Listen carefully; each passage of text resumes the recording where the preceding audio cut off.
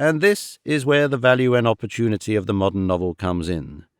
So far as I can see, it is the only medium through which we can discuss the great majority of the problems which are being raised in such bristling multitude by our contemporary social development. Nearly every one of those problems has at its core a psychological problem, and not merely a psychological problem, but one in which the idea of individuality is an essential factor. Dealing with most of these questions by a rule or a generalization is like putting a cordon around a jungle full of the most diversified sort of game. The hunting only begins when you have the cordon behind you and push into the thickets. Take, for example, the immense cluster of difficulties that arises out of the increasing complexity of our state. On every hand, we are creating officials, and compared with only a few years ago, the private life in a dozen fresh directions comes into contact with officialdom. But we still do practically nothing to work out the interesting changes that occur in this sort of man and that, when you withdraw him, as it were, from the common crowd of humanity, put his mind, if not his body, into uniform, and endow him with powers and functions and rules. It is manifestly a study of the profoundest public and personal importance. It is manifestly a study of increasing importance. The process of social and political organization that has been going on for the last quarter of a century is pretty clearly going on now, if anything with increasing vigor, and for the most part the entire dependence of the consequences of the whole problem upon the reaction between the office on the one hand and the weak, uncertain, various human beings who take office on the other doesn't seem even to be suspected by the energetic, virtuous, and more or less amiable people whose activities in politics and upon the back stairs of politics bring about these developments. They assume that the sort of official they need, a combination of godlike virtue and intelligence with unfailing mechanical obedience, can be made out of just any young nephew. And I know of no means of persuading people that this is a rather unjustifiable assumption, and of creating an intelligent, controlling criticism of officials, and of assisting conscientious officials to an effective self-examination, and generally of keeping the atmosphere of official life sweet and healthy, except the novel. Yet so far the novel has scarcely begun its attack upon this particular field of human life, and all the attractive, varied play of motive it contains. Of course, we have one supreme and devastating study of the illiterate minor official in Bumble, the one figure lit up and still lights the whole problem of poor law administration for the English reading community. It was a translation of well-meant regulations and pseudo-scientific conceptions of social order into blundering, arrogant, ill-bred flesh and blood. It was worth 100 royal commissions. "You may make your regulations as you please," said Dickens in effect. "This is one sample of the stuff that will carry them out." But Bumble stands almost alone. Instead of realizing that he is only one aspect of officialdom, we are all too apt to make him the type of all officials, and not an urban district council can get into a dispute about its electric light without being denounced as bumbledom by some whirling enemy or other. The burden upon Bumble's shoulders is too heavy to be borne, and we want the contemporary novel to give us a score of other figures to put beside him, other aspects and reflections upon this great problem of officialism made flesh. Bumble is a magnificent figure of the follies and cruelties of ignorance in office. I would have every candidate for the post of workhouse master pass a severe examination upon Oliver Twist, but it is not only caricature and satire I demand. We must have not only the fullest treatment of the temptations, vanities, abuses, and absurdities of office, but all its dreams, its sense of constructive order, its consolations, its sense of service, and its nobler satisfactions. You may say that is demanding more insight and power in our novels and novelists than we can possibly hope to find in them. So much the worse for us. I stick to my thesis that the complicated social organization of today cannot get along without the amount of mutual understanding and mutual explanation such a range of characterization in our novels implies. The success of civilization amounts ultimately to a success of sympathy and understanding. If people cannot be brought to an interest in one another greater than they feel today, to curiosities and criticisms far keener, and cooperations far subtler than we have now, If class cannot be brought to measure itself against and interchange experience and sympathy with class, and temperament with temperament, then we shall never struggle very far beyond the confused discomforts and uneasiness of today, and the changes and complications of human life will remain, as they are now, very like the crumplings and separations and complications of an immense avalanche that is sliding down a hill. And in this tremendous work of human reconciliation and elucidation, it seems to me it is the novel that must attempt most and achieve most. You may feel disposed to say all this. We grant the major premises, but why look to the work of prose fiction as the main instrument in this necessary process of, so to speak, sympathizing humanity together? Cannot this be done far more effectively through biography and autobiography, for example? Isn't there the lyric, and above all, isn't there the play? Well, so far as the stage goes, I think it is a very charming and exciting form of human activity, a display of actions and surprises of the most moving and impressive sort, but beyond the opportunity it affords for saying startling and thought-provoking things, opportunities Mr. Shaw, for example, has worked to the utmost limit, I do not see that the drama does much to enlarge our sympathies and add to our stock of motive ideas. And regarded as a medium for startling and thought-provoking things, the stage seems to me an extremely clumsy and costly affair. One might just as well go about with a pencil writing up the thought-provoking phrase, whatever it is, on walls.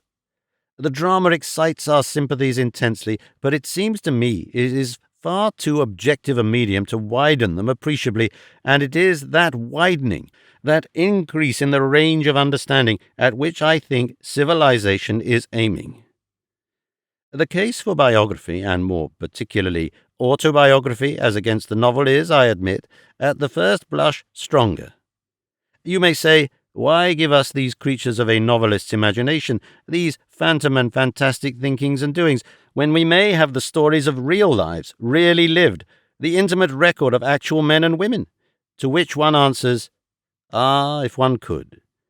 But it is just because biography does deal with actual lives, actual facts, because it radiates out to touch continuing interests and sensitive survivors, that it is so unsatisfactory, so untruthful.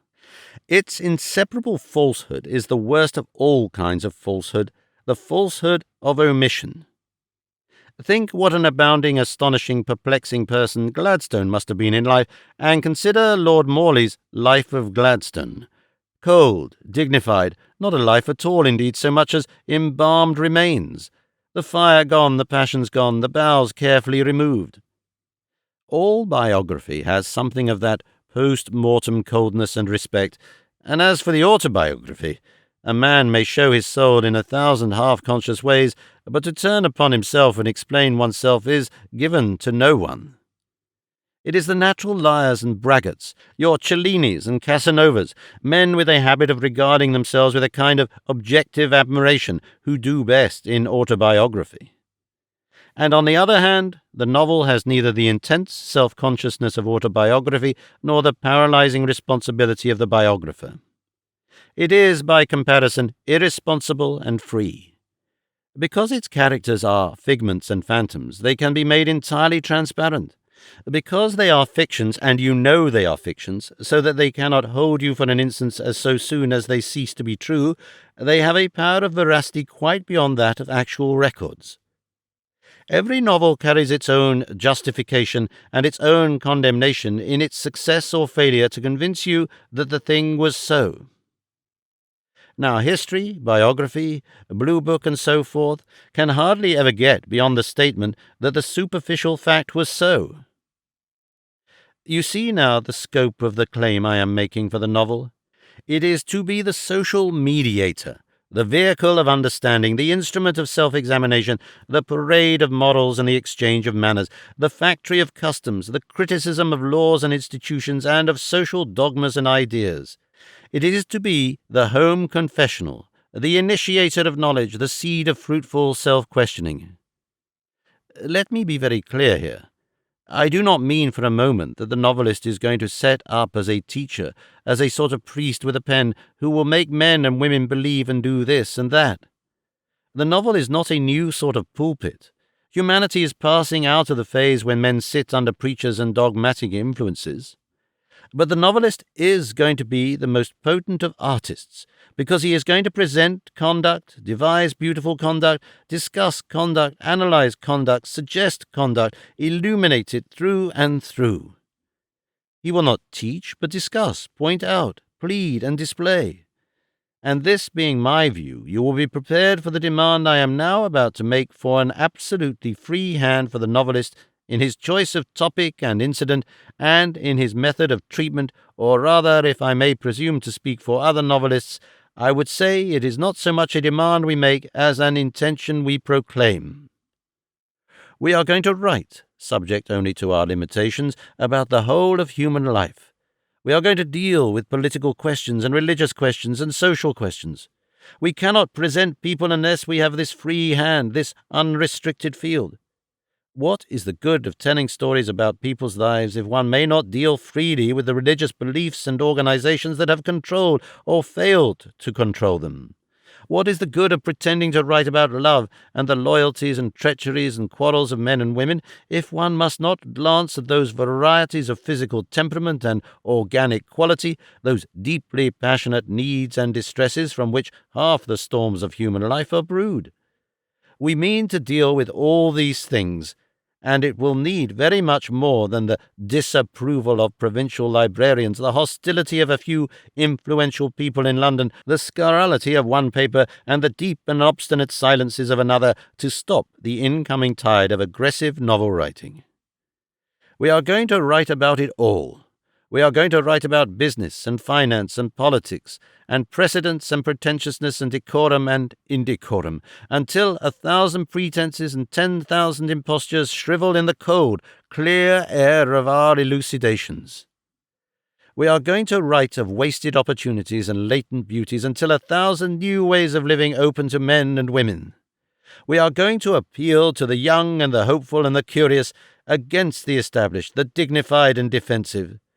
Before we have done, we will have all life within the scope of the novel.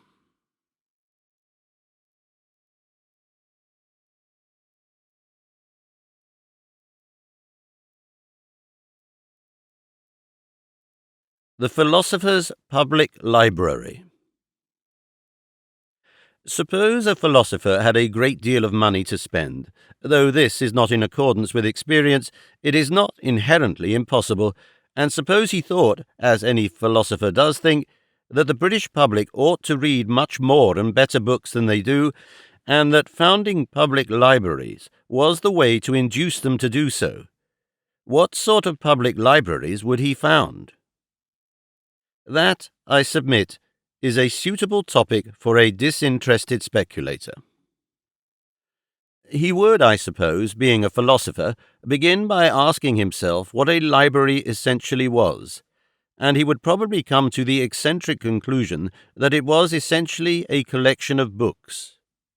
He would, in his unworldliness, entirely overlook the fact that it might be a job for a municipally influential builder, a costly but conspicuous monument to opulent generosity, a newsroom, an employment bureau, or a meeting place for the glowing young. He would never think for a moment of a library as a thing one might build. It would present itself to him with astonishing simplicity as a thing one would collect. Bricks ceased to be literature after Babylon. His first proceeding would be, I suppose, to make a list of that collection.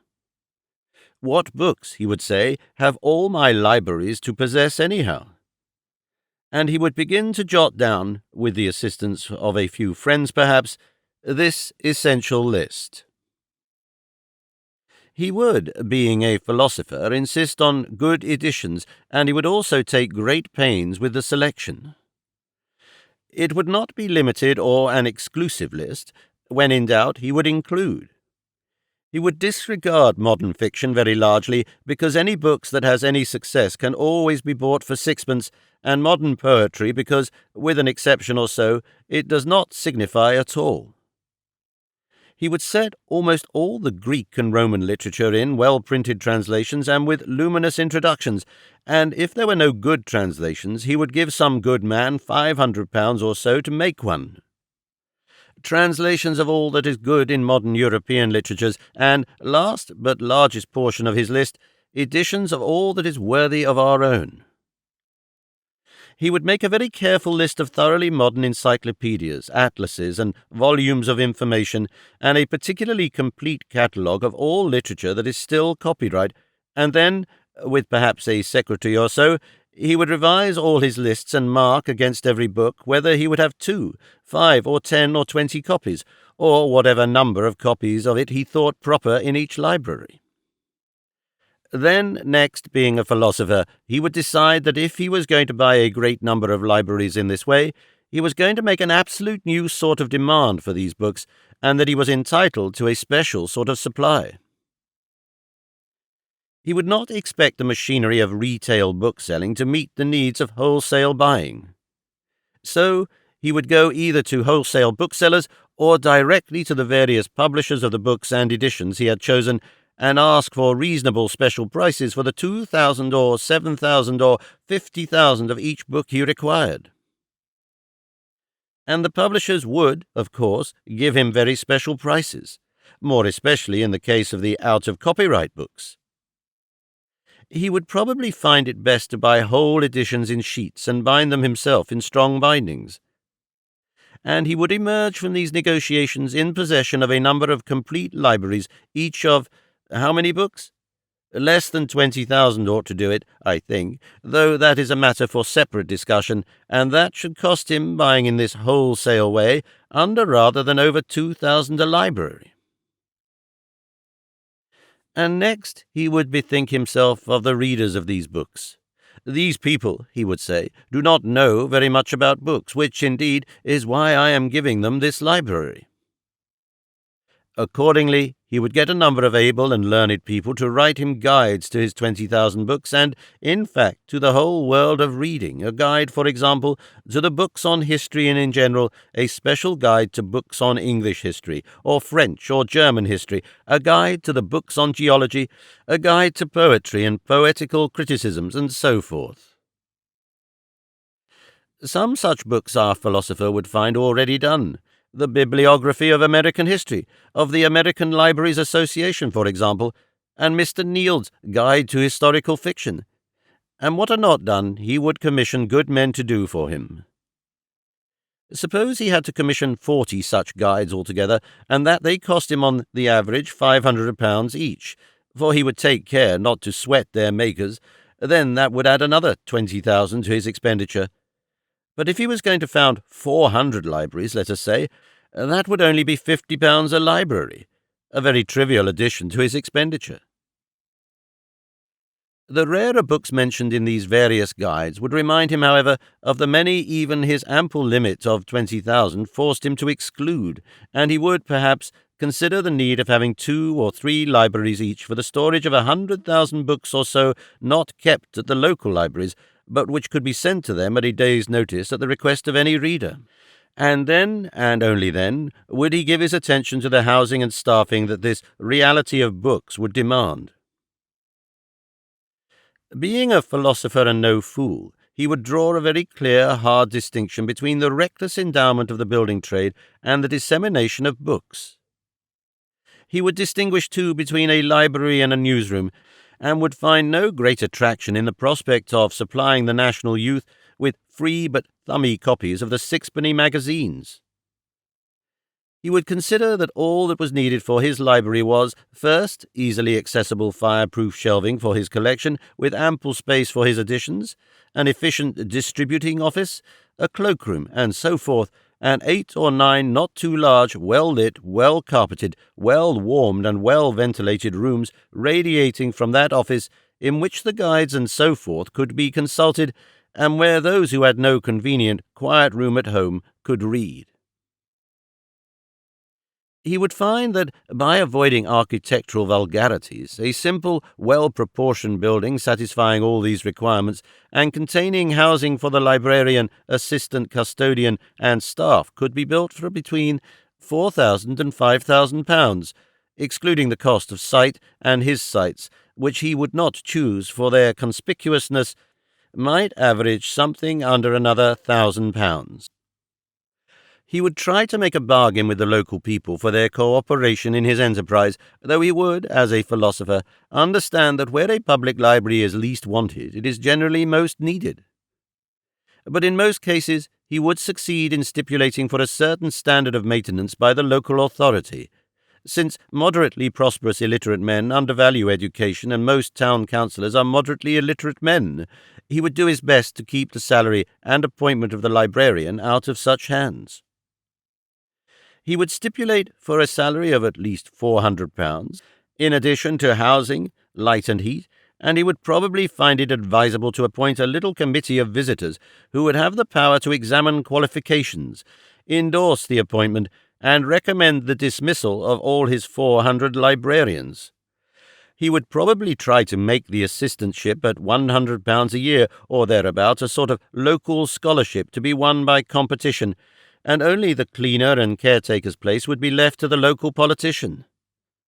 And, of course, our philosopher would stipulate that, apart from all other expenditure, a sum of at least £200 a year should be set aside for buying new books.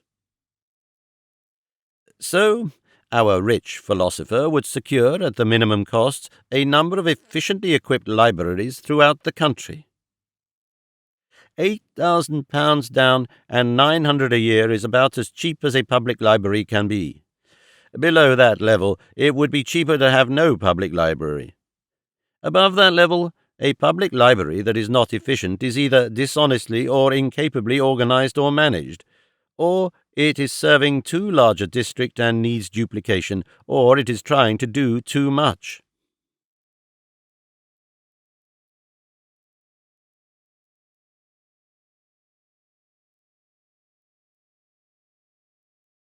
About Chesterton and Belloc. It has been one of the less possible dreams of my life to be a painted pagan god and live upon a ceiling. I crown myself becomingly in stars or tendrils, or with electric coruscations, as the mood takes me, and wear an easy costume free from complications and appropriate to the climate of those agreeable spaces.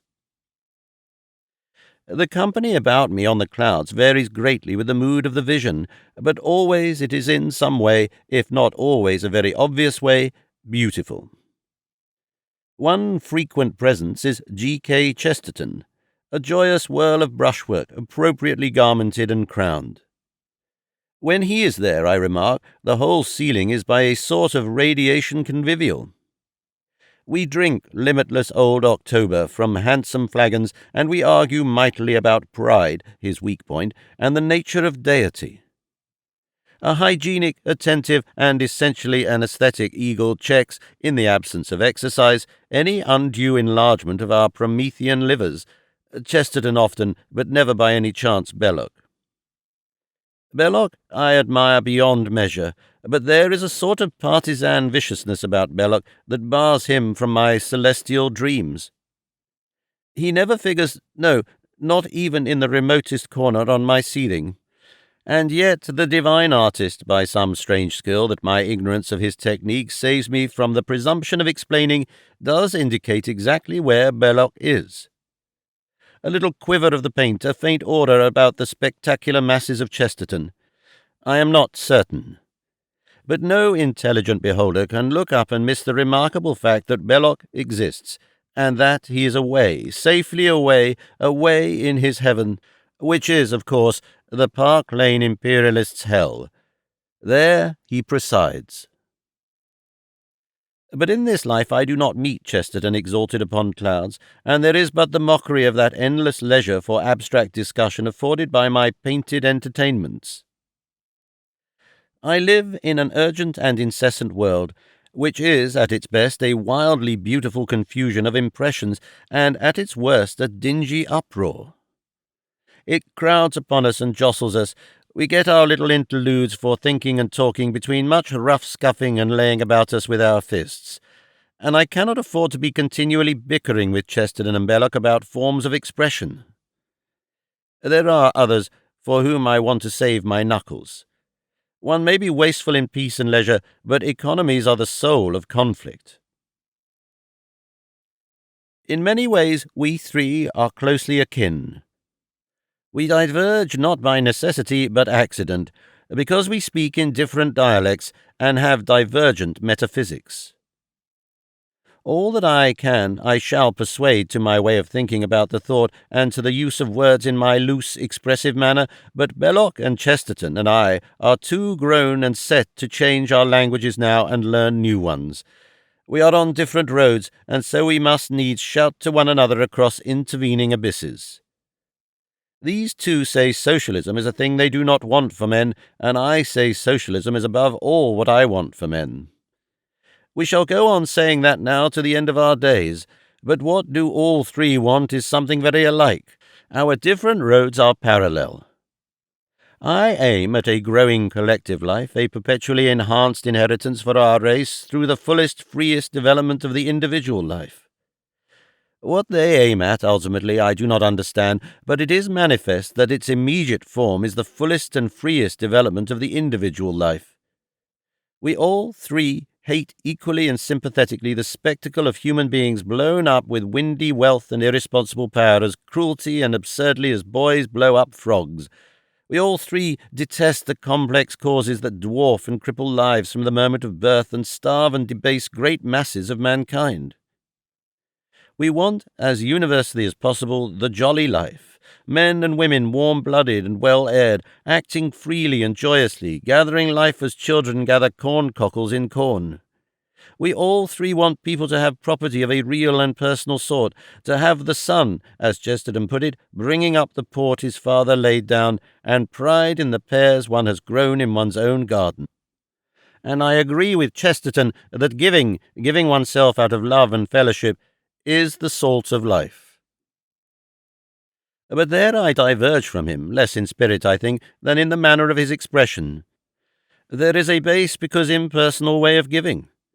Standing drink, which he praises as noble, is just the thing I cannot stand, the ultimate mockery and vulgarization of that fine act of bringing out the cherished thing, saved for the heaven-sent guest. It is a mere commercial transaction, essentially of the evil of our time. Think of it. Two temporarily homeless beings agree to drink together, and they turn in and face the public supply of drink, a little vitiated by private commercial necessities, in the public house. It is horrible that life should be so wholesale and heartless. And Jones, with a sudden effusion of manner, thrust 2p or 9p, got God knows how, into the economic mysteries and personal delicacy of Brown. I'd as soon a man slipped 6p down my neck.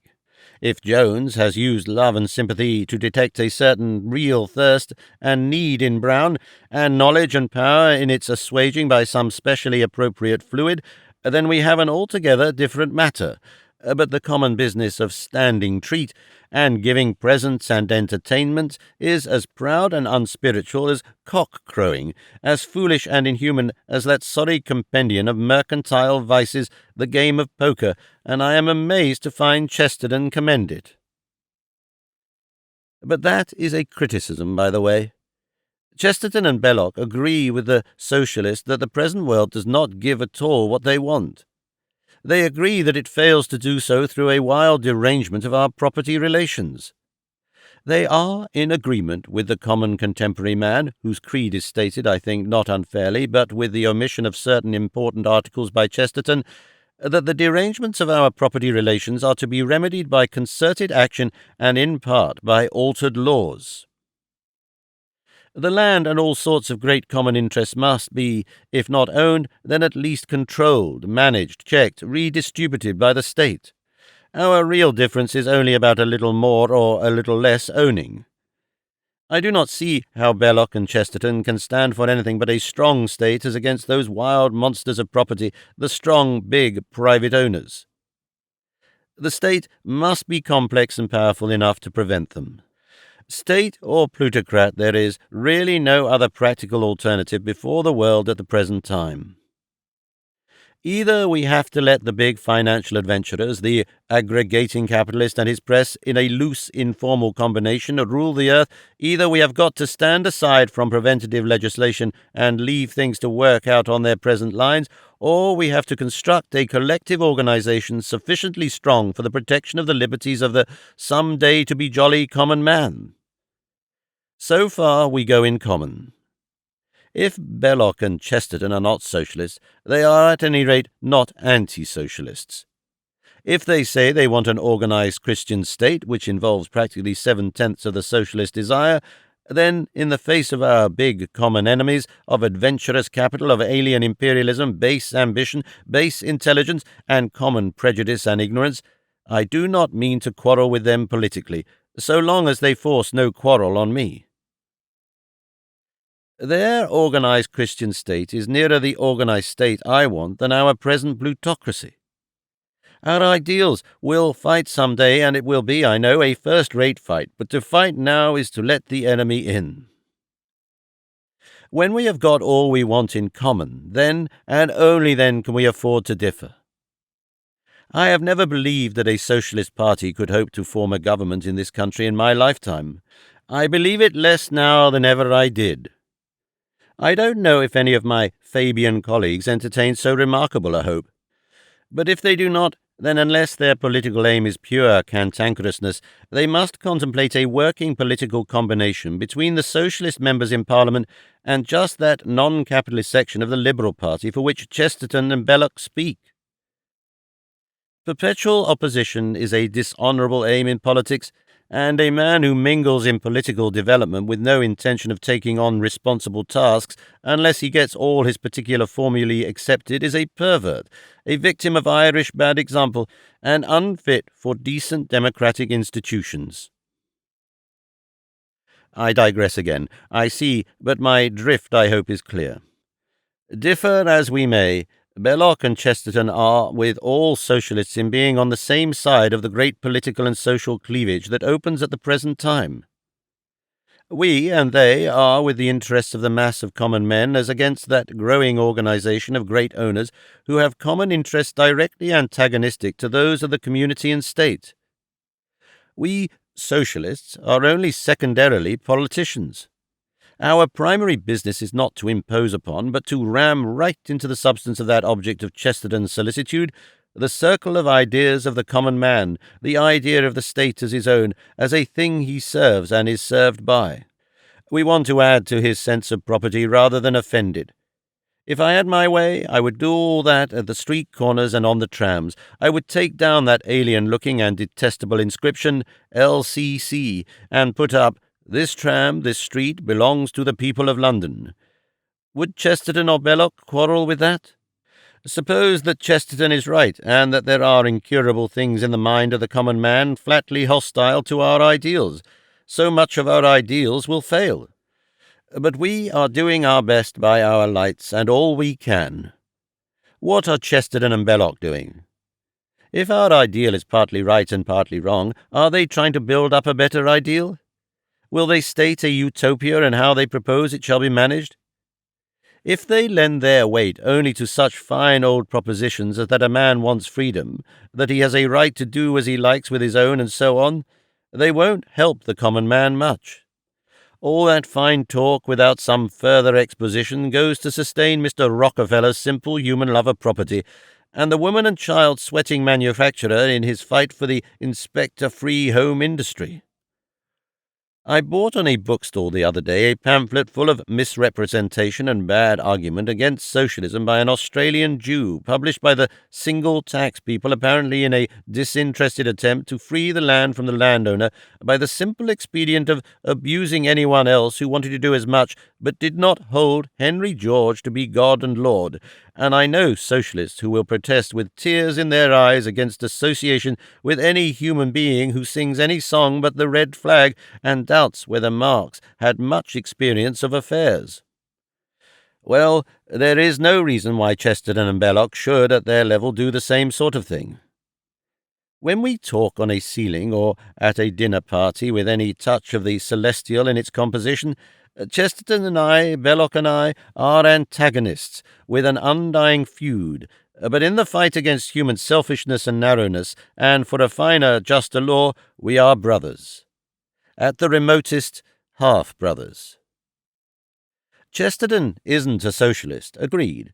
But now, as between us and the master of Elibank or Sir Hugh Bell or any other free trade liberal, capitalist or landlord, which side is he on? You cannot have more than one fight going on in the political arena at the same time, because only one party or group of parties can win. And going back for a moment to that point about a utopia, I want one from Chesterton. Purely unhelpful criticism isn't enough from a man of his size. It isn't justifiable for him to go about sitting on other people's utopias. I appeal to his sense of fair play. I have done my best to reconcile the conception of a free and generous style of personal living with a social organization that will save the world from the harsh predominance of dull, persistent, energetic, unscrupulous grabbers tempered only by the vulgar extravagance of their wives and sons. It isn't an adequate reply to say that nobody stood treat there, and that the simple, generous people like to beat their own wives and children on occasion in a loving and intimate manner, and that they won't endure the spirit of Mr. Sidney Webb. About Sir Thomas More. There are some writers who are chiefly interesting in themselves, and some whom chance and the agreement of men have picked out as symbols and convenient indications of some particular group or temperament of opinions. To the latter it is that Sir Thomas More belongs. An age and a type of mind have found in him and his utopia a figurehead and a token, and pleasant and honourable as his personality and household present themselves to the modern reader, it is doubtful if they would, by this time, have retained any peculiar distinction among the many other contemporaries of whom we have chance glimpses in letters and such-like documents, were it not that he happened to be the first man of affairs in England to imitate the Republic of Plato. By that chance it fell to him to give the world a noun and an adjective of abuse, utopian, and to record how under the stimulus of Plato's releasing influence the opening problems of our modern world presented themselves to the English mind of his time. For the most part, the problems that exercised him are the problems that exercise us today. Some of them, it may be, have grown up and intermarried, new ones have joined their company, but few, if any, have disappeared, and it is alike in his resemblances to and differences from the modern speculative mind that his essential interest lies. The portrait presented by contemporary mention and his own intentional and unintentional admissions is of an active-minded and agreeable-mannered man, a hard worker, very markedly prone to quips and whimsical sayings and plays upon words, and aware of a double reputation as a man of erudition and a wit. This latter quality it was that won him advancement at court, and it may have been his too clearly confessed reluctance to play the part of an informal table jester to his king that laid the grounds of that deepening royal resentment that ended only with his execution. But he was also valued by the king for more solid merits. He was needed by the king, and it was more than a table scorned or a clash of opinion upon the validity of divorce. It was a more general estrangement and avoidance of service that caused that fit of regal petulance by which he died. It would seem that he began and ended his career in the orthodox religion and a general acquiescence in the ideas and customs of his time, and he played an honourable and acceptable part in that time, but his permanent interest lies not in his general conformity, but in his incidental scepticism, in the fact that underlying the observances and recognized rules and limitations that give the texture of his life were the profoundest doubts, and that, stirred and disturbed by Plato, he saw it fit to write them down. One may question if such scepticism is in itself unusual, whether any large proportion of great statesmen, great ecclesiastics and administrators have escaped phases of destructive self-criticism, of destructive criticism of the principles upon which their general careers were framed. But few have made so public an admission as Sir Thomas More. A good Catholic, undoubtedly he was, and yet we find him capable of conceiving a non-Christian community excelling all Christendom in wisdom and virtue. In practice, his sense of conformity and orthodoxy was manifest enough, but in his Utopia he ventures to contemplate, and that not merely wistfully, but with some confidence, the possibility of an absolute religious toleration. The Utopia is none the less interesting because it is one of the most inconsistent of books. Never were the forms of socialism and communism animated by so entirely an individualist soul. The hands are the hands of Plato, the wide-thinking Greek, but the voice is the voice of a humane, public-spirited, but limited and very practical English gentleman who takes the inferiority of his inferiors for granted, dislikes friars and tramps and loafers and all undisciplined and unproductive people, and is ruler in his own household. He abounds in sound practical ideas for the migration of harvesters, for the universality of gardens and the artificial incubation of eggs, and he sweeps aside all Plato's suggestion of the citizen woman as though it had never entered his mind. He had indeed the Whig temperament, and it manifested itself down even to the practice of reading aloud in company, which still prevails among the more representative survivors of the Whig tradition. He argues ably against private property, but no thought of any such radicalism as the admission of those poor peons of his, with head half-shaved and glaring uniform against escape, to participation in ownership appears in his proposals. His communism is all for the convenience of his syphogrants and tranibors, those gentlemen of gravity and experience, lest one should swell up above the others. So, too, is the essential Whiggery of the limitation of the prince's revenues. It is the very spirit of 18th-century constitutionalism, and his Whiggery bears utilitarianism instead of the vanity of a flower. Among his cities all of a size, so that he that knoweth one knoweth all, the Benthamite would have revisited his sceptical theology and admitted the possibility of heaven. Like any Whig, more exalted reason above the imagination at every point, and so he fails to understand the magic prestige of gold, making that beautiful metal into vessels of dishonour to urge his case against it, nor had he any perception of the charm of extravagance, for example, or the desirability of various clothing. The Utopians went all in coarse linen and undyed wool. Why should the world be coloured? And all the economy of labour and shortening of the working day was to no other end than to prolong the years of study and the joys of reading aloud, the simple satisfactions of the good boy at his lessons, to the very end of life. In the institution of that weal publique, this end is only and chiefly pretended and minded, that what time may possibly be spared from the necessary occupations and affairs of the commonwealth, all that the citizens should withdraw from the bodily service to the free liberty of the mind and garnishing of the same, for herein they suppose the felicity of this life to consist. Indeed, it is no paradox to say that Utopia, which has by a conspiracy of accidents become a proverb for undisciplined fancifulness in social and political matters, is in reality a very unimaginative work, in that next to the accident of its priority lies the secret of its continuing interest. In some respects it is like one of those precious and delightful scrapbooks people disinter in old country houses. Its very poverty of synthetic power leaves its ingredients, the cuttings from and imitations of Plato, the recipe for the hatching of eggs, the stern resolutions against scoundrels and rough fellows, all the sharper and brighter.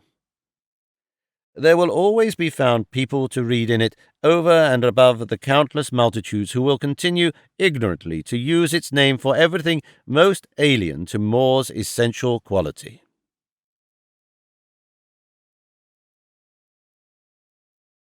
Traffic and rebuilding. The London traffic problem is just one of those questions that appeal very strongly to the more prevalent and less charitable types of English mind. It has a practical and constructive air. It deals with impressively enormous amounts of tangible property. It rests with a comforting effect of solidity upon assumptions that are at once doubtful and desirable. It seems free from metaphysical considerations, and it has none of those disconcerting personal applications, those penetrations towards intimate qualities that makes eugenics, for example, faintly but persistently uncomfortable. It is, indeed, an ideal problem for a healthy, hopeful, and progressive middle-aged public man.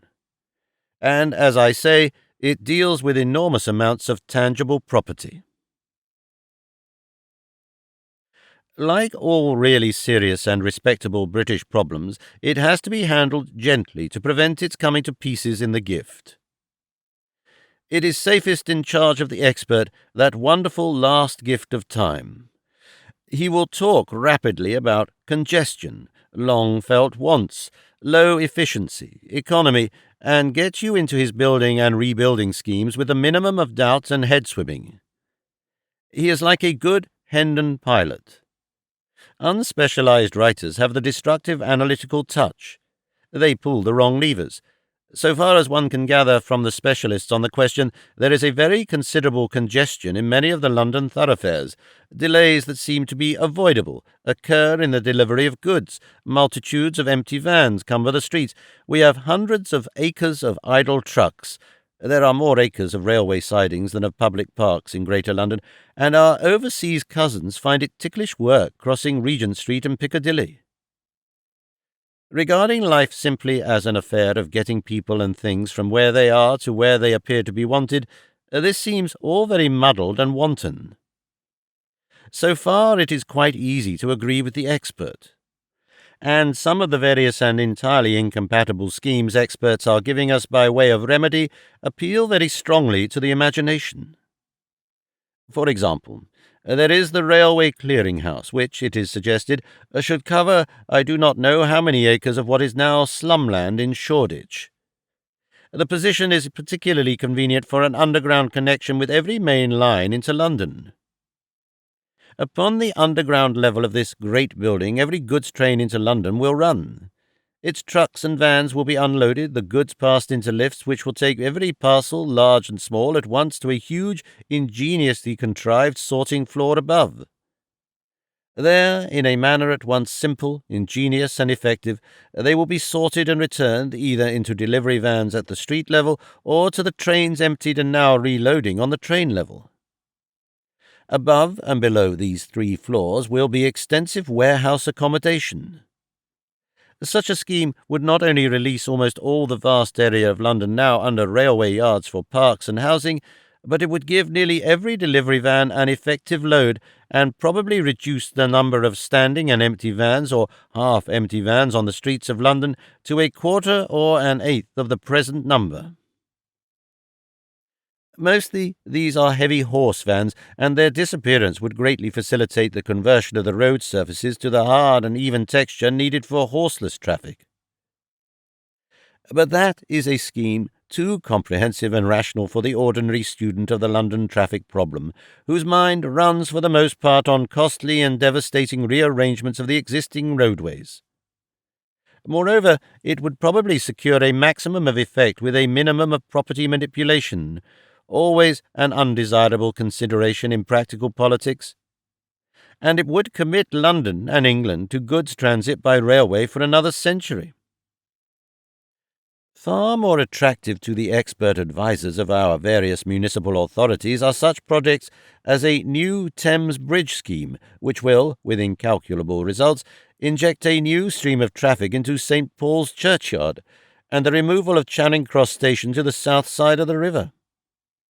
Then, again, we have the systematic widening of various thoroughfares, the shunting of tramways into traffic streams, and many amusing, expensive, and interesting tunnellings and clearances. Taken together, these huge reconstructions of London are incoherent and conflicting. Each is based on its own assumptions and separate expert advice, and the resulting new opening plays its part in the general circulation as duct or aspirator, often with the most surprising results. The discussion of the London traffic problem as we practice it in our clubs is essentially the sage turning over and over again of such fragmentary schemes, head-shakings over the vacant sites about Aldwych and the Strand, brilliant petty suggestions, and dispersal. Meanwhile, the experts intrigue. One partial plan after another gets itself accepted, this and that ancient landmark perish, builders grow rich, and architects infamous, and some Tower Bridge horror, some vulgarity of the Automobile Club, some Buckingham Palace atrocity, some Regent Street stupidity, some such cramped and thwarted thing as that new arch which gives upon Charing Cross is added to the confusion.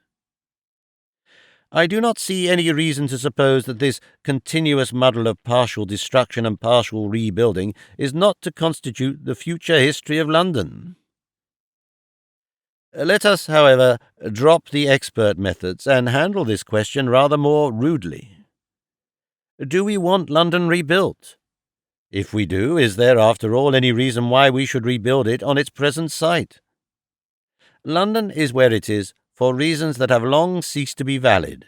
It grew there, it has accumulated associations, an immense tradition that this constant mucking about of builders and architects is destroying almost as effectually as removal to a new site. The old sort of rebuilding was a natural and picturesque process, house by house and street by street, a thing as pleasing and almost as natural in effect as the spreading and interlacing of trees. As this new building, this clearance of areas, the piercing of avenues becomes more comprehensive, it becomes less reasonable. If we can do such big things as we may surely attempt bigger things, so that whether we want to plan a new capital or preserve the old, it comes at last to the same thing, that it is unreasonable to be constantly pulling down the London we have and putting it up again. Let us drain away our heavy traffic into tunnels, set up that clearing-house plan, and control the growth of the periphery, which is still so witless and ugly, and, save for the manifest tidying and preserving that is needed, begin to leave the central parts of London, which are extremely interesting even when they are not quite beautiful, in peace.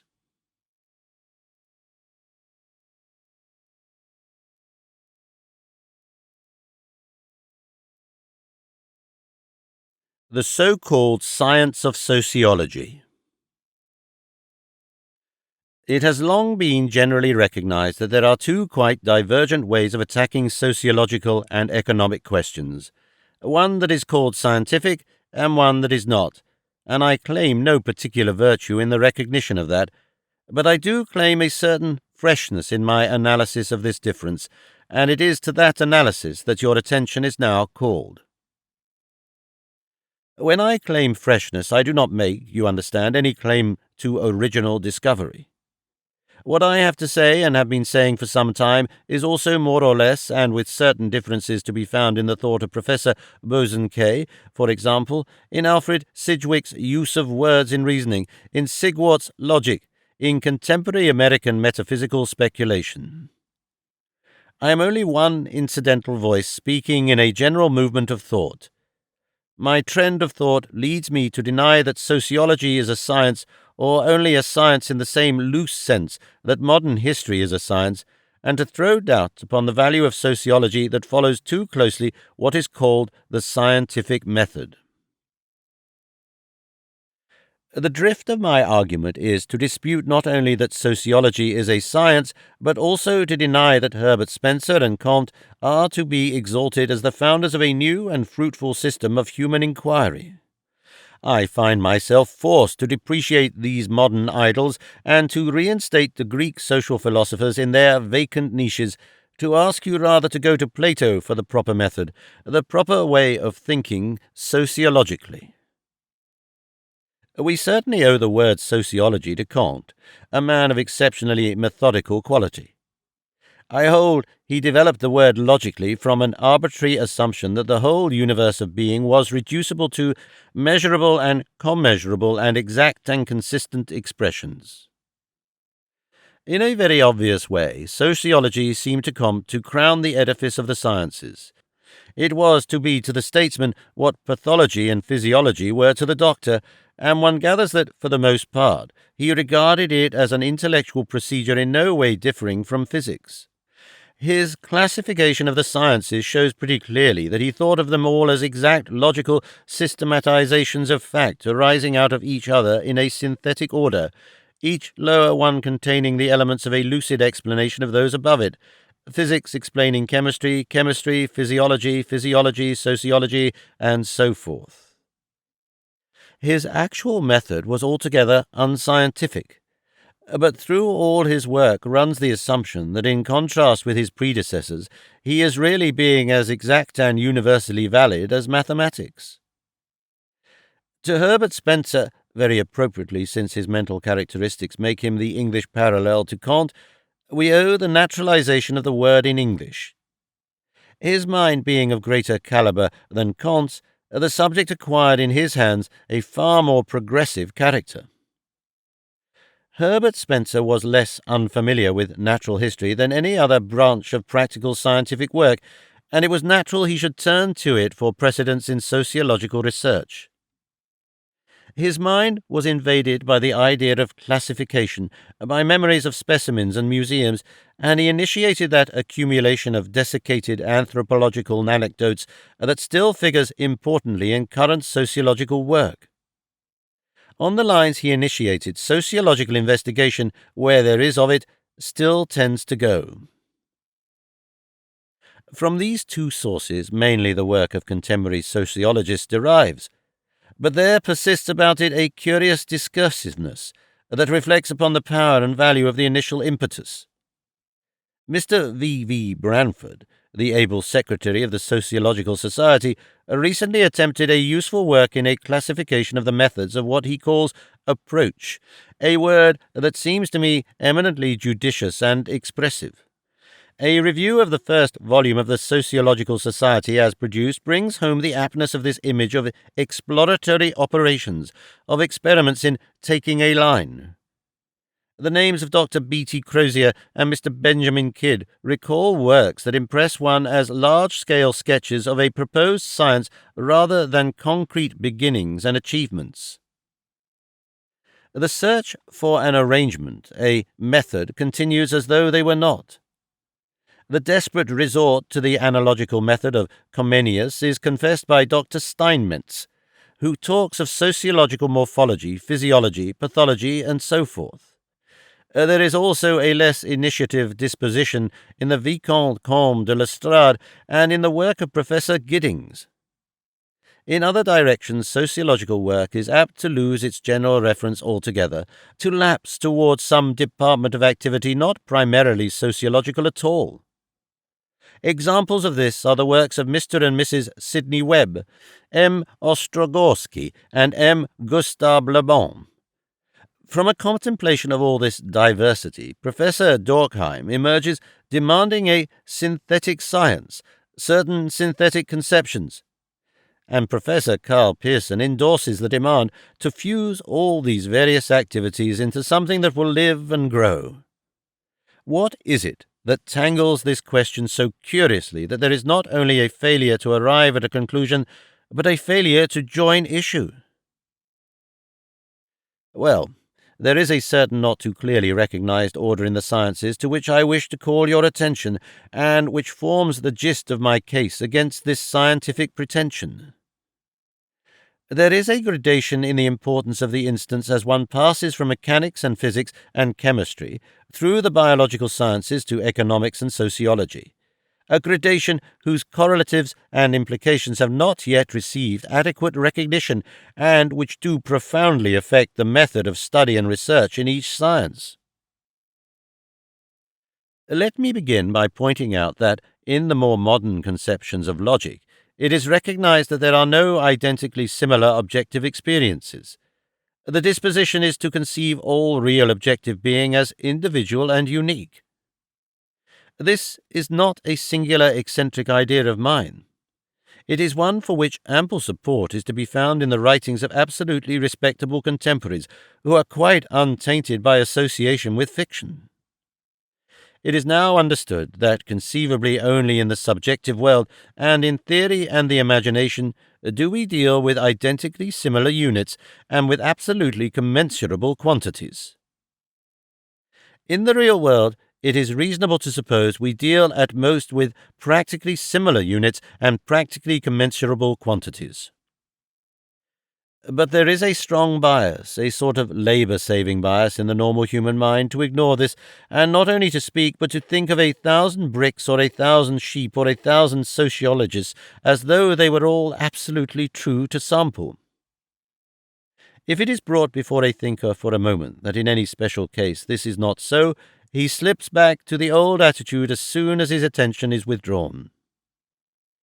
This source of error has, for instance, caught nearly the whole race of chemists, with one or two distinguished exceptions, and atoms and ions and so forth of the same species are tacitly assumed to be similar one to another. Be it noted that, so far as the practical results of chemistry and physics go, it scarcely matters which assumption we adopt. For purposes of inquiry and discussion, the incorrect one is infinitely more convenient. But this ceases to be true directly we emerge from the region of chemistry and physics.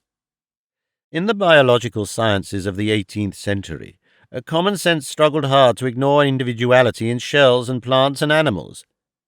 There was an attempt to eliminate the more conspicuous departures as abnormalities, as sports, nature's weak moments, and it was only with the establishment of Darwin's great generalization that the hard and fast classificatory system broke down, and individuality came to its own.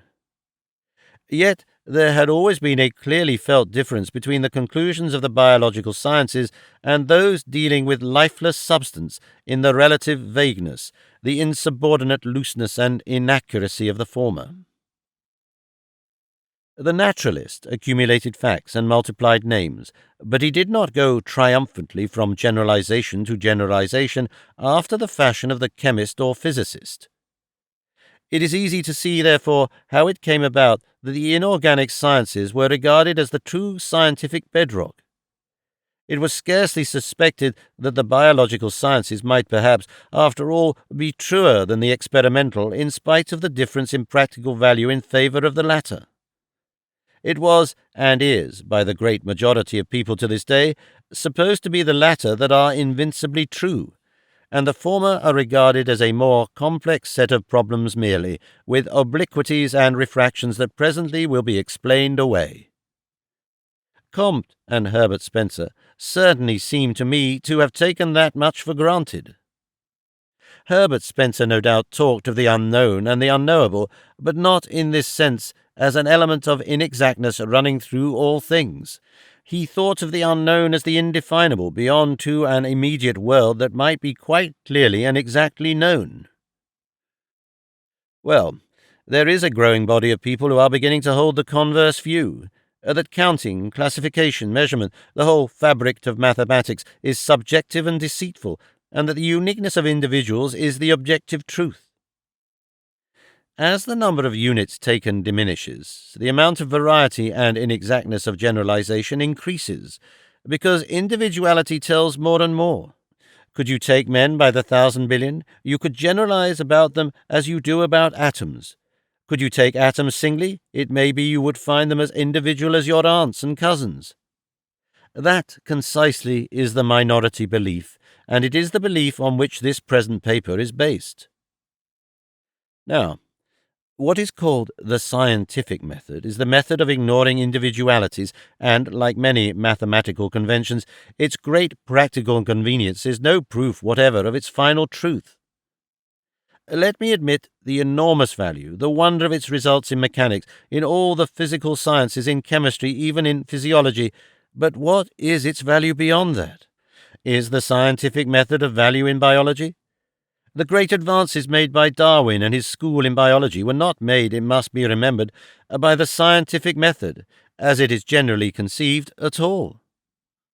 He conducted a research into pre-documentary history. He collected information along the lines indicated by certain interrogations, and the bulk of his work was the digesting and critical analysis of that. For documents and monuments, he had fossils and anatomical structures and germinating eggs too innocent to lie, and so far he was nearer simplicity. But, on the other hand, he had to correspond with breeders and travellers of various sorts, classes entirely analogous, from the point of view of evidence, to the writers of history and memoirs. I question profoundly whether the words science, in current usage anyhow, ever means such patient disentanglement as Darwin pursued. It means the attainment of something positive and emphatic in the way of a conclusion, based on amply repeated experiments capable of infinite repetition, proved, as they say, up to the hilt. It would be, of course, possible to dispute whether the word science should convey this quality of certitude, but to most people it certainly does at the present time. So far as the movements of comets and electric trams go, there is, no doubt, practically cocksure science, and indisputably Kant and Herbert Spencer believed that cocksure could be extended to every conceivable finite thing. The fact that Herbert Spencer called a certain doctrine individualism reflects nothing on the non-individualizing quality of his primary assumptions and of his mental texture. He believed that individuality, heterogeneity, was and is an evolutionary product from an original homogeneity. It seems to me that the general usage is entirely for the limitation of the use of the word science to knowledge and the search after knowledge of a high degree of precision. And not simply the general usage. Science is measurement. Science is organized common sense. Proud, in fact, of its essential error, scornful of any metaphysical analysis of its terms. If we quite boldly face the fact that hard positive methods are less and less successful just in proportion as our ologies deal with larger and less numerous individuals, if we admit that we become less scientific as we ascend the scale of the sciences, and that we do and must change our method, then it is humbly submitted we shall be in a much better position to consider the question of approaching sociology. We shall realize that all this talk of the organization of sociology, as though presently the sociologist would be going about the world with the authority of a sanitary engineer, is and will remain nonsense. In one respect, we shall still be in accordance with the positivist map of the field of human knowledge. With us, as with that, sociology stands at the extreme end of the scale with the molecular sciences. In these latter there is an infinitude of units. In sociology, as Kant perceived, there is only one unit. It is true that Herbert Spencer, in order to get classification, somehow did, as Professor Durkheim has pointed out, separate human society into societies, and made believe they competed one with another, and died and reproduced just like animals, and that economists, following Liszt, have, for the purposes of fiscal controversy, discovered economic types. But this is a transparent device, and one is surprised to find thoughtful and reputable writers off their guard against such bad analogy. But indeed, it is impossible to isolate complete communities of men, or to trace any but rude general resemblances between group and group. These alleged units have as much individuality as pieces of cloud. They come, they go, they fuse and separate. And we are forced to conclude that not only is the method of observation, experiment, and verification left far away down the scale, but that the method of classification under types, which has served so useful a purpose in the middle group of subjects, the subjects involving numerous but a finite number of units, has also to be abandoned here. We cannot put humanity into a museum, or dry it for examination. Our one single still living specimen is all history, all anthropology, and the fluctuating world of men. There is no satisfactory means of dividing it, and nothing else in the real world with which to compare it. We have only the remotest idea of its life cycle, and a few relics of its origin and dreams of its destiny. Sociology, it is evident, is, upon any hypothesis, no less than the attempt to bring that vast, complex, unique being, its subject, into clear, true relations with the individual intelligence. Now, Since individual intelligences are individual, and each is a little differently placed in regard to the subject under consideration, since the personal angle of vision is much wider towards humanity than towards the circumambient horizon of matter, it should be manifest that no sociology of universal compulsion of anything approaching the general validity of the physical sciences is ever to be hoped for, at least upon the metaphysical assumption of this paper. With that conceded, we may go on to consider the more hopeful ways in which that great being may be presented in a comprehensible manner.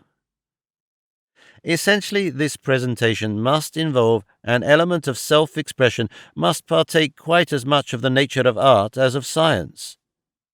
One finds in the first conference of the Sociological Society Professor Stein speaking, indeed a very different philosophical dialect from mine, but coming to the same practical conclusion in the matter, and Mr. Osmond Newland counting evolving ideals for the future as part of the sociologist's work.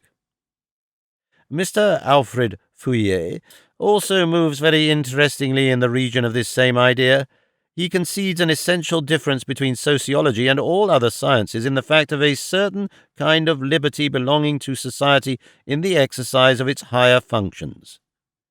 He says, further, if this view be correct, it will not do for us to follow in the steps of Kant and Spencer and transfer, bodily and ready-made, the conceptions and the methods of the natural sciences into the science of society.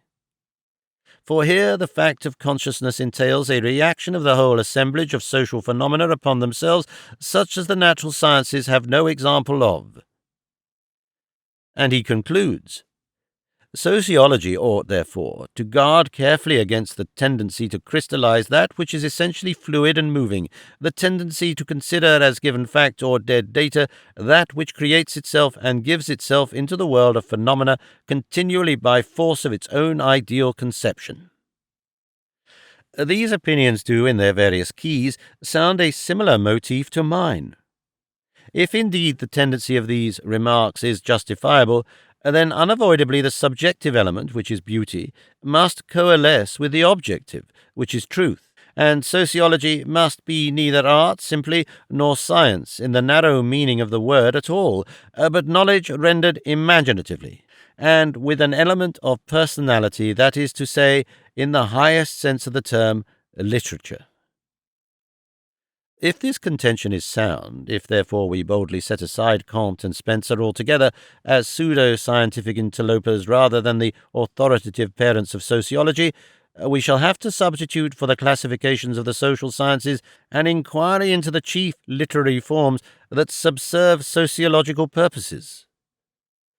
Of these there are two, one invariably recognized as valuable, and one which, I think, under the matter-of-fact scientific obsession, is altogether underrated and neglected. The first, which is the social side of history, makes up the bulk of valid sociological work at the present time.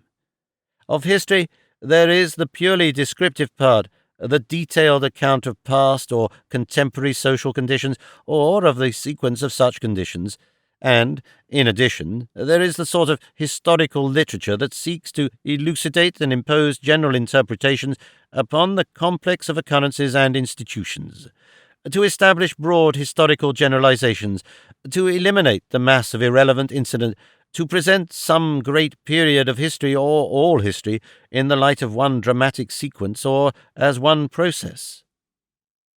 This Dr. B.T. Crozier, for example, attempts in his History of Intellectual Development. Equally comprehensive is Buckle's History of Civilization, Lecky's History of European Morals, during the onset of Christianity again, is essentially sociology. Numerous works, Atkinson's Primal Law and Andrew Lang's Social Origins, for example, may be considered, as it were, to be fragments to the same purport. In the great design of Gibbon's Decline and Fall of the Roman Empire, or Carlyle's French Revolution, you have a greater insistence upon the dramatic and picturesque elements in history, but in other respects an altogether kindred endeavour to impose upon the vast confusions of the past a scheme of interpretation valuable just to the extent of its literary value, of the success with which the decrepant masses have been fused and cast into the shape the insight of the writer has determined. The writing of great history is entirely analogous to fine portraiture, in which fact is indeed material, but material entirely subordinate to vision. One main branch of the work of a sociological society, therefore, should surely be to accept and render acceptable, to provide understanding, criticism, and stimulus for such literary activities as restore the dead bones of the past to a living participation in our lives. But it is in the second and at present neglected direction that I believe the predominant attack upon the problem implied by the word sociology must lie, the attack that must be finally driven home. There is no such thing in sociology as dispassionately considering what is, without considering what is intended to be. In sociology, beyond any possibility of evasion, ideas are facts. The history of civilization is really the history of the appearance and reappearance, the tentatives and hesitations and alterations, the manifestations and reflections in this mind and that of a very complex, imperfect, elusive idea, the social idea. It is that idea struggling to exist and realize itself in the world of egotisms, animalisms, and brute matter. Now, I submit it is not only a legitimate form of approach, but altogether the most promising and hopeful form of approach to endeavour to disentangle and express one's personal version of that idea, and to measure realities from the standpoint of that idealization. I think, in fact, that the creation of utopias, and their exhaustive criticism, is the proper and distinctive method of sociology. Suppose now the sociological society, or some considerable proportion of it, were to adopt this view, that sociology is the description of the ideal society and its relation to existing societies. Would not this give the synthetic framework Professor Durkheim, for example, has said to be needed? Almost all the sociological literature beyond the province of history that has stood the test of time and established itself in the esteem of men is frankly utopian. Plato, when his mind turned to schemes of social reconstruction, thrust his habitual form of dialogue into a corner. Both the Republic and the Laws are practically utopias in monologue, and Aristotle found the criticism of the utopian suggestions of his predecessors richly profitable. Directly the mind of the world emerged again at the Renaissance from the intellectual barbarism in the brief breathing time before Sturm and the schoolmasters caught it and birched it into scholarship and a new period of sterility, it went on from Plato to the making of fresh utopias. Not without profit did More discuss pauperism in this form, and Bacon the organization of research, and the yeast of the French Revolution was utopias. Even Kant, all the while that he is professing science, fact, precision, is adding detail after detail to the intensely personal utopia of a Western Republic that constitutes his one meritorious gift to the world. Sociologists cannot help making utopias. Though they avoid the word, though they deny the idea with passion, their very silences shape a utopia. Why should they not follow the precedent of Aristotle and accept utopias as material? There used to be in my student days, and probably still flourishes, a most valuable summary of fact and theory in comparative anatomy, called Rolston's Forms of Animal Life. I figure to myself a similar book, a sort of dream book of huge dimensions, in reality perhaps dispersed in many volumes by many hands, upon the ideal society. This book, this picture of the perfect state, would be the backbone of sociology. It would have great sections devoted to such questions as the extent of the ideal society, its relations to racial differences, the relations of the sexes in it, its economic organizations, its organization for thought and education, its Bible, as Dr. B.T. Crozier would say, its housing and social atmosphere, and so forth. Almost all the divaricating work at present, roughly classed together as sociological, could be brought into relation in the simplest manner, either as new suggestions, as new discussion or criticism, as newly ascertained facts bearing upon such discussions and sustaining or eliminating suggestions. The institutions of existing states would come into comparison with the institutions of the ideal state.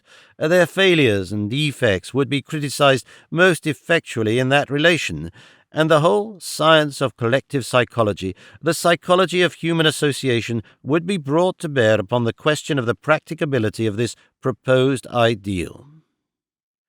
This method would give not only a boundary shape to all sociological activities, but a scheme of arrangement for textbooks and lectures and points of direction and reference for the graduation and postgraduate work of sociological students. Only one group of inquiries commonly classed as sociological would have to be left out of direct relationship with this ideal state, and that is inquiries concerning the rough expedients to meet the failure of imperfect institutions. Social emergency work of all sorts comes under this head. What to do with the pariah dogs of Constantinople? What to do with the tramps who sleep in the London parks?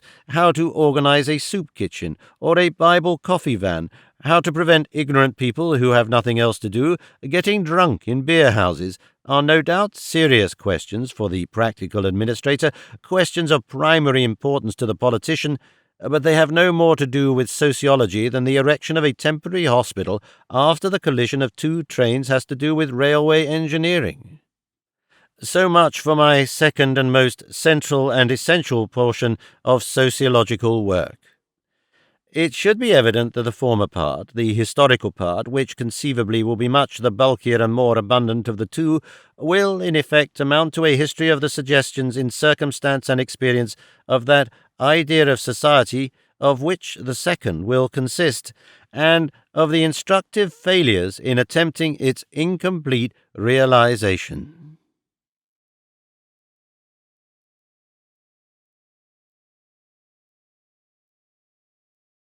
Divorce. The time is fast approaching when it will be necessary for the general citizen to form definite opinions upon proposals for probably quite extensive alterations of our present divorce laws, arising out of the recommendations of the recent Royal Commission on the subject.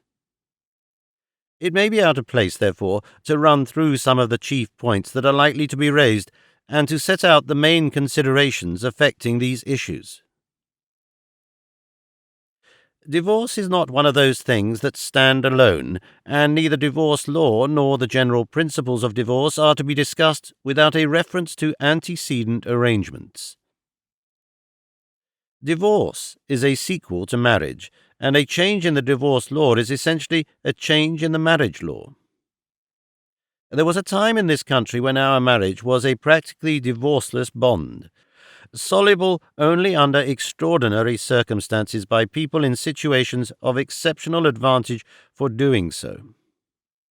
Now it is a bond under conditions, and in the event of the adultery of the wife, or of the adultery plus cruelty or plus desertion of the husband, and of one or two other rarer and more dreadful offences, it can be broken at the instance of the aggrieved party. A change in the divorce law is a change in the dissolution clauses, so to speak, of the contract for the marriage partnership. It is a change in the marriage law.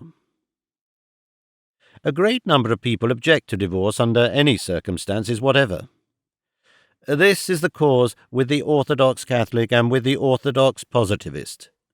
And many religious and Orthodox people carry their assertion of the indissolubility of marriage to the grave. They demand that the widow or widower shall remain unmarried, faithful to the vows made at the altar until death comes to the release of the lonely survivor also. Remarriage is regarded by such people as a posthumous bigamy. There is certainly a very strong and logical case to be made out for a marriage bond that is indissoluble even by death. It banishes step-parents from the world. It confers a dignity of tragic inevitability upon the association of husband and wife, and makes a love approach the gravest, most momentous thing in life. It banishes forever any dream of escape from the presence and service of either party, or of any separation from the children of the union. It affords no alternative to making the best of it for either husband or wife. They have taken a step as irrevocable as suicide. And some logical minds would even go further, and have no law as between the members of a family, no rights, no private property within that limit. The family would be the social unit, and the father its public representative, and though the law might intervene if he murdered or ill-used wife or children, or they him, it would do so in just the same spirit that it might prevent him from self-mutilation or attempted suicide for the good of the state simply, and not to defend any supposed independence of the injured member. There is much, I assert, to be said for such a complete shutting up of the family from the interference of the law, and not the least among these reasons is the entire harmony of such a view with the passionate instincts of the natural man and woman in these matters. All unsophisticated human beings appear disposed to a fierce proprietorship in their children and their sexual partners, and in no respect is the ordinary mortal so easily induced to vehemence and violence. For my own part, I do not think the maintenance of a marriage that is indissoluble, that precludes the survivor from remarriage, that gives neither party an external refuge from the misbehavior of the other, and makes the children the absolute property of their parents until they grow up, would cause any very general unhappiness. Most people are reasonable enough, good-tempered enough, and adaptable enough to shake down even in a grip so rigid, and I would even go further and say that its very rigidity, the entire absence of any way out at all, would oblige innumerable people to accommodate themselves to its conditions, and make a working success of unions that, under laxer conditions, would be almost certainly dissolved. We should have more people of what I may call the broken-in type than an easier release would create, but to many thinkers the spectacle of a human being thoroughly broken in is in itself extremely satisfactory. A few more crimes of desperation perhaps might occur to balance against an almost universal effort to achieve contentment and reconciliation. We should hear more of the natural law permitting murder by the jealous husband or by the jealous wife, and the traffic in poisons would need a sedulous attention, but even there the impossibility of remarriage would operate to restrain the impatient. On the whole, I can imagine the world rubbing along very well with marriage as unaccommodating as a perfected steel trap. Exceptional people might suffer or sin wildly, to the general amusement or indignation. But when once we part from the idea of such a rigid and eternal marriage bond, and the law of every civilized country and the general thought and sentiment everywhere have long since done so, then the whole question changes. If marriage is not so absolutely sacred a bond, if it is not an eternal bond, but a bond we may break on this account or that, then at once we put the question on a different footing. If we may terminate it for adultery or cruelty or any cause whatever, if we may suspend the intimacy of husband and wife by separation orders and the like, if we recognize their separate property and interfere between them and their children to ensure the health and education of the latter, then we open at once the whole question of a terminating agreement. Marriage ceases to be an unlimited union and becomes a definite contract. We raise the whole question of what are the limits in marriage, and how and when may a marriage terminate? Now, many answers are being given to that question at the present time. We may take as the extremest opposite to the eternal marriage idea the proposal of Mr. Bernard Shaw, that marriage should be terminable at the instance of either party. You would give due and public notice that your marriage was at an end, and it would be at an end.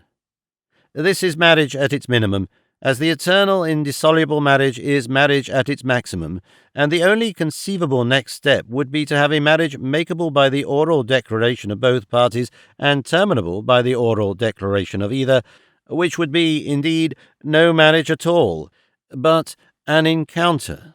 You might marry 12 times in a day. Somewhere between these extremes lies the marriage law of a civilized state.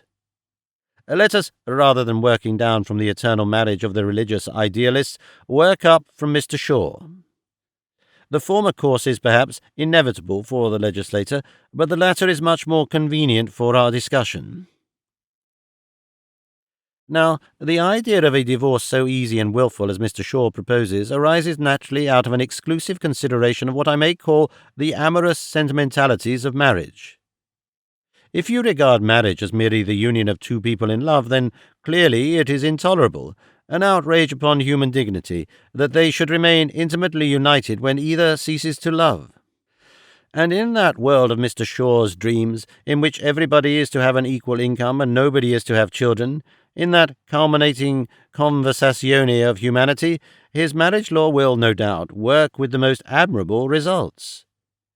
But if we make a step towards reality and consider a world in which incomes are unequal and economic difficulties abound, for the present we will ignore the complication of offspring, we at once find it necessary to modify the first fine simplicity of divorce at either partner's request. Marriage is almost always a serious economic disturbance for both man and woman. Work has to be given up and rearranged. Resources have to be pooled. Only in the rarest cases does it escape becoming an indefinite business partnership. Accordingly, the withdrawal of one partner raises at once all sorts of questions of financial adjustment, compensation for physical, mental, and moral damage, division of furniture and effects, and so forth. No doubt a very large part of this could be met if there existed some sort of marriage settlement providing for the dissolution of the partnership. Otherwise, the petitioner for a Shaw-esque divorce must be prepared for the most exhaustive and penetrating examination before, say, a court of 3 assessors, representing severally the husband, the wife, and justice, to determine the distribution of the separation. This point, however, leads me to note in passing the need that does exist even today for a more precise business supplement to marriage as we know it in England and America. I think there ought to be a very definite and elaborate treaty of partnership drawn up by an impartial private tribunal for every couple that marries, providing for most of the eventualities of life, taking cognizance of the earning power, the property and prospects of either party, insisting upon due insurances, ensuring private incomes for each partner, securing the welfare of the children, and laying down equitable conditions in the event of a divorce or separation. Such a treaty ought to be a necessary prelude to the issue of a license to marry. And given such a basis to go upon, then I see no reason why, in the case of couples who remain childless for 5 or 6 years, let us say, and seem likely to remain childless, the Shaw-esque divorce at the instance of either party, without reason assigned, should not be a very excellent thing indeed. And I take up this position, I believe, in the family as the justification of marriage. Marriage, to me, is no mystical and eternal union, but a practical affair, to be judged, as all practical things are judged, by its returns in happiness and human welfare. And directly we pass from the mists and glamours of amorous passion to the warm realities of the nursery, we pass into a new system of considerations altogether. We are no longer considering A in relation to Mrs. A, but A and Mrs. A in relation to an indefinite number of little a's, who are the very life of the state in which they live. Into the case of Mr. A versus Mrs. A come Master A and Miss A intervening. They have the strongest claim against both their parents for love, shelter, and upbringing, and the legislator and statesman, concerned as he is chiefly with the future of the community, has the strongest reasons for seeing that they get these things, even at the price of considerable vexation, boredom, or indignity to Mr. and Mrs. A. And here it is that there arises the rational case against free and frequent divorce, and the general unsettlement and fluctuation of homes that would ensue. At this point we come to the verge of a jungle of questions that would demand a whole book for anything like a complete answer. Let us try as swiftly and simply as possible to form a general idea at least of the way through. Remember that we are working upward from Mr. Shaw's question of why not separate at the choice of either party. We have got thus far that no two people who do not love each other should be compelled to live together, except where the welfare of their children comes in to override their desire to separate, and now we have to consider what may or may not be for the welfare of the children. Mr. Shaw, following the late Samuel Butler, meets this difficulty by the most extravagant abuse of parents. He would have us believe that the worst enemies a child can have are its mother and father, and that the only civilized path to citizenship is by the incubator, the creche, and the mixed school and college. In these matters he is not only ignorant, but unfeeling and unsympathetic, extraordinarily so in view of his great capacity for pity and sweetness in other directions, and of his indignant hatred of cruelty and unfairness, and it is not necessary to waste time in discussing what the common experience confutes. Neither is it necessary to fly to the other extreme and indulge in preposterous sentimentalities about the magic of fatherhood and a mother's love. These are not magic and unlimited things, but touchingly qualified and human things. The temperate truth of the matter is that in most parents there are great stores of pride, interest, natural sympathy, passionate love and devotion which can be tapped in the interests of the children and the social future, and that is the mere common sense of statecraft to use their resources to the utmost. It does not follow that every parent contains these reservoirs, and that a continual close association with the parents is always beneficial to children. If it did, we should have to prosecute everyone who employed a governess or sent away a little boy to a preparatory school.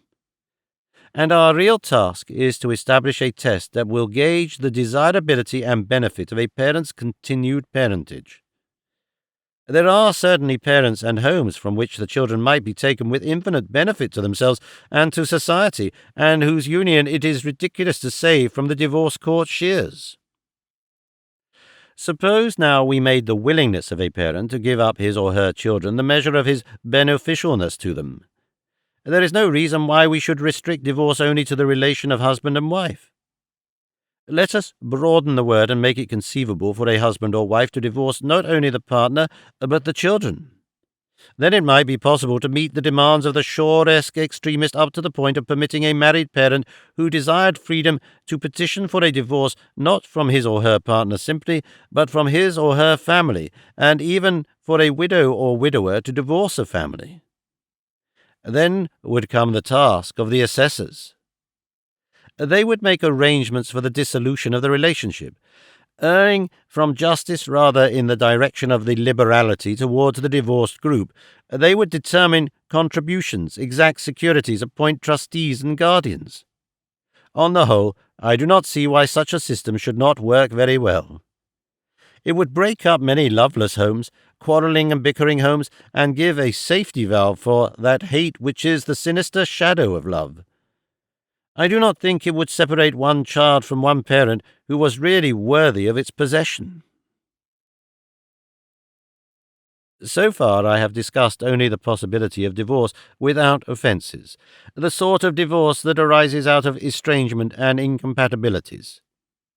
But divorce, as it is known in most Christian countries, has a punitive element, and is obtained through the failure of one of the parties to observe the conditions of the bond and the determination of the other to exact suffering. Divorce, as it exists at present, is not a readjustment, but a revenge. It is the nasty exposure of a private wrong. In England, a husband may divorce his wife for a single act of infidelity, and there can be little doubt that we are on the eve of an equalization of the law in this respect. I will confess I consider this an extreme concession to the passion of jealousy, and one likely to tear off the roof from many a family of innocent children. Only infidelity leading to supposititious children in the case of the wife, or infidelity obstinately and offensively persisted in or endangering health in the case of the husband, really injure the home sufficiently to justify a divorce on the assumptions of our present argument. If we are going to make the welfare of the children our criterion in these matters, then our divorce law does in this direction already go too far. A husband or wife may do far more injury to the home by constantly neglecting it for the companionship of some outside person with whom no matrimonial offence is ever committed. Of course, if our divorce thought exists mainly for the gratification of the fiercer sexual resentments, well and good. But if that is so, let us abandon our pretense that marriage is an institution for the establishment and protection of homes. And while, on the one hand, existing divorce laws appear to be obsessed by sexual offences, other things of far more evil effect upon the home go without a remedy. There are, for example, desertion, domestic neglect, cruelty to the children, drunkenness or harmful drug-taking, indecency of living, and uncontrollable extravagance.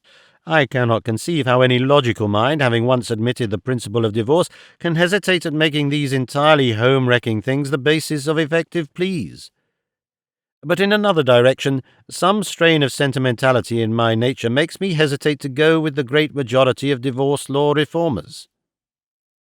I cannot bring myself to agree that either a long term of imprisonment or the misfortune of insanity should in itself justify a divorce. I admit the social convenience, but I wince at the thought of those tragic returns of the dispossessed. So far as insanity goes, I perceive that the cruelty of the law would but endorse the cruelty of nature. But I do not like men to endorse the cruelty of nature. And, of course, there is no decent-minded person nowadays but wants to put an end to that ugly blot upon our civilization, the publication of whatever is most spicy and painful in divorce court proceedings. It is an outrage which falls even more heavily on the innocent than on the guilty, and which has deterred hundreds of shy and delicate-minded people from seeking legal remedies for nearly intolerable wrongs. The sort of person who goes willingly to the divorce court today is the sort of person who would love a screaming quarrel in a crowded street. The emotional breach of the marriage bond is as private an affair as its consummation, and it would be nearly as righteous to subject young couples about to marry to a blustering cross-examination by some underbred bully of a barrister upon their motives, and then to publish whatever chance phrases in their answers appear to be amusing in the press, as it is to publish contemporary divorce proceedings. The thing is a nastiness, a stream of social contagion, and an extreme cruelty, and there can be no doubt that whatever other result this British Royal Commission may have, there at least will be many sweeping alterations.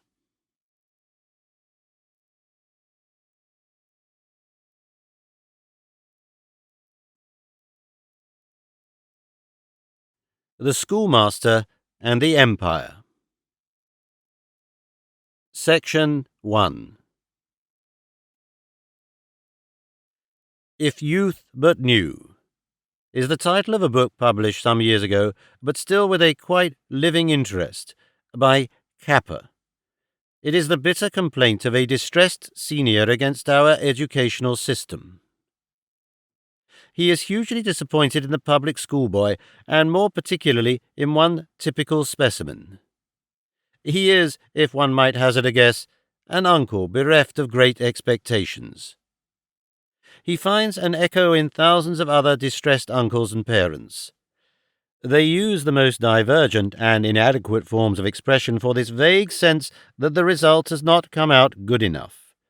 They put it contradictorily and often wrongly, but the sense is widespread and real and justifiable, and we owe a great debt to Capper for an accurate diagnosis of what in the aggregate amounts to a grave national and social evil.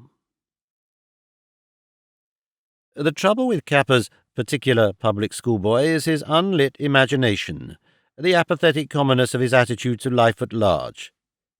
He is almost stupidly not interested in the mysteries of material fact, nor in the riddles and great dramatic movements of history, indifferent to any form of beauty, and pedantically devoted to the pettiness of games and clothing and social conduct. It is, in fact, chiefly by his style in these latter things, his extensive, unilluminated knowledge of Greek and Latin, and his greater costliness, that he differs from a young carpenter or clerk. A young carpenter or clerk of the same temperament would have no narrower prejudices nor outlook, no less capacity for the discussion of broad questions and for imaginative thinking. It has come to the mind of Capper as a discovery, as an exceedingly remarkable and moving thing, a thing to cry aloud about, that this should be so, that this is all that the best possible modern education has achieved. He makes it more than a personal issue. He has come to the conclusion that this is not an exceptional case at all, but a fair example of what our upper-class education does for the imagination of those who must presently take the lead among us. He declares plainly that we are raising a generation of rulers and of those with whom the duty of initiative should chiefly reside, who have minds atrophied by dull studies and deadening suggestions. And he thinks that this is a matter of the gravest concern for the future of this land and empire. It is difficult to avoid agreeing with him either in his observation or in his conclusion. Anyone who has seen much of undergraduates or medical students or army candidates, and also of their social subordinates, must be disposed to agree that the difference between the two classes is mainly in unimportant things, in polish, in manner, in superficialities of accent and vocabulary and social habit, and that their minds, in range and power, are very much on a level. With an invincibly aristocratic tradition, we are failing altogether to produce a leader class adequate to modern needs. The state is light-headed. But while one agrees with Capper and shares his alarm, one must confess the remedies he considers indicated do not seem quite so satisfactory as his diagnosis of the disease. He attacks the curriculum and tells us we must reduce or revolutionize instruction and exercise in the dead languages, introduce a broader handling of history, a more inspiring arrangement of scientific courses, and so forth. I wish, indeed, it were possible to believe that substituting biology for Greek prose composition, or history with models and photographs, and diagrams for Latin versification would make any considerable difference in this matter. For so one might discuss this question and still give no offence to a most amiable and influential class of men.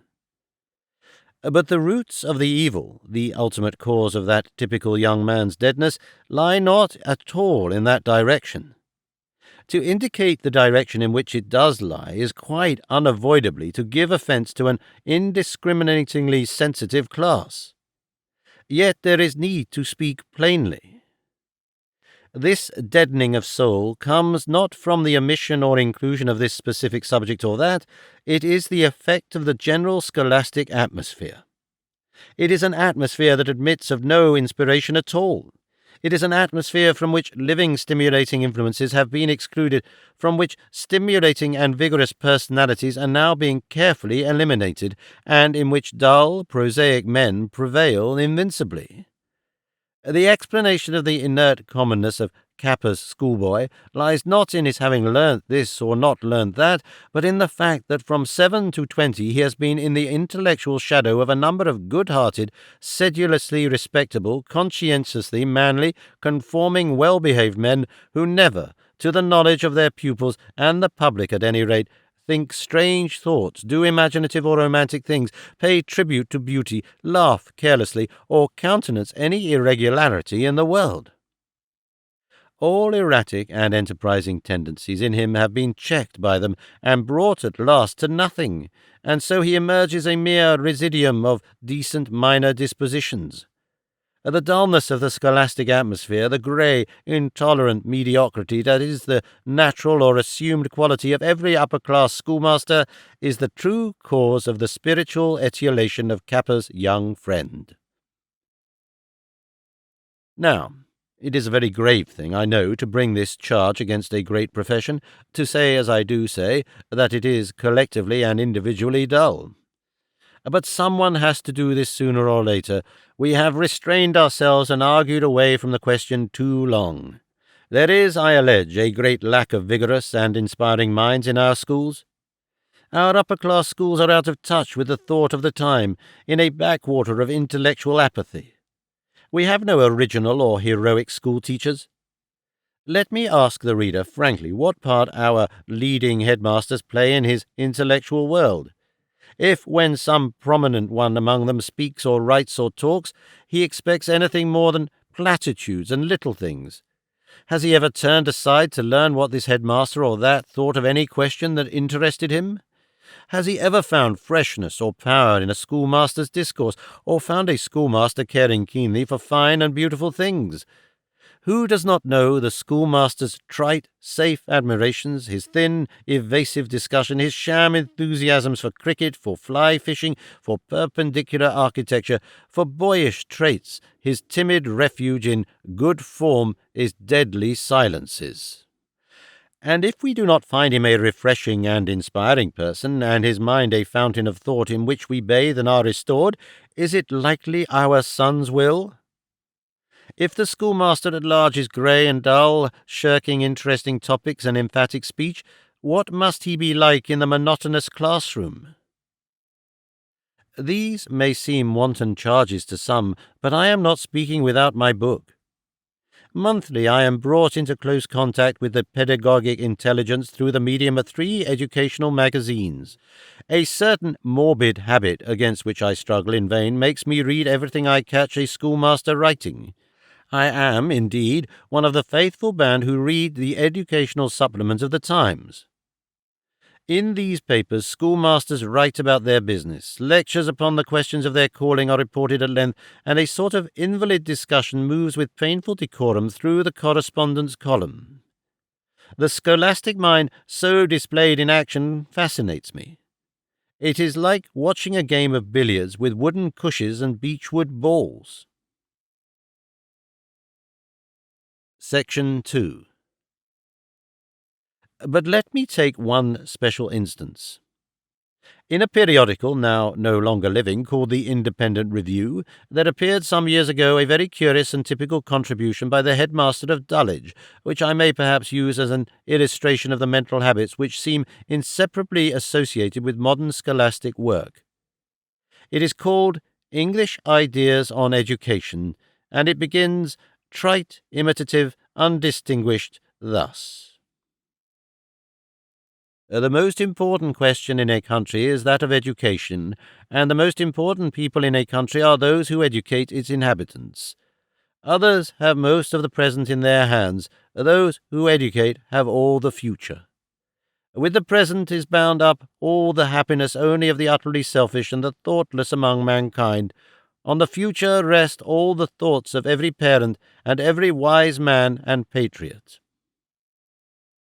It is the opening of a boy's essay, and from first to last this remarkable composition is at or below that level. It is an entirely inconclusive paper. It is impossible to understand why it was written. It quotes nothing, it says nothing about, and was probably written in ignorance of Capper or any other modern contributor to English ideas, and it occupied about 6 1/4 of the large type pages of this now vanished Independent Review. English Ideas on Education. This very brevity is eloquent, the more so since the style is by no means succinct. It must be read to be believed. It is quite extraordinarily non-prehensile in quality and substance. Nothing is gripped and maintained and developed. It is like the passing of a lax hand over the surfaces of disarranged things. It is difficult to read because one's mind slips over it and emerges too soon at the end, mildly puzzled, though incurious still as to what it is all about. One perceives Mr. Gilks through a fog dimly, thinking that Greek has something vital to do with a knowledge of language and man, that the classical master is in some mysterious way superior to the science man and more imaginative, and that science men ought not to be worried with the Greek that is too high for them, and he seems, too, to be under the odd illusion that on all this Englishmen seem now to be nearly in agreement, and also on the opinion that games are a little overdone, and that civic duties and the use of the rifle ought to be taught. Statements are made, the sort of statements that are suffered in an atmosphere where there is no swift, fierce opposition to be feared. They frill out into the vague qualifications and butt gently against other partially contradictory statements. There is a classification of minds, the sort of classification dear to the YMCA, essayists made for the purposes of the essay and unknown to psychology. There are, we are told, accurate, unimaginative, ingenious minds capable of science and kindred vulgar things. Such was Archimedes, and vague, imaginative minds with the gift for language and for the treatment of passion and the higher indefinable things, such as Homer and Mr. Gilkes. And somehow this justifies those who are destined for science in dropping Greek. Certain considerations, however, loom inconclusively upon this issue, rather like interested spectators of a street fight in a fog. For example, to learn a language is valuable in proportion as the nation speaking it is great. A most empty assertion, and no languages are so good, for the purpose of improving style, as the exact and beautiful languages of Rome and Greece. Is it not time, at least, that this favourite but threadbare article of the schoolmaster's creed was put away for good? Everyone who has given any attention to this question must be aware that the intellectual gesture is entirely different in highly inflected languages such as Greek and Latin, and in so uninflected a language as English, that learning Greek to improve one's English style is like learning to swim in order to fence better, and that familiarity with Greek seems only too often to render a man incapable of clear, strong expression in English at all. Yet Mr. Gilkes can permit this old assertion, so dear to country rectors and the classical scholar, to appear within a column's distance of such style as this.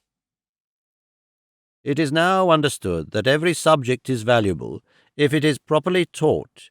It will perform that which, as follows from the accounts given above of the aim of education, is the work most important in the case of boys, that is, it will draw out their faculties and make them useful in the world, alert, trained in industry, and able to understand so far as their school lessons educated them, and make themselves master of any subject set before them. This quotation is conclusive. Section 3. I am haunted by a fear that the careless reader will think I am writing against upper-class schoolmasters. I am, it is undeniable, writing against their dullness, but it is, I hold, a dullness that is imposed upon them by the conditions under which they live. Indeed, I believe, could I put the thing directly to the profession, do you not yourselves feel needlessly limited and dull, should receive a majority of affirmative responses. We have, as a nation, a certain ideal of what a schoolmaster must be. To that he must by art or nature approximate, and there is no help for him but to alter our ideal. Nothing else of any wide value can be done until that is done. In the first place, the received ideal omits a most necessary condition. We do not insist upon a headmaster, or indeed any of our academic leaders and dignitaries, being a man of marked intellectual character, a man of intellectual distinction. It is assumed, rather lightly in many cases, that he has done good work, as they say, the sort of good work that is usually no good at all, that increases nothing, changes nothing, stimulates no one, leads no whither. That, surely, must be altered. We must see to it that our leading schoolmasters, at any rate, must be men of insight and creative intelligence, men who could at a pinch write a good novel or produce illuminating criticism, or take an original part in theological or philosophical discussion, or do any of these minor things. They must be authentic men, taking a line of their own and capable of intellectual passion. They should be able to make their mark outside the school, if only to show they carry a living soul into it. As things are, nothing is so fatal to a schoolmaster's career as to do that. And closely related to this omission is our extreme insistence upon what we call high moral character, meaning really something very like an entire absence of moral character. We insist upon tact, conformity, and an unblemished record. Now, In these days of warring opinion, these days of gigantic, strange issues that cannot possibly be expressed in the formulae of the smaller times that have gone before, tact is evasion, conformity formality, and silence an unblemished record mere evidence of the damning burial of a talent of life. The sort of man into whose hands we give our sons' minds must never have experimented morally or thought at all freely or vigorously about, for example, God, socialism, the Mosaic account of the creation, social procedure, republicanism, beauty, love, or indeed about anything likely to interest an intelligent adolescent. At the approach of all such things he must have acquired the habit of the modest cough, the infectious trick of the nice evasion. How can Kappa expect inspiration from the decorous resultants who satisfy these conditions? What brand can ever be lit at altars that have borne no fire? And you find the secondary schoolmaster who complies with these restrictions becoming the zealous and grateful agent of the tendencies that have made him what he is, converting into a practice those vague dreads of idiosyncrasy, of positive acts and new ideas that dictated the choice of him and his rule of life. His moral teaching amounts to this: to inculcate truth-telling about small matters and evasion about large, and to cultivate a morbid obsession in the necessary dawn of sexual consciousness. So far from wanting to stimulate the imagination, he hates and dreads it. I find him perpetually haunted by a ridiculous fear that boys will do something, and in his terror seeking whatever is dull and unstimulating and tiring in intellectual work, clipping their reading, censoring their periodicals, expurgating their classics, substituting the stupid grind of organized games for natural, imaginative play, persecuting loafers, and so achieving his end and turning out, at last, clean-looking, passively well-behaved, apathetic, obliterated young men with the nicest manners and no spark of initiative at all, quite safe not to do anything forever. I submit this may be a very good training for polite servants, but it is not the way to make masters in the world. If we English believe we are indeed a masterful people, we must be prepared to expose our children to more and more various stimulations than we do. They must grow up free, bold, adventurous, initiated, even if they have to take up more risks in the doing of that. An able and stimulating teacher is as rare as a fine artist, and is a thing worth having for your son even at the price of shocking your wife by his lack of respect for that magnificent compromise, the establishment, or you by his socialism, or by his Catholicism or Darwinism, or even by his erroneous choice of ties and collars. Boys who are to be free, masterly men must hear free men talking freely of religion, of philosophy, of conduct. They must have heard men of this opinion and that, putting what they believe before them with all the courage of conviction. They must have an idea of will prevailing over form. It is far more important that boys should learn from original, intellectually keen men than they should learn from perfectly respectable men, or perfectly orthodox men, or perfectly nice men. The vital thing to consider about your son's schoolmaster is whether he talked lifeless twaddle yesterday by way of a lesson, and not whether he loved unwisely, or was born of poor parents, or was seen wearing a frock-coat in combination with a bowler, or confessed he doubted the Apostles' Creed, or called himself a socialist, or any disgraceful thing like that, so many years ago. It is that sort of thing Kappa must invert if he wants a change in our public schools. You may arrange and rearrange curricula, abolish Greek, substitute science. It will not matter a rap. Even those model canoes of yours, Kappa, will be wasted if you still insist upon model schoolmasters. So long as we require our schoolmasters to be politic, conforming, undisturbing men, setting up Polonius as an ideal for them, so long will their influence deaden the souls of our sons. The Endowment of Motherhood. Some few years ago, the Fabian Society, which has been so efficient in keeping English socialism to the lines of artfulness and the 80s, refused to have anything to do with the endowment of motherhood. Subsequently, it repented, and produced a characteristic pamphlet in which the idea was presented with a sort of minimizing furtiveness, as a mean little extension of outdoor relief. These Fabian socialists, instead of being the daring advanced people they are supposed to be, are really in many things 20 years behind the times. There need be nothing shamefaced about the presentation of the endowment of motherhood. There is nothing shameful about it. It is a plain and simple idea for which the mind of the man in the street has now been very completely prepared. It has already crept into social legislation to the extent of 30 shillings. I suppose if one fact has been hammered into us in the past 2 decades more than any other, it is this: that the supply of children is falling off in the modern state, that births, and particularly good quality births, are not abundant enough, that the birth rate, and particularly the good class birth rate, falls steadily below the needs of our future. If no one else has said a word about this important matter, ex-President Roosevelt would have sufficed to shout it to the ends of the earth. Every civilized community is drifting towards race suicide, as Rome drifted into race suicide at the climax of her empire.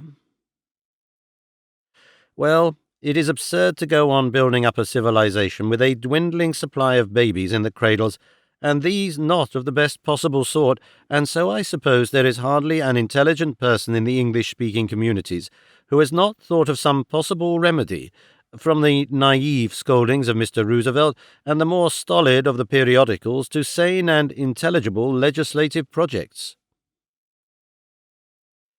The reasons for the fall in the birth rate are obvious enough.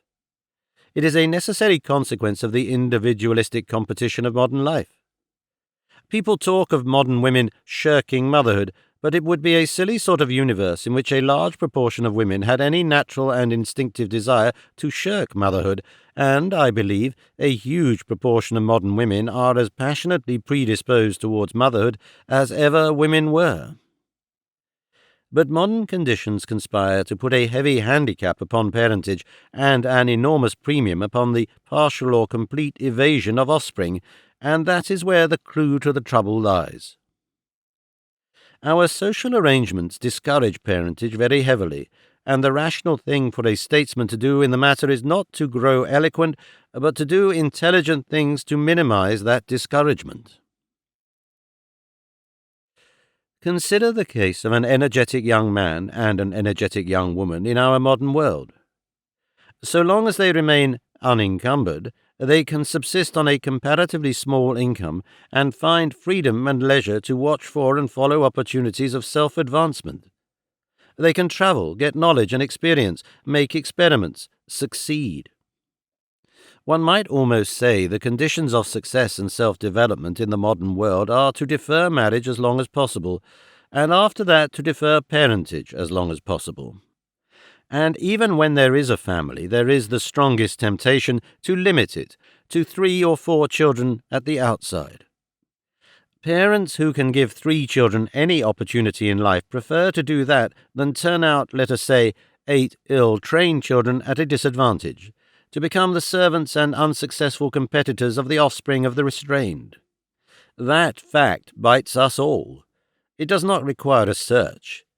It is all very well to rant about race suicide, but there are the clear, hard conditions of contemporary circumstances for all but the really rich, and so patent are they that I doubt if all the eloquence of Mr. Roosevelt and its myriad echoes has added 1,000 babies to the eugenic wealth of the English-speaking world. Modern married people, and particularly those in just that capable middle class from which children are most urgently desirable from the statesman's point of view, are going to have 1 or 2 children to please themselves, but they are not going to have larger families under existing conditions, though all the ex-presidents and all the pulpits in the world clamour together for them to do so. If having and rearing children is a private affair, then no one has any right to revile small families. If it is a public service, then the parent is justified in looking to the state to recognize that service and offer some compensation for the worldly disadvantages it entails.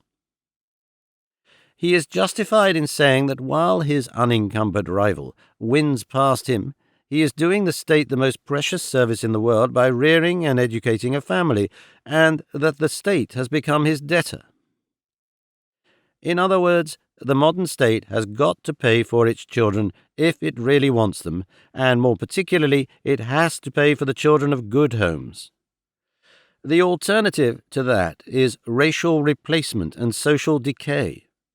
That is the essential idea conveyed by this phrase, the endowment of motherhood. Now, how is the paying to be done? That needs a more elaborate answer, of which I will give here only the roughest, crudest suggestion. Probably it would be found best that the payment should be made to the mother, as the administrator of the family budget, that its amount should be made dependent upon the quality of the home in which the children are being reared, upon their health and physical development, and upon their educational success. Be it remembered, we do not want any children, we want good quality children. The amount to be paid, I would particularly point out, should vary with the standing of the home. People of that excellent class which spends over 100 a year on each child ought to get about that much from the state, and the people of the class which spends 5 shillings a week per head on them would get about that, and so on. And if these payments were met by a special income tax, there would be no social injustice whatever in such an inequality of payment. Each social stratum would pay according to its prosperity, and the only redistribution that would in effect occur would be that the childless people of each class would pay for the children of that class. The childless family and the small family would pay equally with the large family, incomes being equal, but they would receive in proportions varying with the health and general quality of their children. That, I think, gives the broad principles upon which the payments would be made. Of course, if these subsidies resulted in too rapid a rise in the birth rate, it would be practicable to diminish the inducement, and if, on the other hand, the birth rate still fell, it would be easy to increase the inducement until it sufficed. That, concisely, is the idea of the endowment of motherhood. I believe firmly that some such arrangement is absolutely necessary to the continuous development of the modern state. These proposals arise so obviously out of the needs of our time that I cannot understand any really intelligent opposition to them. I can, however, understand a partial and silly application of them. It is most important that our good class families should be endowed, but the whole tendency of the timid and disingenuous progressivism of our time, which is all mixed up with the ideas of charity and aggressive benevolence to the poor, would be to apply this, as that Fabian tract I mentioned does, only to the poor mother. To endow poor and bad-class motherhood and leave other people severely alone would be a proceeding so supremely idiotic, so harmful to our national quality, as to be highly probable in the present state of our public intelligence. It comes quite on a level with the policy of starving middle-class education that has left us with nearly the worst educated middle class in Western Europe. The endowment of motherhood does not attract the bureaucratic type of reformer because it offers a minimum chance of meddlesome interference with people's lives. There would be no chance of seeking out anybody and applying benevolent but grim compulsions on the strength of it. In spite of its wide scope, it would be much less of a public nuisance than that wet children's charter, which exasperates me every time I pass a public house on a rainy day. But, on the other hand, there would be an enormous stimulus to people to raise the quality of their homes, study infantile hygiene, seek out good schools for them, and do their duty as all good parents naturally want to do now, if only economic forces were not so pitilessly against them, thoroughly and well.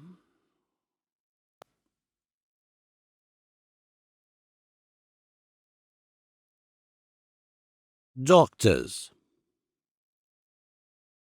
In that extravagant world of which I dream, in which people will live in delightful cottages and ground rents will serve instead of rates, and everyone will have a chance of being happy, in that impossible world all doctors will be members of one great organization for the public health, with all or most of their income guaranteed to them. I doubt if there will be any private doctors at all. Heaven forbid I should seem to write a word against doctors as they are. Daily I marvel at the wonders the general practitioner achieves, having regard to the difficulties of his position. But I cannot hide from myself, and I do not intend to hide from anyone else, my firm persuasion that the services the general practitioner is able to render us are not 1/10 so effectual as they might be if, instead of his being a private adventurer, he were a member of a sanely organized public machine. Consider what his training and equipment are, consider the peculiar difficulties of his work, and then consider for a moment what better conditions might be invented, and perhaps you will not think my estimate of 1/10 an excessive understatement in this matter. Nearly the whole of our medical profession and most of our apparatus for teaching and training doctors subsist on strictly commercial lines by earning fees. This chief source of revenue is eked out by the wanton charity of old women, and conspicuous subscriptions by popularity hunters, and a small but growing contribution, in the salaries of medical officers of health and so forth, from the public funds. But the fact remains that for the great mass of the medical profession there is no living to be got except at a salary for hospital practice or by earning fees in receiving or attending upon private cases. So long as a doctor is learning or adding to knowledge, he earns nothing, and the common, unintelligent man does not see why he should earn anything. So that a doctor who has no religious passion for poverty and self-devotion gets through the minimum of training and learning as quickly and as cheaply as possible, and does all he can to fill up the rest of his time in passing rapidly from case to case.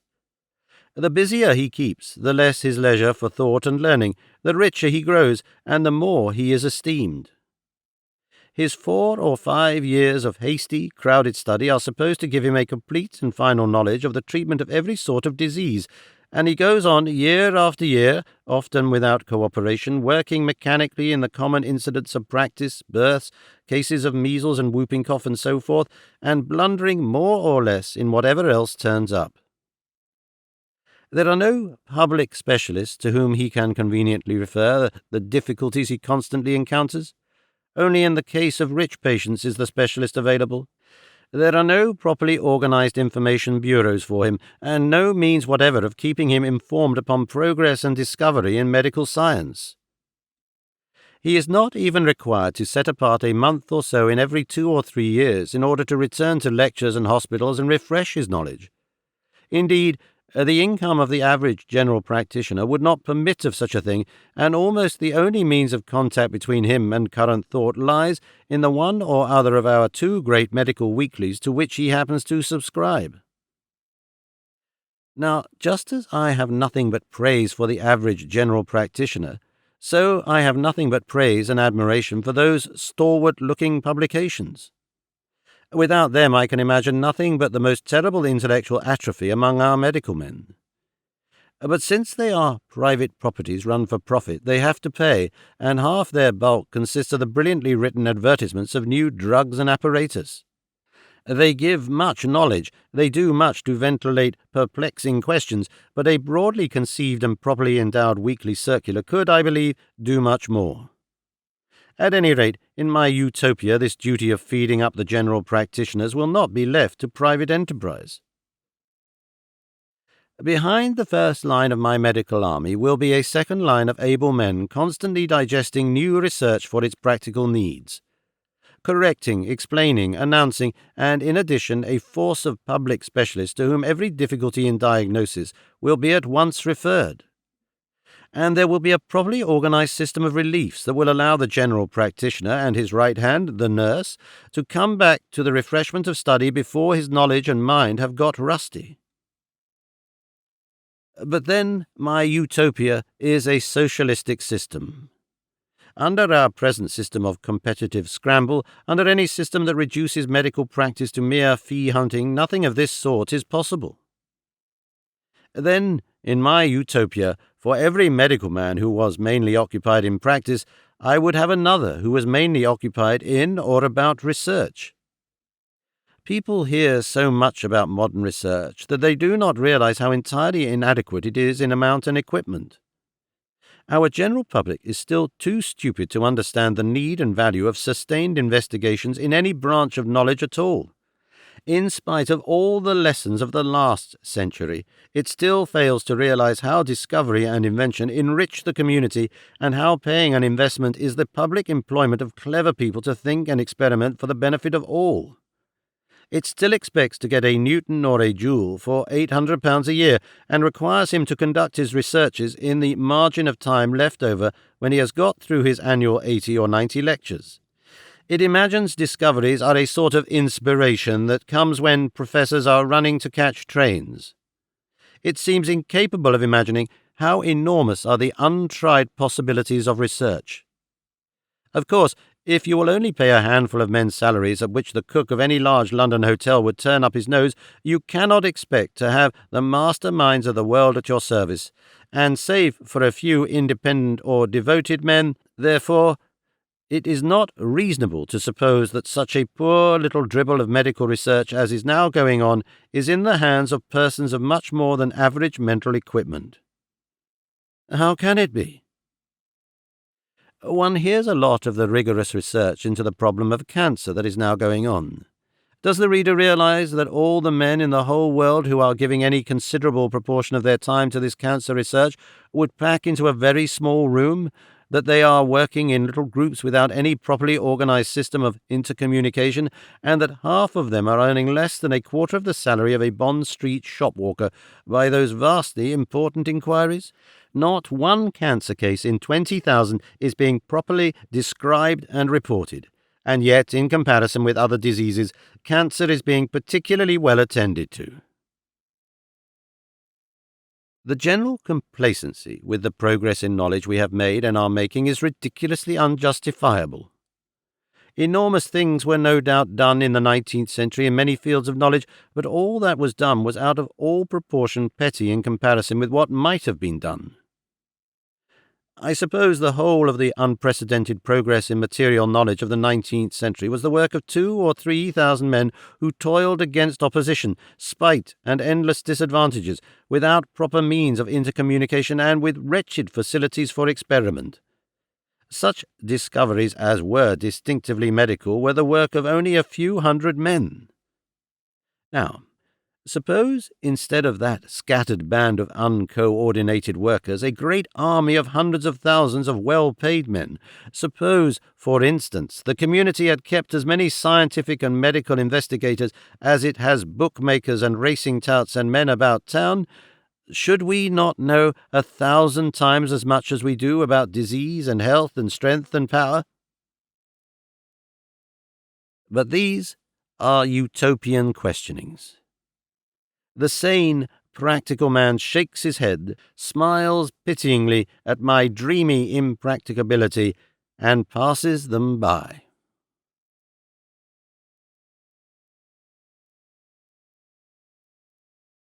An age of specialization. There is something of the phonograph in all of us, but in the sort of eminent person who makes public speeches about education and reading, and who gives away prizes and opens educational institutions, there seems to be little else but gramophone. These people always say the same things, and say them in the same note. And why should they do that if they are really individuals? There is, I cannot but suspect, in the mysterious activities that underlie life, some trade in records for these distinguished gramophones, and it is a trade conducted upon cheap and wholesale lines. There must be in these demiurgic profundities a rapid manufacture of innumerable thousands of that particular speech about scrappy reading, and that contrast of modern with serious literature, that babbles about in the provinces so incessantly. Gramophones thinly disguised as bishops, gramophones still more thinly disguised as eminent statesmen, gramophones KCB and gramophones FRS have brazened it at us time after time, and will continue to brazen it to our grandchildren when we are dead and all our poor protests forgotten. And almost equally popular in their shameless mouths is the speech that declares this present age to be an age of specialization.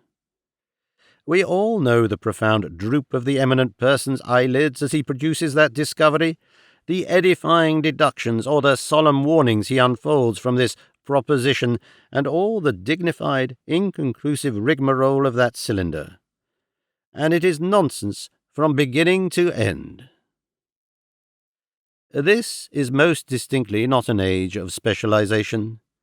There has hardly been an age in the whole course of history less so than the present. A few moments of reflection will suffice to demonstrate that. This is beyond any precedent an age of change in the appliances of life, in the average length of life, in the general temper of life, and the two things are incompatible. It is only under fixed conditions that you can have men specializing.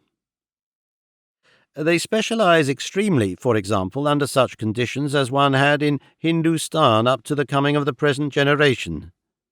There the metal worker or the cloth worker, the wheelwright or the druggist of yesterday did his work under almost exactly the same conditions as his predecessor did it 500 years before. He had the same resources, the same tools, the same materials. He made the same objects for the same ends. Within the narrow limits thus set him, he carried out work to a fine perfection. His hand, his mental character were subdued to his medium. His dress and bearing even were distinctive. He was, in fact, a highly specialized man. He transmitted his difference to his sons. Caste was the logical expression in the social organization of this state of high specialization, and indeed, what else is caste or any definite class distinctions but that? But the most obvious fact of the present time is the disappearance of caste and the fluctuating uncertainty of all class distinctions. If one looks into the conditions of industrial employment, specialization will be found to linger just in proportion as a trade has remained unaffected by inventions and innovation. The building trade, for example, is a fairly conservative one. A brick wall is made today much as it was made 200 years ago, and the bricklayer is in consequence a highly skilled and inadaptable specialist.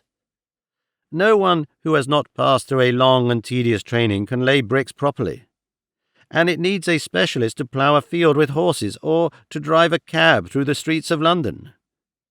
Thatchers, old-fashioned cobblers, and hand-workers are all specialized to a degree no new modern calling requires.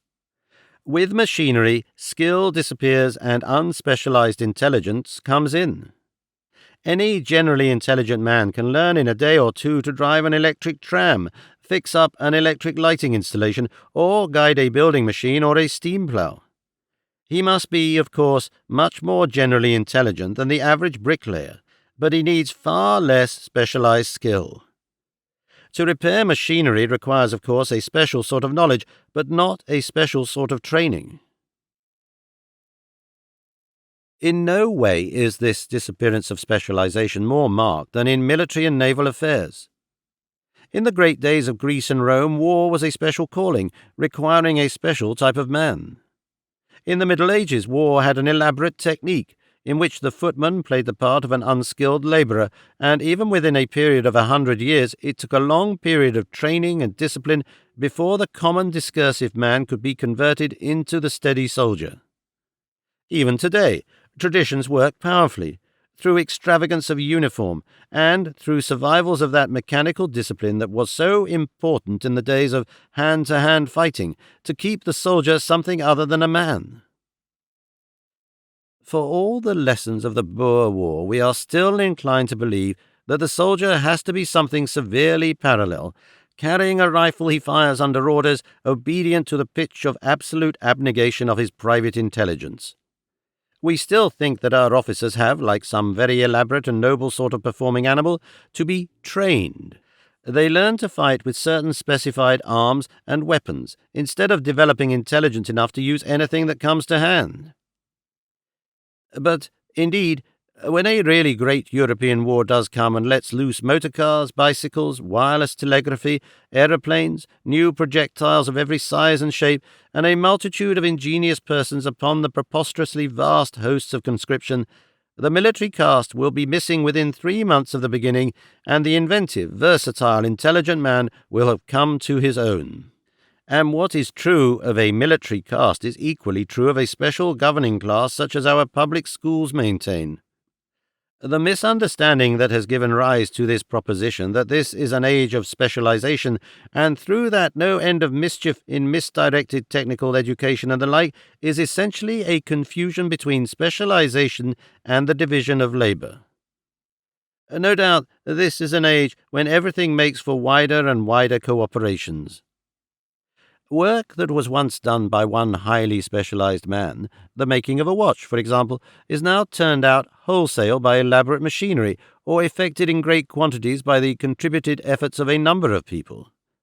Each of these people may bring a highly developed intelligence to bear for a time upon the special problem in hand, but that is quite a different thing from specializing to do that thing. This is typically shown in scientific research. The problem or the parts of problem upon which the inquiry of an individual man is concentrated are often much narrower than the problems that occupied Faraday or Dalton, and yet the hard and fast lines that once divided physicist from chemist or botanist from pathologist have long since gone.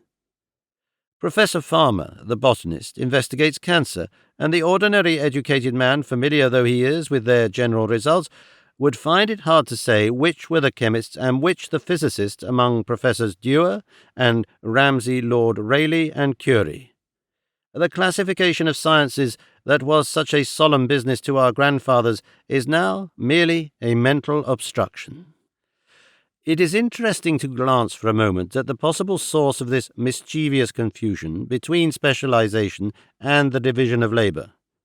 I have already glanced at the possibility of a diabolical world manufacturing gramophone records for our bishops and statesmen and such-like leaders of thought, but if we dismiss that as a merely elegant trope, I must confess I think it is the influence of Herbert Spencer. His philosophy is pervaded by an insistence which is, I think, entirely without justification, that the universe, and every sort of thing in it, moves from the simple and homogeneous to the complex and heterogeneous. An unwary man, obsessed with that idea, would be very likely to assume without consideration that men were less specialized in a barbaric state of society than they are today. I think I have given reasons for believing that the reverse of this is nearer the truth.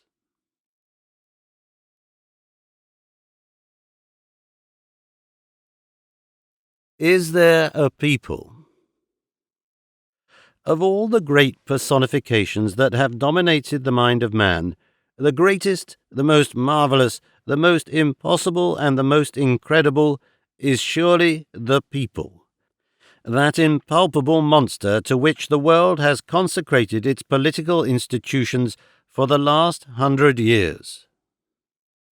It is doubtful now whether this stupendous superstition has reached its grand climacteric, and there can be little or no dispute that it is destined to play a prominent part in the history of mankind for many years to come. There is a practical as well as a philosophical interest, therefore, in a note or so upon the attributes of this legendary being. I write legendary, but thereby I display myself a skeptic. To a very large number of people, the people is one of the profoundest realities in life. They believe. What exactly do they believe about the people? When they speak of the people, they certainly mean something more than the whole mass of individuals in a country lumped together. That is the people, a mere varied aggregation of persons, moved by no common motive, a complex interplay. The people, as the believer understands the word, is something more mysterious than that. The people is something that overrides and is added to the individualities that make up the people. It is, as it were, itself an individuality of a higher order, as indeed its capital P displays. It has a will of its own, which is not the will of any particular person. In it, it has a power of purpose and judgment of a superior sort. It is supposed to be the underlying reality of all national life and the real seat of all public religious emotion. Unfortunately, it lacks power of expression, and so there is no need of rulers and interpreters. If they express it well in law and fact, in book and song, they prosper under its mysterious approval. If they do not, it revolts or forgets, or does something else of an equally annihilatory sort. That, briefly, is the idea of the people. My modest thesis is that there exists nothing of the sort, that the world of men is entirely made up of the individuals that compose it, and that the collective action is just the algebraic sum of all individual actions.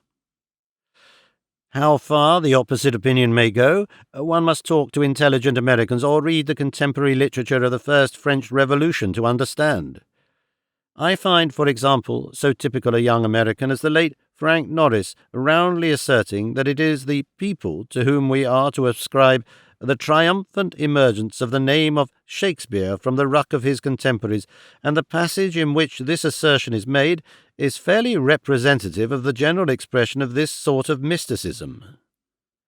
One must keep one's faith in the people, the plain people, the burgesses, the grocers, else of all men the artists are most miserable and their teachings vain.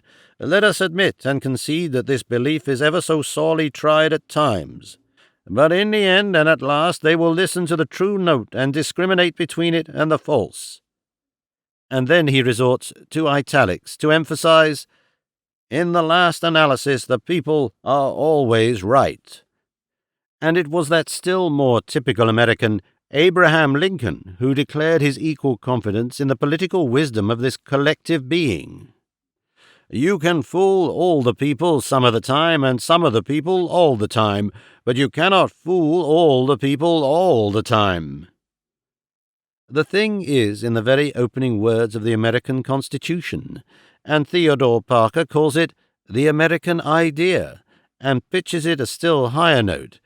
A government of all the people, by all the people, for all the people. A government of all the principles of eternal justice, the unchanging law of God. It is unavoidable that a collective wisdom distinct from any individual and personal one is intended in these passages. Mr. Norris, for example, never figured to himself a great wave of critical discrimination sweeping through the ranks of the various provision trades, and a multitude of simple, plain burgesses preferring Shakespeare and setting Marlowe aside. Such a particularization of his statement would have at once reduced it to absurdity. Nor does any American see the people particularized in that way. They believe in the people one and indivisible, a simple, mystical being which pervades and dominates the community and determines its final collective consequences. Now, upon the belief that there is a people rests a large part of the political organization of the modern world. The idea was one of the chief fruits of the speculations of the 18th century, and the American Constitution is its most perfect expression. One turns, therefore, inevitably to the American instance, not because it is the only one, but because there is the thing in its least complicated form. We have there an almost exactly logical realization of this belief. The whole political machine is designed and expressed to register the people's will. Literature is entirely rewarded and controlled by the effectual suffrages of the bookseller's counter. Science, until private endowment intervened, was in the hands of the state legislatures, and religion the concern of the voluntary congregations. On the assumption that there is a people, there could be no better state of affairs. You and I and everyone, except for a vote or a book or a service now and then, can go about our business, you to your grocery and I to mine, and the direction of the general interests rests safe in the people's hands. Now, that is by no means a caricature of the attitude of mind of many educated Americans. You find they have little or nothing to do with actual politics, and are inclined to regard the professional politician with a certain contempt. They trouble their heads hardly at all about literature, and they contemplate the general religious condition of the population with absolute unconcern. It is not that they are unpatriotic or morally trivial, that they stand thus disengaged. It is that they have a fatalistic belief in this higher power. Whatever troubles and abuses may arise, they have an absolute faith that, in the last analysis, the people will get it right. And now suppose that I am right, and that there is no people.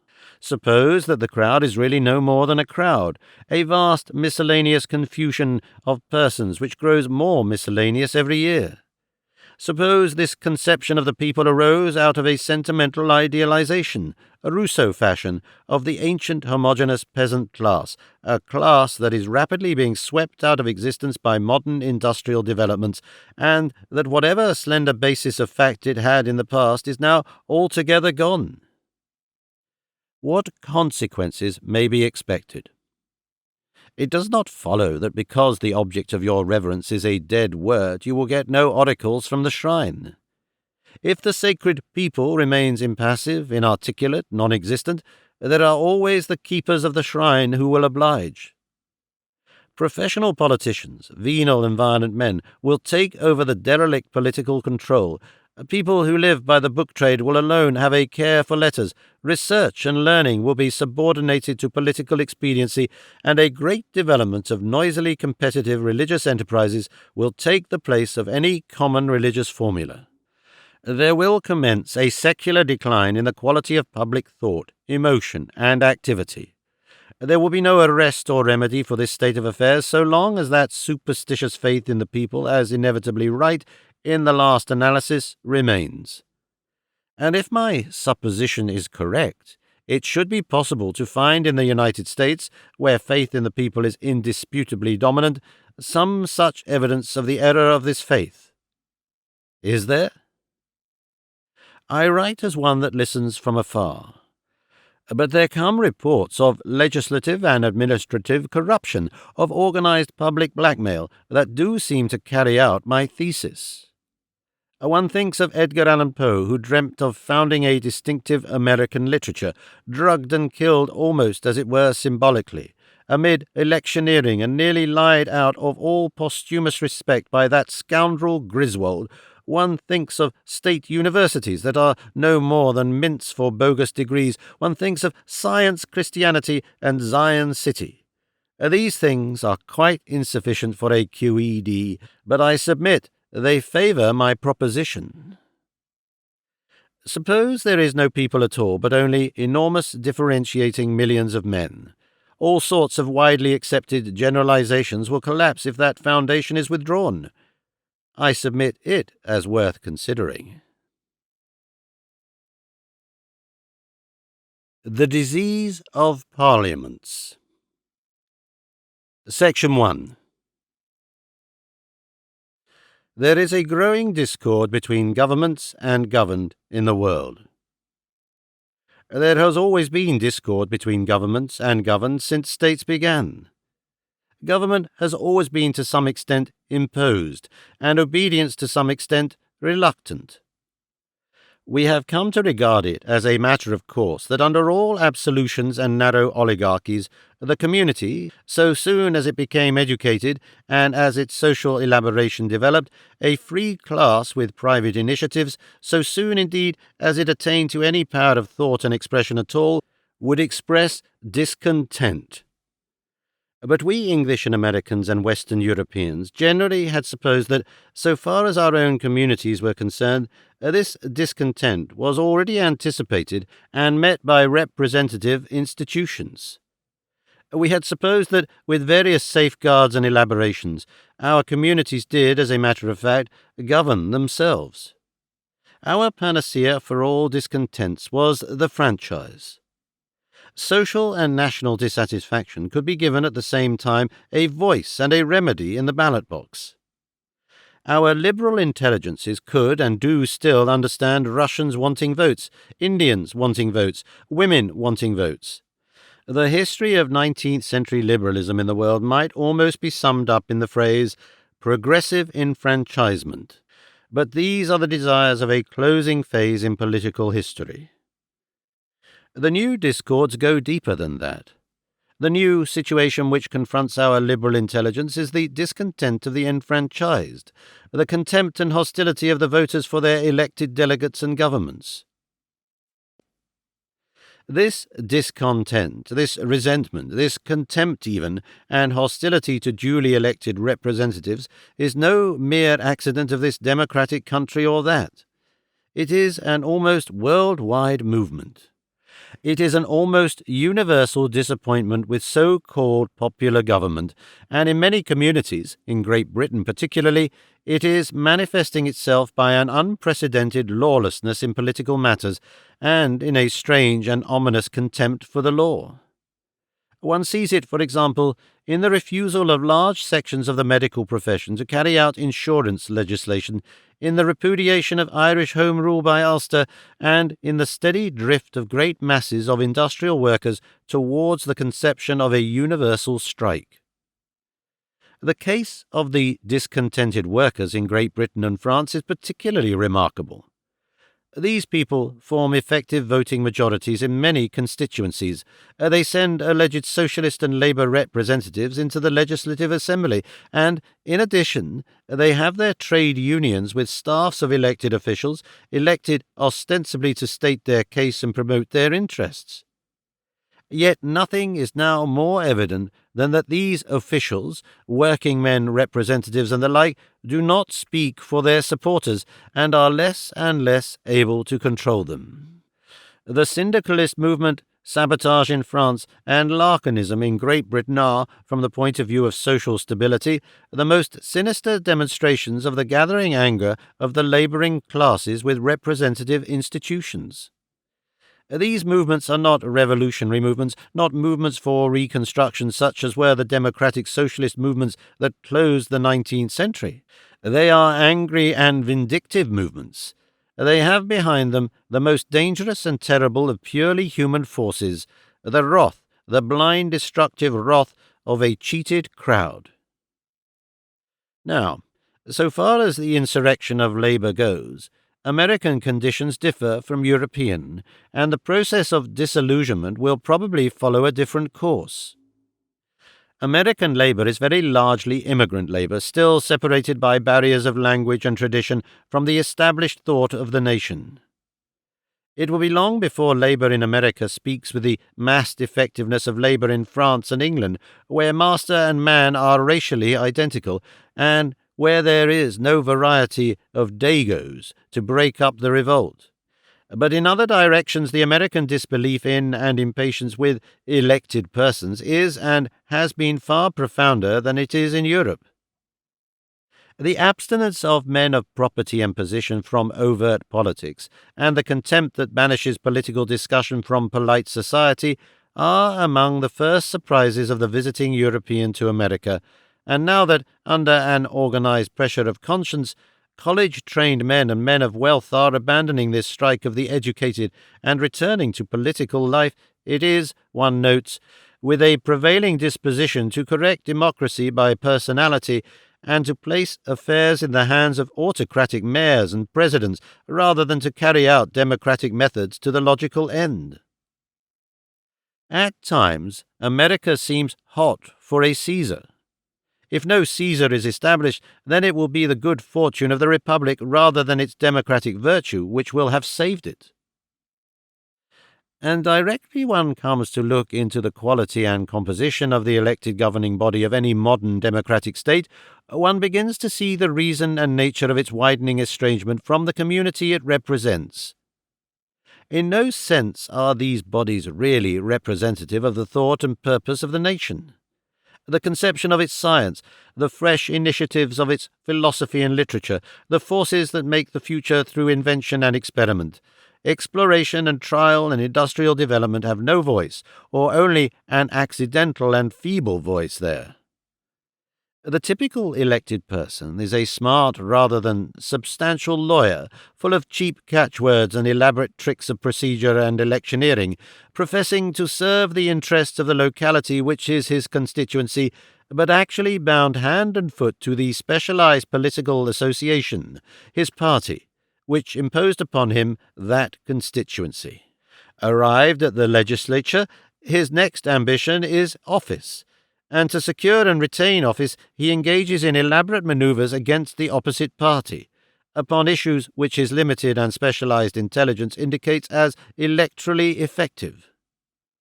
But being limited and specialized, he is apt to drift completely out of touch with the interests and feelings of large masses of people in the community.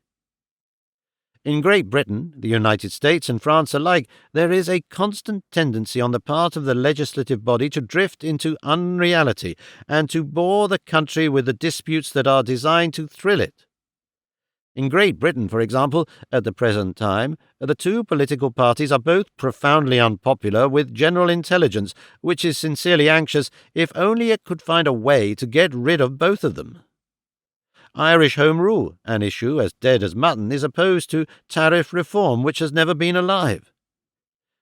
Much as the majority of people detest the preposterously clumsy attempts to amputate Ireland from the rule of British Parliament, which have been going on since the breakdown of Mr. Gladstone's political intelligence, their dread of foolish and scoundrelly fiscal adventurers is sufficiently strong to retain the Liberals in office.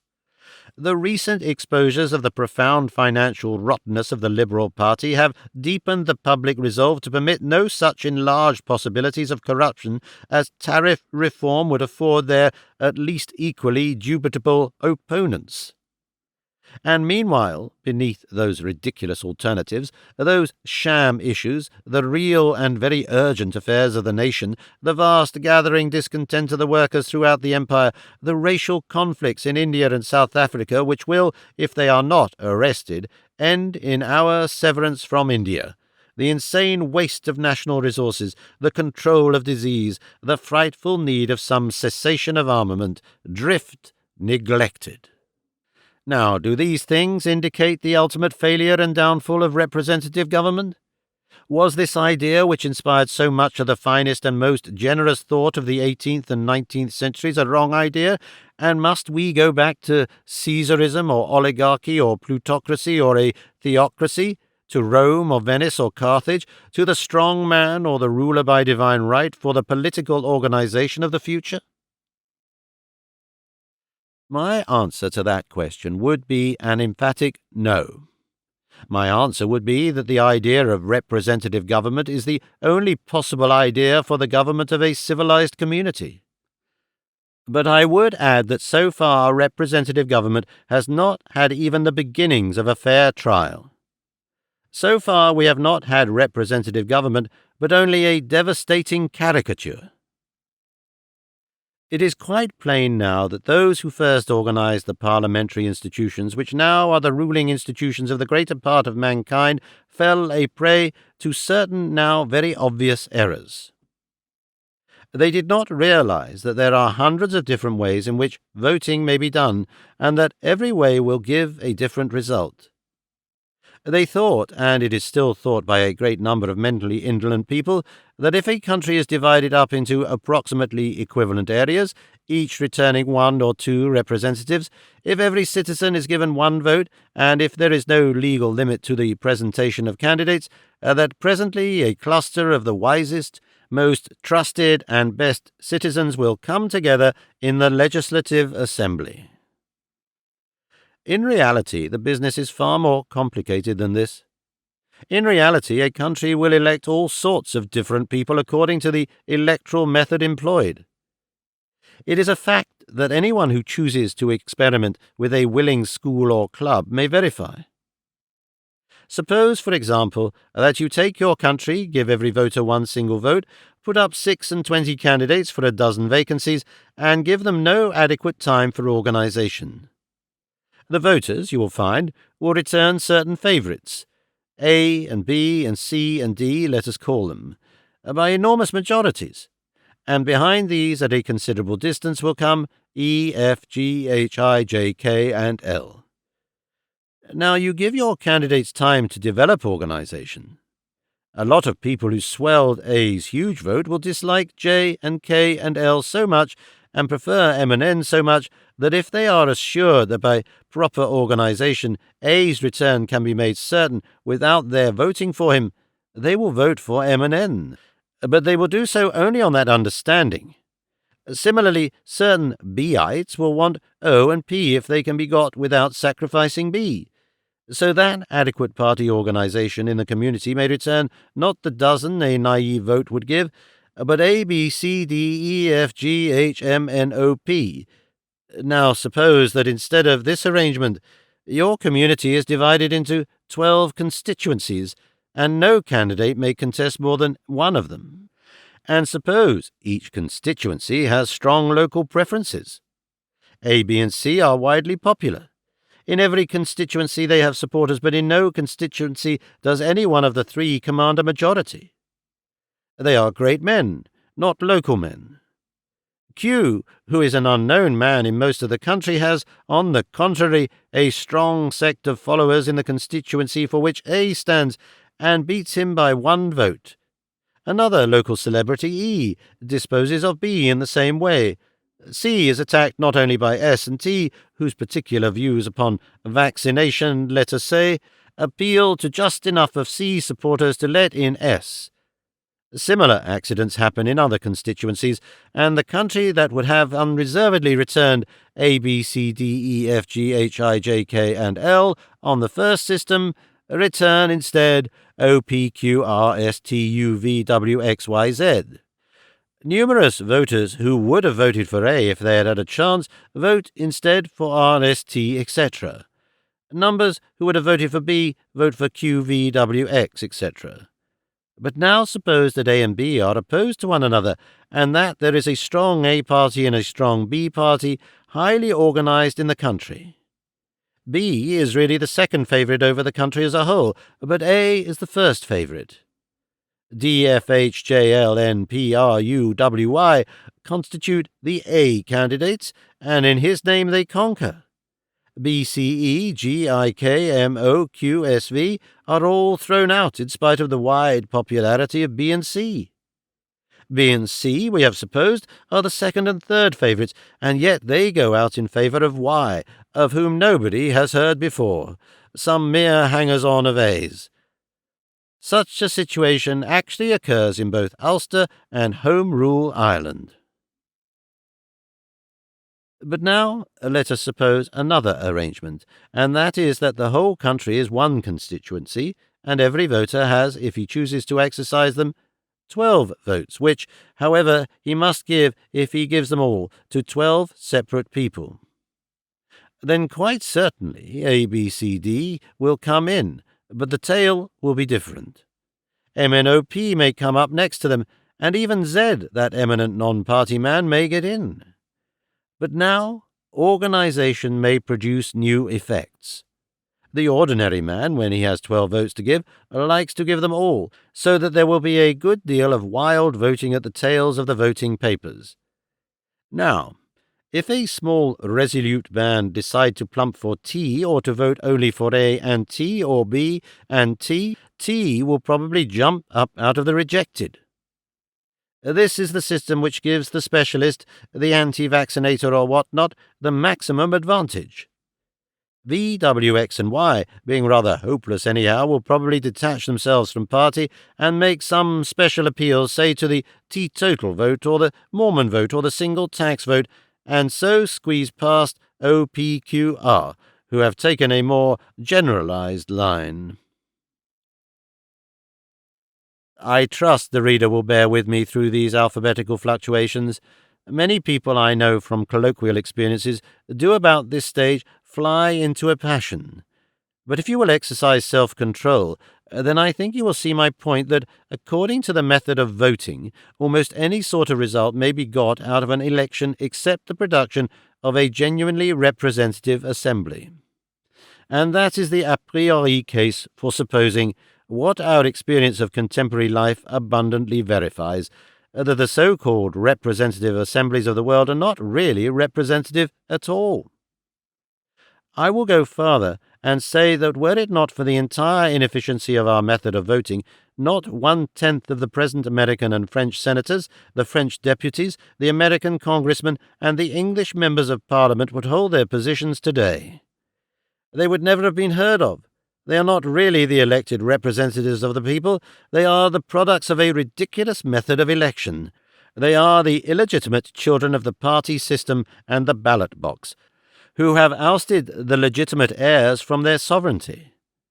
They are no more the expression of the general will than the Tsar or some president by pronunciamento.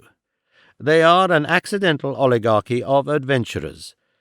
Representative government has never yet existed in the world. There was an attempt to bring it into existence in the 18th century, and it succumbed to an infantile disorder at the very moment of its birth. What we have in the place of the leaders and representatives are politicians and elected persons. The world is passing rapidly from localized to generalized interests, but the method of election into which our fathers fell is the method of electing one or two representatives from strictly localized constituencies. Its immediate corruption was inevitable.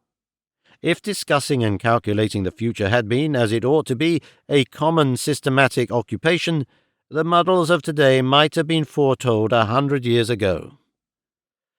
From such a rough method of election, the party system followed as a matter of course. In theory, of course, there may be any number of candidates for a constituency, and a voter votes for the one he likes best. In practice, there are only 2 or 3 candidates, and the voter votes for the one most likely to beat the candidate he likes least. It cannot be too strongly insisted that in contemporary elections we vote against, we do not vote for. If A, B, and C are candidates, and you hate C and all his works and prefer A, but doubt if he will get as many votes as B, who is indifferent to you, the chances are you will vote for B. If C and B have the support of organized parties, you are still less likely to risk wasting your vote upon A. If your real confidence is in G, who is not a candidate for your constituency, and if B pledges himself to support G, while A retains the right of separate action, you may vote for B even if you distrust him personally. Additional candidates would turn any election of this type into a wild scramble. The system lies, in fact, wholly open to the control of political organizations, calls out, indeed, for the control of political organizations, and has in every country produced what is so evidently demanded. The political organizations today rule us unchallenged, save as they speak for us, the people are dumb. Elections of the prevalent pattern, which were intended and are still supposed by simple-minded people to give every voter participation in government, do, as a matter of fact, effect nothing of the sort. They give him an exasperating fragment of choice between the agents of 2 party organizations, over neither of which he has any intelligible control.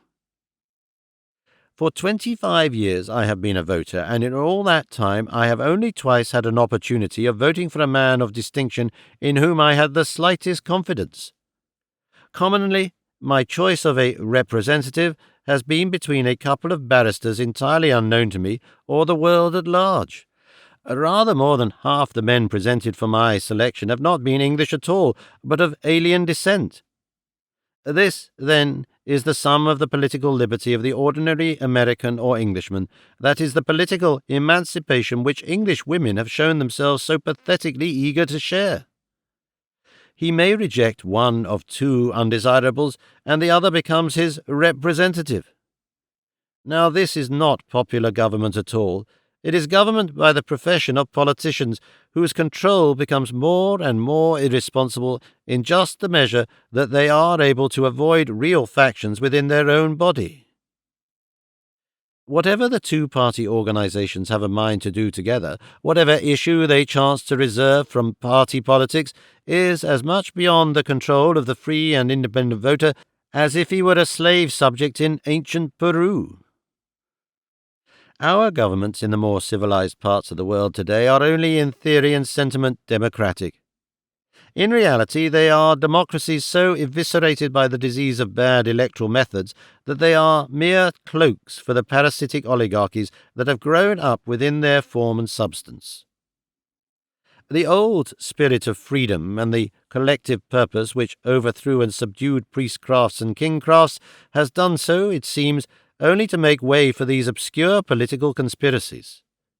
Instead of liberal institutions, mankind has invented a new sort of usurpation.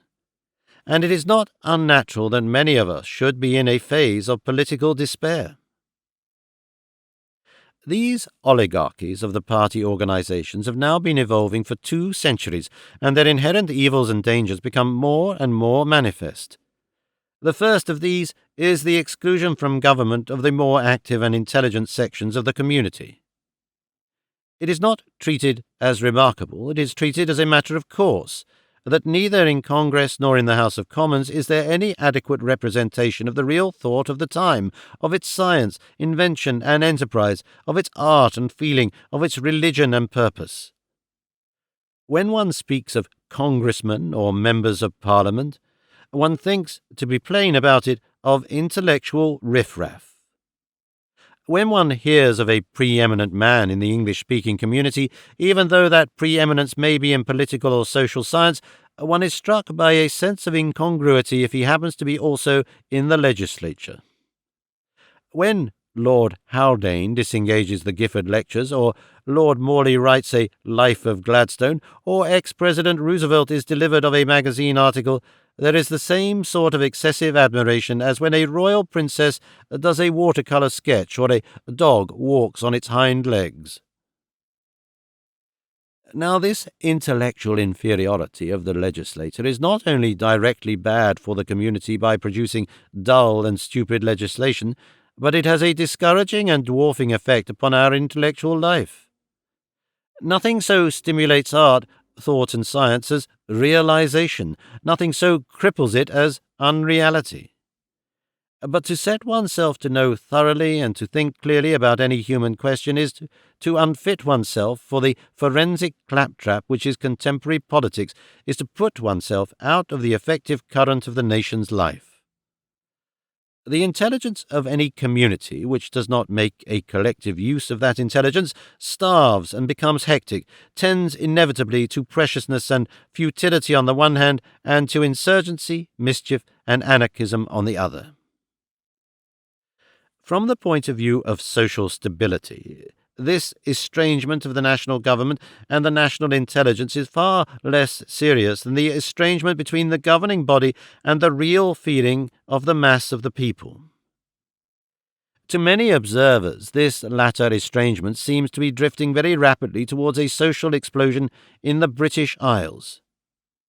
The organised masses of labour find themselves baffled both by their parliamentary representatives and by their trade union officials. They are losing faith in their votes and falling back in anger upon insurrectionary ideals, upon the idea of a general strike, and upon the expedients of sabotage. They are doing this without any constructive proposals at all, for it is ridiculous to consider syndicalism as a constructive proposal. They mean mischief because they are hopeless and bitterly disappointed. It is the same thing in France, and before many years are over, it will be the same thing in America. That way lies chaos. In the next few years, there may be social revolt and bloodshed in most of the great cities of Western Europe. That is the trend of current probability. Yet the politicians go on in an almost complete disregard of this gathering storm.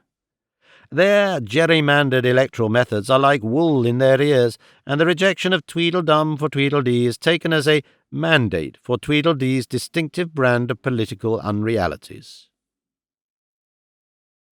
Is this an incurable state of things? Is this method of managing our affairs the only possible electoral method, and is there no remedy for its monstrous clumsiness and inefficiency but to show a sense of humour, or, in other words, to grin and bear it? Or is it conceivable that there may be a better way to government than any we have yet tried, a method of government that would draw every class into conscious and willing cooperation with the state and enable every activity of the community to play its proper part in the national life. That was the dream of those who gave the world representative government in the past. Was it an impossible dream?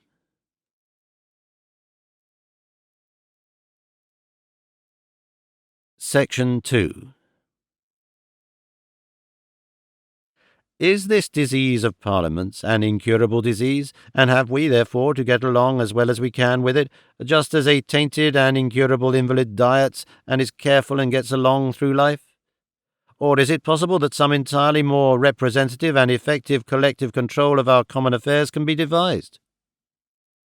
The answer to that must determine our attitude to a great number of fundamental questions.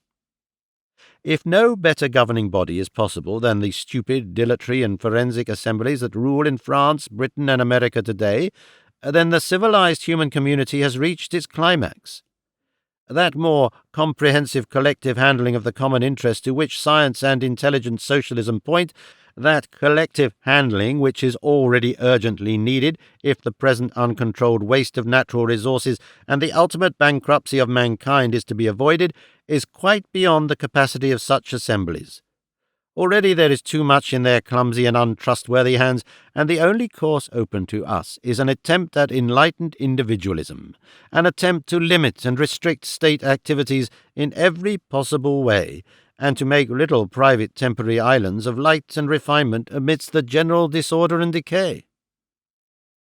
All collectivist schemes, all rational socialism, if only socialists would realize it, all hope for humanity, indeed, are dependent ultimately upon the hypothetical possibility of a better system of government than any at present in existence.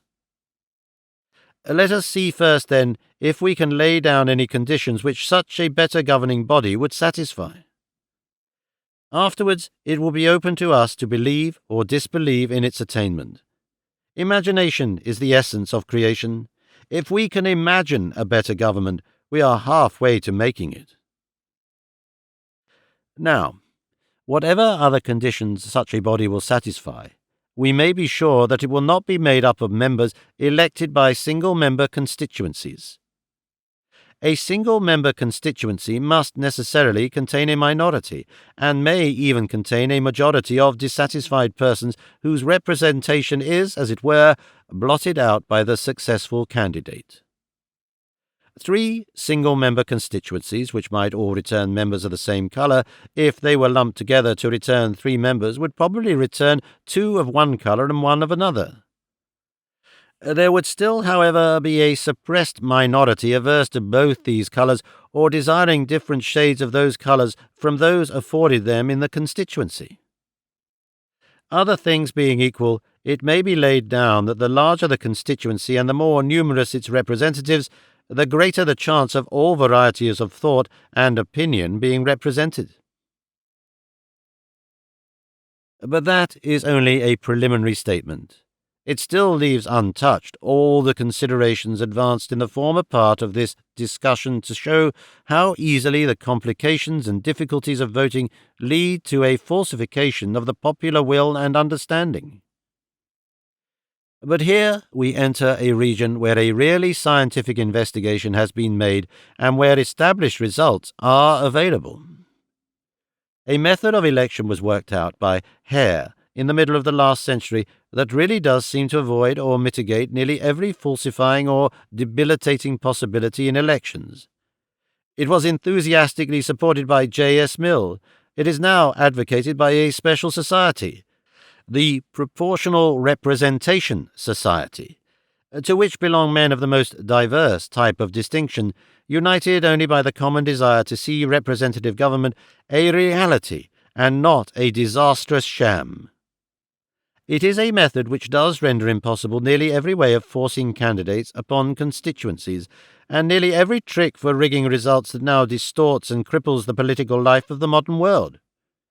It exacts only one condition, a difficult but not an impossible condition, and that is the honest scrutiny and counting of the votes. The peculiar invention of the system is what is called the single transferable vote. That is to say, a vote which may be given in the first instance to one candidate, but which, in the event of his already having a sufficient quota of votes to return him, may be transferred to another. The voter marks clearly in the list of the candidates the order of his preference by placing 1, 2, 3, and so forth against the names. In the subsequent counting, the voting papers are first classified according to the first votes. Let us suppose that popular person A is found to have received first votes enormously in excess of what is needed to return him. The second votes are then counted on his papers, and after the number of votes necessary to return him has been deducted, the surplus votes are divided in due proportion among the second-choice names and count for them. That is the essential idea of the whole thing. At a stroke, all that anxiety about wasting votes and splitting votes, which is the secret of all party political manipulation, vanishes. You may vote for A while knowing that if he is safe your vote will be good for C. You can make sure of A and at the same time vote for C. You are in no need of a ticket to guide you, and you need have no fear that in supporting an independent candidate you will destroy the prospects of some tolerably sympathetic party man without any compensating advantage. The independent candidate does, in fact, become possible for the first time. The Hobson's choice of the party machine is abolished. Let me be a little more precise about the particulars of this method, the only sound method of voting in order to ensure an adequate representation of the community. Let us resort again to the constituency I imagined in my last paper. A constituency in which candidates represented by all the letters of the alphabet struggle for 12 places. And let us suppose that A, B, C, and D are the leading favourites. Suppose that there are 12,000 voters in the constituency, and that 3,000 votes are cast for A. I am keeping the figures as simple as possible. Then A has 2,000 more than is needed to return him. All the second votes on his papers are counted, and it is found that 600, or a fifth of them, go to C. 500, or a sixth, go to E. 300, or a tenth, go to G. 300 to J. 200, or a 15th, each to K and L, and 100 each, or a 30th, to M, N, O, P, Q, R, S, T, W, and Z. Then the surplus of 2,000 is divided in these proportions. That is, a fifth of 2,000 goes to C, a sixth to E, and the rest to G, J, etc., in proportion. C, who already has 900 votes, gets another 400, and is now returned and has, moreover, 300 to spare. And the same division of the next votes upon C's paper occurs as already been made with A's. But previously to this there has been a distribution of B's surplus votes, B having got 1,200 of first votes, and so on. After the distribution of the surplus votes of the elect at the top of the list, there is a distribution of the second votes upon the papers of those who have voted for the hopeless candidates at the bottom of the list. At last, a point is reached when 12 candidates have a quota. In this way, the wasting of a vote, or the rejection of a candidate for any reason except that hardly anybody wants him, become practically impossible. This method of the single transferable vote with very large constituencies and many members does, in fact, give an entirely valid electoral result. Each vote tells for all it is worth, and the freedom of the voter is only limited by the number of candidates who put it up or are put up for election. This method, and this method alone, gives representative government. All others of the 101 possible methods admit of trickery, confusion, and falsification. Proportional representation is not a faddist proposal, not a perplexing, ingenious complication of a simple business. It is the carefully worked-out right way to do something that hitherto we have been doing in the wrong way. It is no more an eccentricity than is proper baking in the place of baking amidst dirt and with unlimited adulteration, or the running of trains to their destinations instead of running them without notice into casually selected sidings and branch lines. It is not the substitution of something for something else of the same nature. It is the substitution of right for wrong. It is the plain common sense of the greatest difficulty in contemporary affairs. I know that a number of people will not admit this of proportional representation. Perhaps it is because of that hideous mouthful of words for a thing that would be far more properly named sane voting. This, which is the only correct way, these antagonists regard as a peculiar way. It has unfamiliar features, and that condemns it in their eyes. It takes at least 10 minutes to understand, and that is too much for their plain, straightforward souls. Complicated, that word of fear. They are like the man who approved of an electric tram, but said that he thought it would go better without all that jiggery-pokery of wires up above. They are like the Western judge in the murder trial who said that if only they got a man hanged for this abominable crime, he wouldn't make a pedantic fuss about the question of which man. They are like the plain, straightforward promoter who became impatient with maps and planned a railway across Switzerland by drawing a straight line with a ruler across Jungfrau and Matterhorn and Glacier and Gorge. Or else they are like Mr. J. Ramsay MacDonald MP, who knows too well what would happen to him.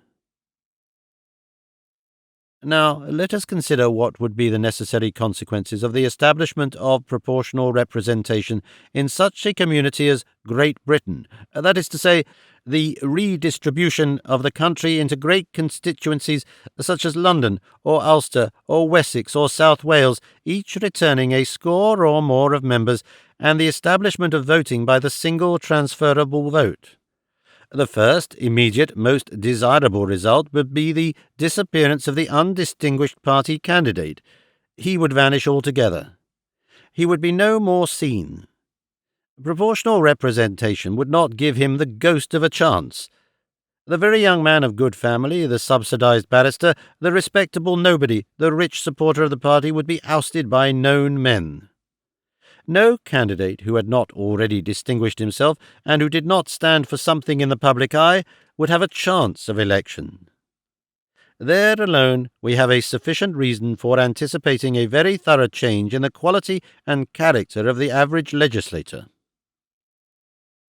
And next, no party organization, no intimation from headquarters, no dirty tricks behind the scenes, no conspiracy of spite and scandal would have much chance of keeping out any man of real force and distinction who had impressed the public imagination. To be famous in science, to have led thought, to have explored or administered or dissented courageously from the schemes of official wire-pullers would no longer be a bar to a man's attainment of Parliament. It would be a help. Not only the level of parliamentary intelligence, but the level of personal independence would be raised far above its present position, and Parliament would become a gathering of prominent men instead of a means to prominence. The two-party system which holds all the English-speaking countries today in its grip would certainly be broken up by proportional representation. Sane voting in the end would kill the Liberal and Tory and Democratic and Republican Party machines. That secret rottenness of our public life, that hidden conclave which sells honours, fouls finance, muddles public affairs, fools the passionate desires of the people, and ruins honest men by obscure campaigns, would become impossible. The advantage of party support would be a doubtful advantage, and in Parliament itself the party men would find themselves outclassed and possibly even outnumbered by the independent. It would be only a matter of a few years between the adoption of sane voting and the disappearance of the Cabinet from British public life. It would become possible for Parliament to get rid of a minister without getting rid of a ministry, and to express its disapproval of, let us say, some foolish project for rearranging the local government of Ireland without opening the door upon a vista of fantastical fiscal adventures. The party-supported cabinet, which is now the real government of the so-called democratic countries, would cease to be so, and government would revert more and more to the legislative assembly. And not only would the latter body resume government, but it would also necessarily take into itself all those large and growing exponents of extra-parliamentary discontent that now darken the social future. The case of the unarmed Unionist rebel in Ulster, the case of the workman who engages in sabotage, the case for sympathetic strikes and the general strike, All these cases are identical in this, that they declare Parliament a fraud, that justice lies outside it and hopelessly outside it, and that to seek redress through Parliament is a waste of time and energy. Sane voting would deprive all these destructive movements of the excuse and necessity for violence. There is, I know, a disposition in some quarters to minimize the importance of proportional representation as though it were a mere readjustment of voting methods. It is nothing of the sort. It is a prospective revolution. It will revolutionize government far more than a mere change from kingdom to republic or vice versa could possibly do. It will give a new and unprecedented sort of government to the world. The real leaders of the country will govern the country. For Great Britain, for example, instead of the secret, dubious and dubitable cabinet, which is the real British government of today, poised on an unwieldy and crowded House of Commons, we should have open government by the representatives of, let us say, 20 great provinces, Ulster, Wales, London, for example, each returning from 12 to 30 members. It would be a steadier, stabler, more confident, and more trusted government than the world has ever seen before.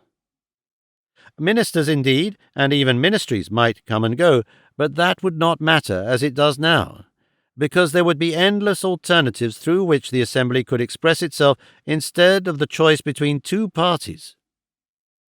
The arguments against proportional representation that have been advanced hitherto are trivial in comparison with its enormous advantages.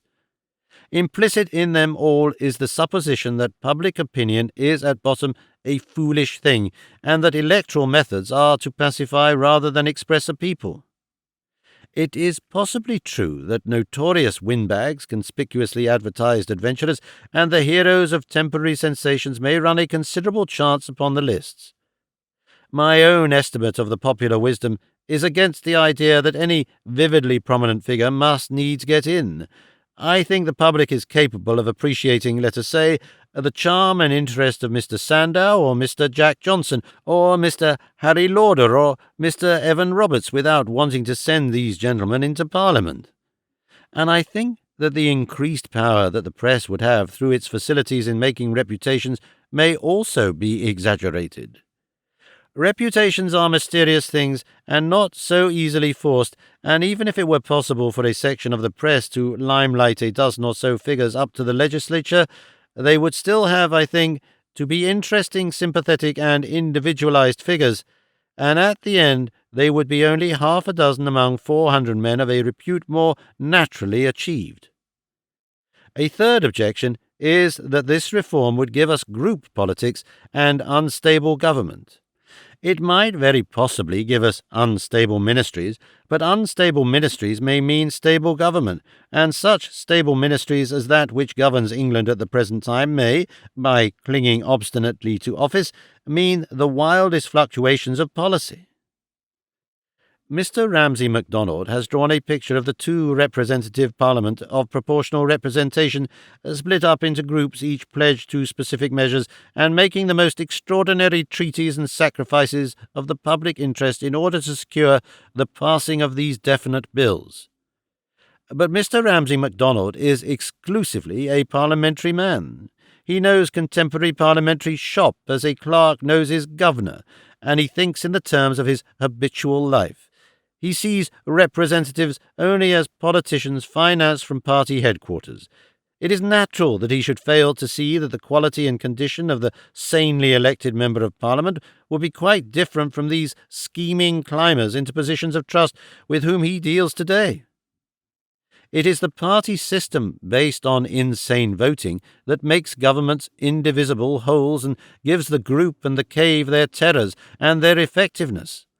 Mr. Ramsay MacDonald is as typical a product of existing electoral methods as one could well have, and his peculiarly keen sense of the power of intrigue in legislation is as good evidence as one could wish for of the need for drastic change.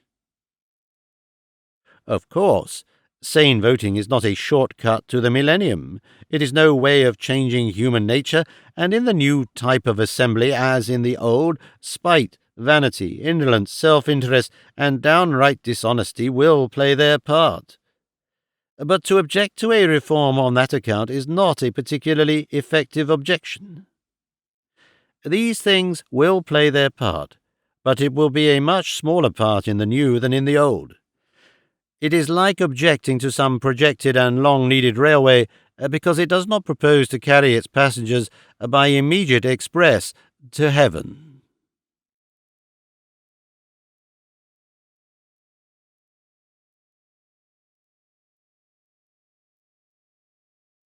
The American Population. Section 1. The social conditions and social future of America constitute a system of problems quite distinct and separate from the social problems of any other part of the world. The nearest approach to parallel conditions, and that on a far smaller and narrower scale, is found in the British colonies and in the newly settled parts of Siberia. For while in nearly every other part of the world the population of today is more or less completely descended from the prehistoric population of the same region, and has developed its social order in a slow growth extending over many centuries, the American population is essentially a transplanted population, a still fluid and imperfect fusion of great fragments torn at this point or that from the gradually evolved societies of Europe. The European social systems grow and flower upon their roots in soil which has made them and to which they are adapted. The American social accumulation is a various collection of cuttings thrust into a new soil and respiring a new air, so different that the question is still open to doubt, and indeed there are those who do doubt how far these cuttings are actually striking root and living and growing, whether indeed they are destined to more than a temporary life in the new hemisphere. I propose to discuss and weigh certain arguments for and against the belief that these 90 million people who constitute the United States of America are destined to develop into a great distinctive nation with a character and culture of its own. Humanly speaking, the United States of America, and the same is true of Canada and all the more prosperous, populous, and progressive regions of South America, is a vast sea of newly arrived and unstably rooted people. Of the 76 million inhabitants recorded by the 1900 census, 10.5 million were born and brought up in one or other of the European social systems, and the parents of another 26 millions were foreigners. Another 9 million are of African Negro descent. 14 million of the 65 million native-born are living not in the state of their birth, but in other states to which they have migrated. Of the 30.5 million whites whose parents on both sides were Native Americans, a high proportion probably had one, if not more, grandparents foreign-born. Nearly 5.5 million out of 33.5 million whites in 1870 were foreign-born, and another 5.25 million the children of foreign-born parents. The children of the latter 5.25 million count, of course, in the 1900 census as native-born of native parents. Immigration varies enormously with the activity of business, but in 1906 it rose for the first time above 1 million. These figures may be difficult to grasp. The facts may be seen in a more concrete form by the visitor to Ellis Island, the receiving station for the immigrants into New York Harbor. One goes to this place by tugs from the United States Barge Office in Battery Park, and in order to see the thing properly one needs a letter of introduction to the commissioner in charge. Then one is taken through vast barracks littered with people of every European race, every type of low-class European costume, and every degree of dirtiness, to a central hall in which the gist of the examining goes on. The floor of this hall is divided up into a sort of maze of winding passages between lattice work, and along these passages, day after day, incessantly, the immigrants go. Wild-eyed gypsies, Armenians, Greeks, Italians, Ruthenians, Cossacks, German peasants, Scandinavians, a few Irish still, impoverished English, occasional Dutch. They halt for a moment at little desks to exhibit papers, at other little desks to show their money and prove they are not paupers, to have their eyes scanned by this doctor and their general bearing by that. Their thumb marks are taken, their names and heights and weights and so forth are recorded for the card index, and so slowly they pass along towards America and at last reach a little wicket, the gate of the New World. Through this metal wicket drips the immigration stream. All day long, every 2 or 3 seconds, an immigrant with a valise or a bundle passes the little desk and goes on past the well-managed money-changing place, past the carefully organized separating ways that go to this railway or that, past the guiding, protecting officials, into a new world. The great majority are young men and young women between 17 and 30, good, youthful, hopeful peasant stock.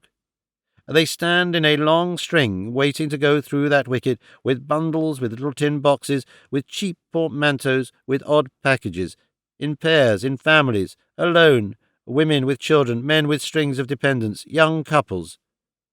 All day that string of human beads waits there, jerks forward, waits again, all day and every day, constantly replenished, constantly dropping the end beads through the wicket, till the units mount to hundreds and the hundreds to thousands. In such a prosperous year as 1906, more immigrants passed through that wicket into America than children were born in the whole of France.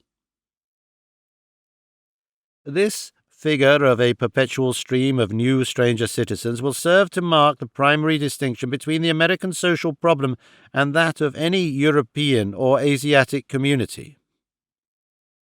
The vast bulk of the population of the United States has in fact only got there from Europe in the course of the last 100 years, and mainly since the accession of Queen Victoria to the throne of Great Britain. That is the first fact that the student of the American social future must realize. Only an extremely small proportion of its blood goes back now to those who fought for freedom in the days of George Washington. The American community is not an expanded colonial society that has become autonomous. It is a great and deepening pool of population accumulating upon the area these predecessors freed, and since fed copiously by affluence from every European community. Fresh ingredients are still being added in enormous quantity, in quantity so great as to materially change the racial quality in a score of years. It is particularly noteworthy that each accession of new blood seems to sterilize its predecessors. Had there been no immigration at all into the United States, but had the rate of increase that prevailed in 1810 to 20 prevailed to 1900, the population, which would then have been a purely native American one, would have amounted to 100 million. That is to say, to approximately 9 million in excess of the present total population. The new waves are for a time amazingly fecund, and then comes a rapid fall in the birth rate. The proportion of colonial and early republican blood in the population is therefore probably far smaller even than the figures I have quoted would suggest. These accesses of new population have come in a series of waves, very much as if successive reservoirs of surplus population in the Old World had been tapped, drained, and exhausted. First came the Irish and Germans, then Central Europeans of various types, and then Poland and Western Russia began to pour out their teeming peoples, and more particularly their Jews, Bohemia, the Slavonic states. Italy and Hungary followed, and the latest arrivals include great numbers of Levantines, Armenians, and other peoples from Asia Minor and the Balkan Peninsula. The Hungarian immigrants have still a birth rate of 46 per thousand, the highest birth rate in the world. A considerable proportion of the Mediterranean arrivals, it has to be noted, and more especially the Italians, do not come to settle. They work for a season or a few years, and then return to Italy. The rest come to stay. A vast proportion of these accessions to the American population since 1840 has, with exception of the East European Jews, consisted of peasantry, mainly or totally illiterate, accustomed to a low standard of life and heavy bodily toil. For most of them, the transfer to a new country meant severance from the religious communion in which they had been bred and from the civilities or subordinations to which they were accustomed. They brought little or no positive social tradition to the synthesis to which they brought their blood and muscle. The earlier German, English, and Scandinavian incomers were drawn from a somewhat higher social level and were much more closely akin in habits and faith to the earlier founders of the Republic. Our inquiry is this: what social structure is this pool of mixed humanity developing or likely to develop? Section 2. If we compare any European nation with the American, we perceive at once certain broad differences. The former, in comparison with the latter, is evolved and organized. The latter, in comparison with the former, is aggregated and chaotic. In nearly every European country there is a social system often quite elaborately classed and defined, each class with a sense of function, with an idea of what is due to it and what is expected of it. Nearly everywhere you find a governing class, aristocratic in spirit, sometimes no doubt highly modified by recent economic and industrial changes, with more or less of the tradition of a feudal nobility, then a definite great mercantile class, then a large self-respecting middle class of professional men, minor merchants, and so forth, then a new industrial class of employees in the manufacturing and urban districts, and a peasant population rooted to the land. There are, of course, many local modifications of this form. In France, the nobility is mostly expropriated. In England, since the days of John Bull, the peasant has lost his common rights and his holding and become an agricultural labourer to a newer class of more extensive farmer. But these are differences in detail. The fact of the organization, and the still more important fact of the traditional feeling of organization, remain true of all these older communities.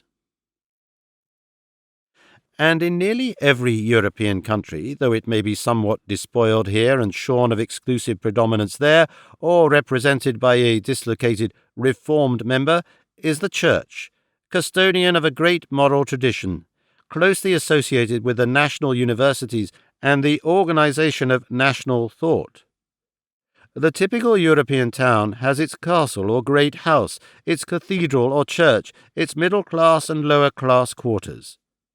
5 miles off, one can see that the American town is on an entirely different plan. In his remarkable American Scene, Mr. Henry James calls attention to the fact that the church as one sees it and feels it universally in Europe is altogether absent, and he adds a comment as suggestive as it is vague. Speaking of the appearance of the churches so far as they do appear amidst American urban scenery, he says, "Looking for the most part no more established or seated than a stopped omnibus, they are reduced to the inveterate bourgeois level, that of private, accommodated pretensions merely, and fatally despoiled of the fine old ecclesiastical arrogance. The field of American life is as bare of the church as a billiard table of a centrepiece, a truth that the myriad little structures attended on Sundays and on the off evenings of their sociables proclaim, as with the audible sound of the roaring of a million mice. And however one indicates one's impression of the clearance itself in its completeness, with the innumerable odd connected circumstances that bring it home, represents, in the history of manners and models, a deviation in the mere measurement of which hereafter may well reside a certain critical thrill. I say hereafter because it is a question of one of those many measurements that would as yet in the United States be premature. Of all the solemn conclusions one feels as barred, the list is quite headed in the States, I think, by this particular abeyance of judgment. When an ancient treasure of precious vessels, overscored with glowing gems, and wrought artistically into wondrous shapes, has, by a prodigious process, been converted through a vast community into the small change, the simple circulating medium of dollars and nickels, we can only say that the consequent permeation will be of values of a new order.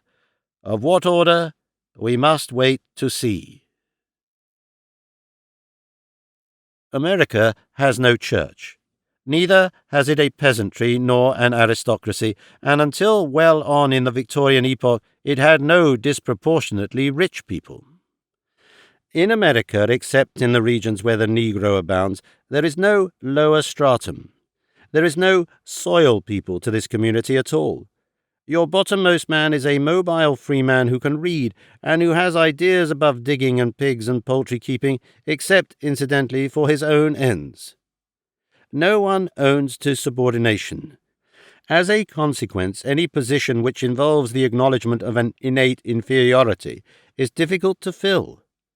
There is, from the European point of view, an extraordinary dearth of servants, and this endures in spite of a great peasant immigration. The servile tradition will not root here now, it dies forthwith. An enormous importation of European serfs and peasants goes on, but as they touch this soil, their backs begin to stiffen with a new assertion. And at the other end of the scale, also one misses an element. There is no territorial aristocracy, no aristocracy at all, no throne, no legitimate and acknowledged representative of that upper social structure of leisure, power and state, responsibility, which in the old European theory of society was supposed to give significance to the whole. The American community, one cannot too clearly insist, does not correspond to an entire European community at all, but only to the middle masses of it, to the trading and manufacturing class between the dimensions of the magnate and the clerk and skilled artisan. It is the central part of the European organism without either the dreaming head or the subjugated feet. Even the highly feudal slave-holding county family traditions of Virginia and the South pass now out of memory. So that in a very real sense, the past of American nation is in Europe, and the settled order of the past is left behind there. This community was, as it were, taken off its roots, clipped of its branches, and brought hither.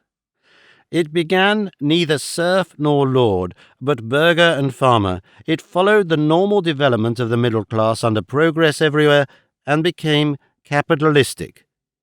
The huge later immigration has converged upon the great industrial centres and added merely a vast, non-servile element of employees to the scheme. America has been, and still very largely is, a one-class country. It is a great sea of human beings detached from their traditions of origin. The social difference from Europe appears everywhere, and nowhere more strikingly than in the railway carriages. In England, the compartments in these are either first class, originally designed for the aristocracy, or second class, for the middle class, or third class, for the populace. In America, there is only one class, one universal, simple, democratic car.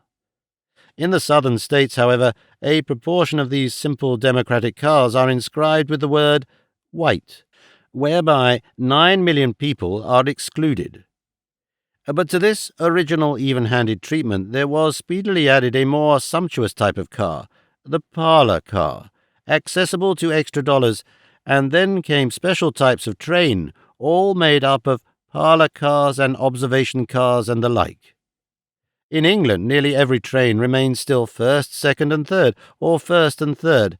And now, quite outdistancing the differentiation of England, America produces private cars and private trains, such as Europe reserves only for crowned heads. The evidence of the American railways, then, suggests very strongly what 100 other signs confirm, that the huge classless sea of American population is not destined to remain classless, is already developing separations and distinctions and structures of its own. And monstrous architectural portents in Boston and Salt Lake City encourage one to suppose that even that churchless aspect, which so stirred the speculative element in Mr. Henry James, is only the opening formless phase of a community destined to produce not only classes, but intellectual and moral forms of the most remarkable kind.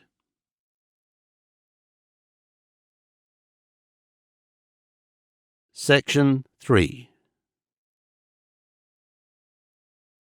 It is well to note how these 90 millions of people whose social future we are discussing are distributed. This huge development of human appliances and resources is here going on in a community that is still, for all the dense crowds of New York, the teeming congestion of East Side, extraordinarily scattered. America, one recalls, is still an unoccupied country across which the latest developments of civilization are rushing.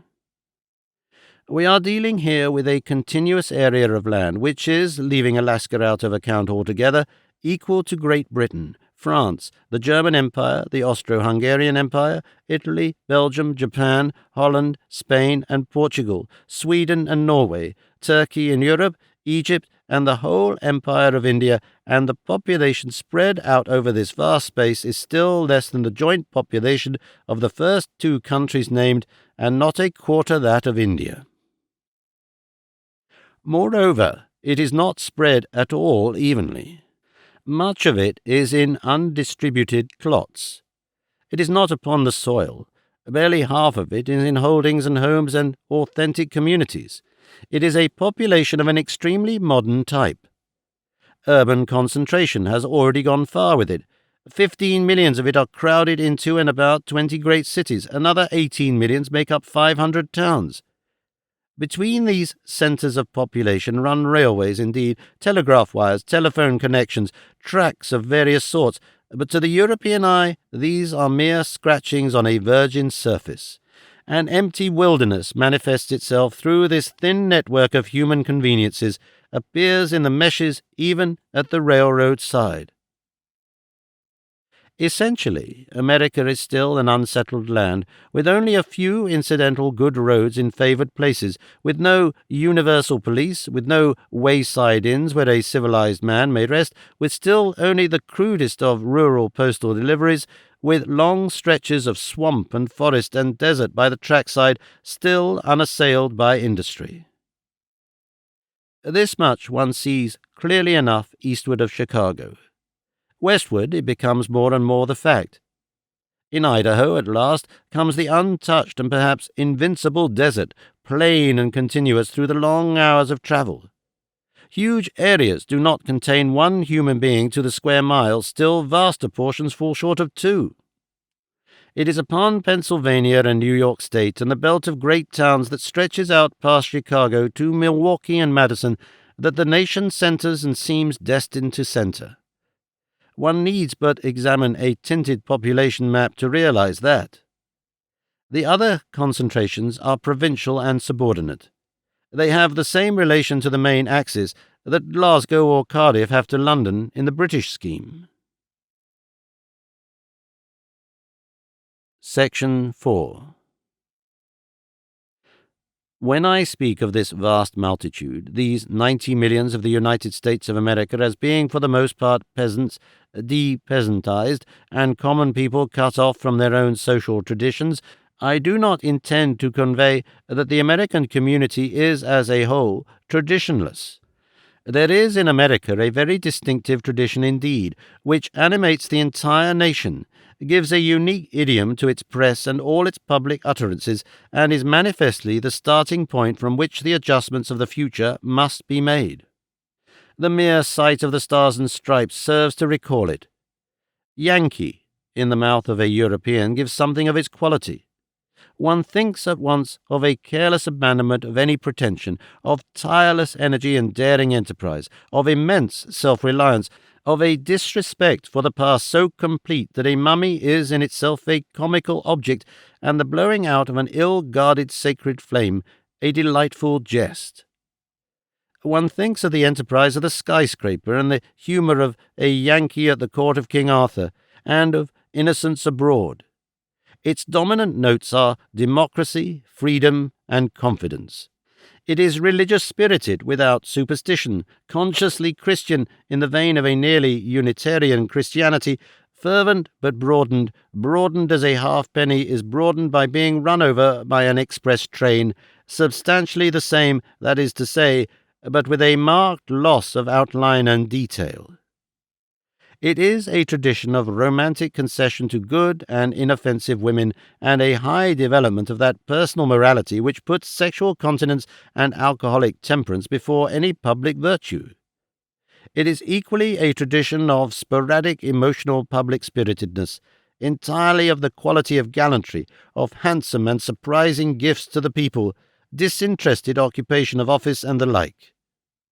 It is emotionally patriotic, hypothecating fighting and dying for one's country as a supreme good, while inculcating also that working and living for oneself is quite within the sphere of virtuous action. It adores the flag, but suspects the state. One sees more national flags and fewer national servants in America than in any country in the world. Its conception of manners is one of free, plain-spoken men revering women and shielding them from most of the realities of life, scornful of aristocracies and monarchies, while asserting simply, directly, boldly and frequently an equal claim to consideration with all other men. If there is any traditional national costume, it is shirt-sleeves, and it cherishes the rights of property above any other right whatsoever. Such are the details that come clustering into one's mind in response to the phrase, the American tradition. From the War of Independence onward until our own times, that tradition, that very definite ideal, has kept pretty steadily the same. It is the image of a man and not the image of a state. Its living spirit has been the spirit of freedom at any cost, unconditional and irresponsible.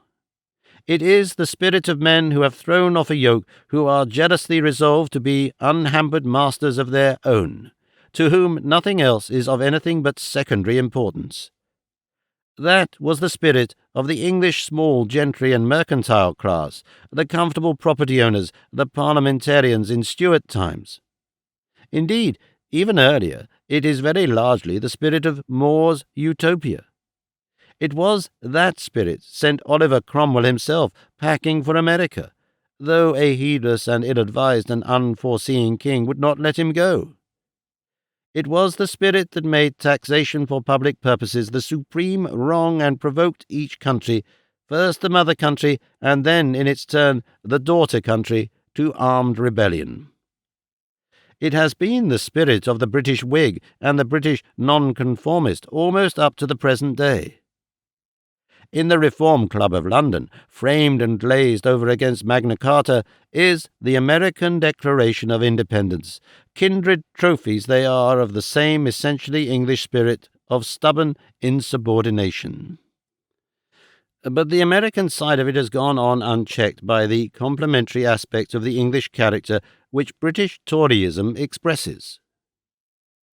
The War of Independence raised that Whig suspicion of and hostility to government and the freedom of private property and the repudiation of any but voluntary emotional and supererogatory cooperation in the national purpose to the level of a religion, and the American Constitution, with but one element of elasticity in the Supreme Court decisions, established these principles impregnably in the political structure. It organized disorganization. Personal freedom, defiance of authority, and the stars and stripes have always gone together in men's minds, and subsequent waves of immigration, the Irish fleeing famine for which they held the English responsible, and the Eastern European Jews escaping relentless persecutions, brought a persuasion of immense public wrongs, as a necessary concomitant of systematic government to refresh without changing this defiant thirst for freedom at any cost. In my book, The Future in America, I have tried to make an estimate of the working quality of this American tradition of unconditional freedom for the adult male citizen. I have shown that from the point of view of anyone who regards civilization as an organization of human interdependence and believes that the stability of society can be secured only by a conscious and disciplined coordination of effort, it is a tradition extraordinarily and dangerously deficient in what I have called a sense of the state. And by a sense of the state, I mean not merely a vague and sentimental and showy public spiritedness, of that the states have enough and to spare, but a real, sustaining conception of the collective interest embodied in the state as an object of simple duty and as a determining factor in the life of each individual. It involves a sense of function and a sense of place, a sense of general responsibility and of a general well-being overriding the individual's well-being, which are exactly the senses the American tradition attacks and destroys. For the better part of a century, the American tradition, quite as much by reason of what it disregards as of what it suggests, has meant a great release of human energy, a vigorous if rough and untidy exploitation of the vast resources that the European invention of railways and telegraphic communication put within the reach of the American people.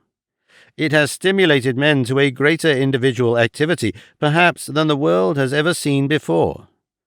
Men have been wasted by misdirection, no doubt, but there has been less waste by inaction and lassitude than was the case in any previous society. Great bulks of things and great quantities of things have been produced, huge areas brought under cultivation, vast cities reared in the wilderness. But this tradition has failed to produce the beginnings or promise of any new phase of civilized organization. The growths have remained largely invertebrate and chaotic, and concurrently with its gift of splendid and monstrous growth, it has also developed portentous political and economic evils. No doubt the increment of human energy has been considerable, but it has been much less than appears at first sight. Much of the human energy that America has displayed in the last century is not a development of new energy, but a diversion. It has been accompanied by a fall in the birth rate that even the immigration torrent has not altogether replaced. Its insistence on the individual, its disregard of the collective organization, its treatment of women and children as each man's private concern, has had its natural outcome. Men's imaginations have been turned entirely upon individual and immediate successes and upon concrete triumphs. They have had no regard, or only an ineffectual sentiment regard for the race. Every man was looking after himself, and there was no one to look after the future. Had the promise of 1815 been fulfilled, there would now be in the United States of America 100 million descendants of the homogeneous and free-spirited native population of that time. There is not, as a matter of fact, more than 35 million. There is probably, as I have pointed out, much less. Against the assets of cities, railways, mines, and industrial wealth won, the American tradition has to set the price of 75 million native citizens who have never found time to get born, and whose place is now more or less filled by alien substitutes. Biologically speaking, this is not a triumph for the American tradition. It is, however, very clearly an outcome of the intense individualism of that tradition. Under the sway of that, it has burnt its future in the furnace to keep up steam. The next and necessary evil consequent upon this exaltation of the individual and private property over the state, over the race, that is, and over public property, has been a contempt for public service. It has identified public spirit with spasmodic acts of public beneficence. The American political ideal became a Cincinnatus whom nobody sent for and who therefore never left his plough.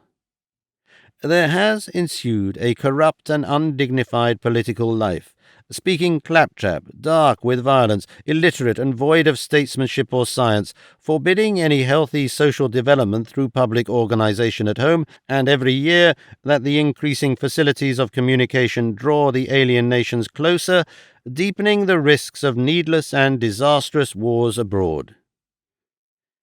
And in the third place, it is to be remarked that the American tradition has defeated its dearest aims of a universal freedom and a practical equality. The economic process of the last half-century, so far as America is concerned, has completely justified the generalizations of Marx.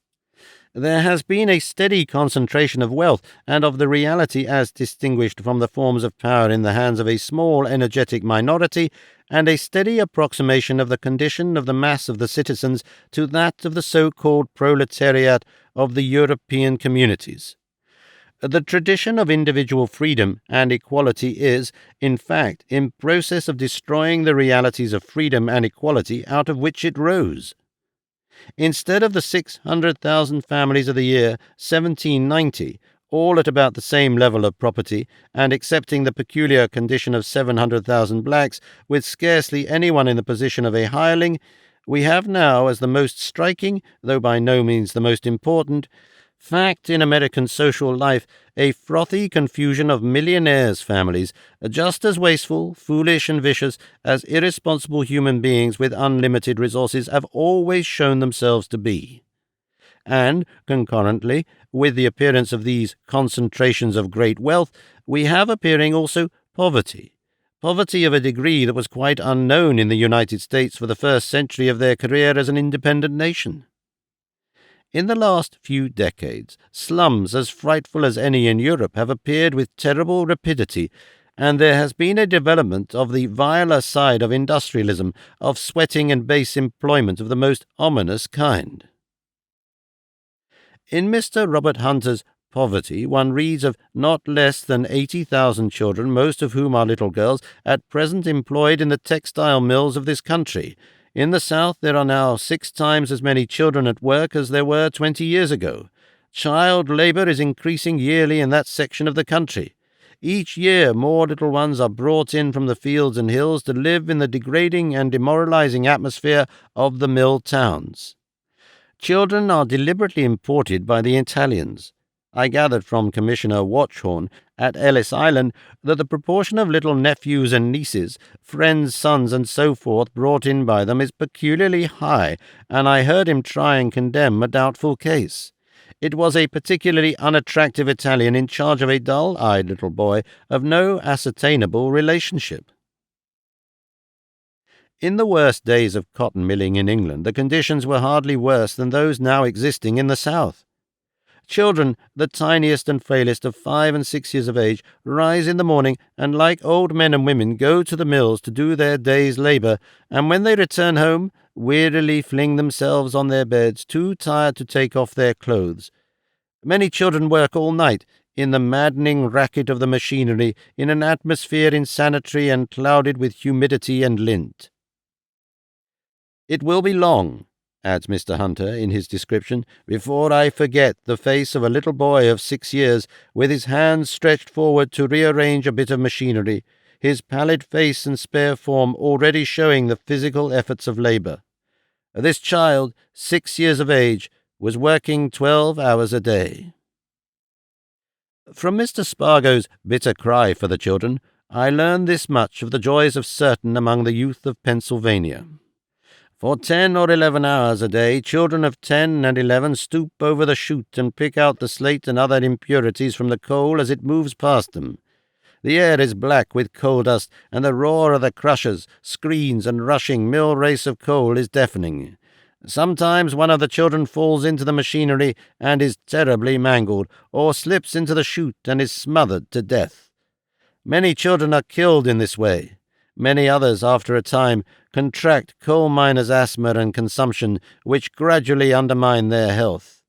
Breathing continually day after day the clouds of coal dust, their lungs become black and choked with small particles of anthracite. In Massachusetts, at Fall River, the Honorary J.F. Carey tells how little naked boys, free Americans, work for Mr. Borden, the New York millionaire, packing cloth into bleaching vats in a bath of chemicals that bleaches their little bodies like the bodies of lepers. Altogether, it would seem that at least 1.5 million children are growing up in the United States of America stunted and practically uneducated because of unregulated industrialism. These children, ill-fed, ill-trained, mentally benighted, since they are alive and active, since they are an active and positive and not a negative evil, are even more ominous in the American outlook than those 5 and 60 million of good race and sound upbringing who will never be born. Section 5. It must be repeated that the American tradition is really the tradition of one particular ingredient in this great admixture and stirring up of peoples.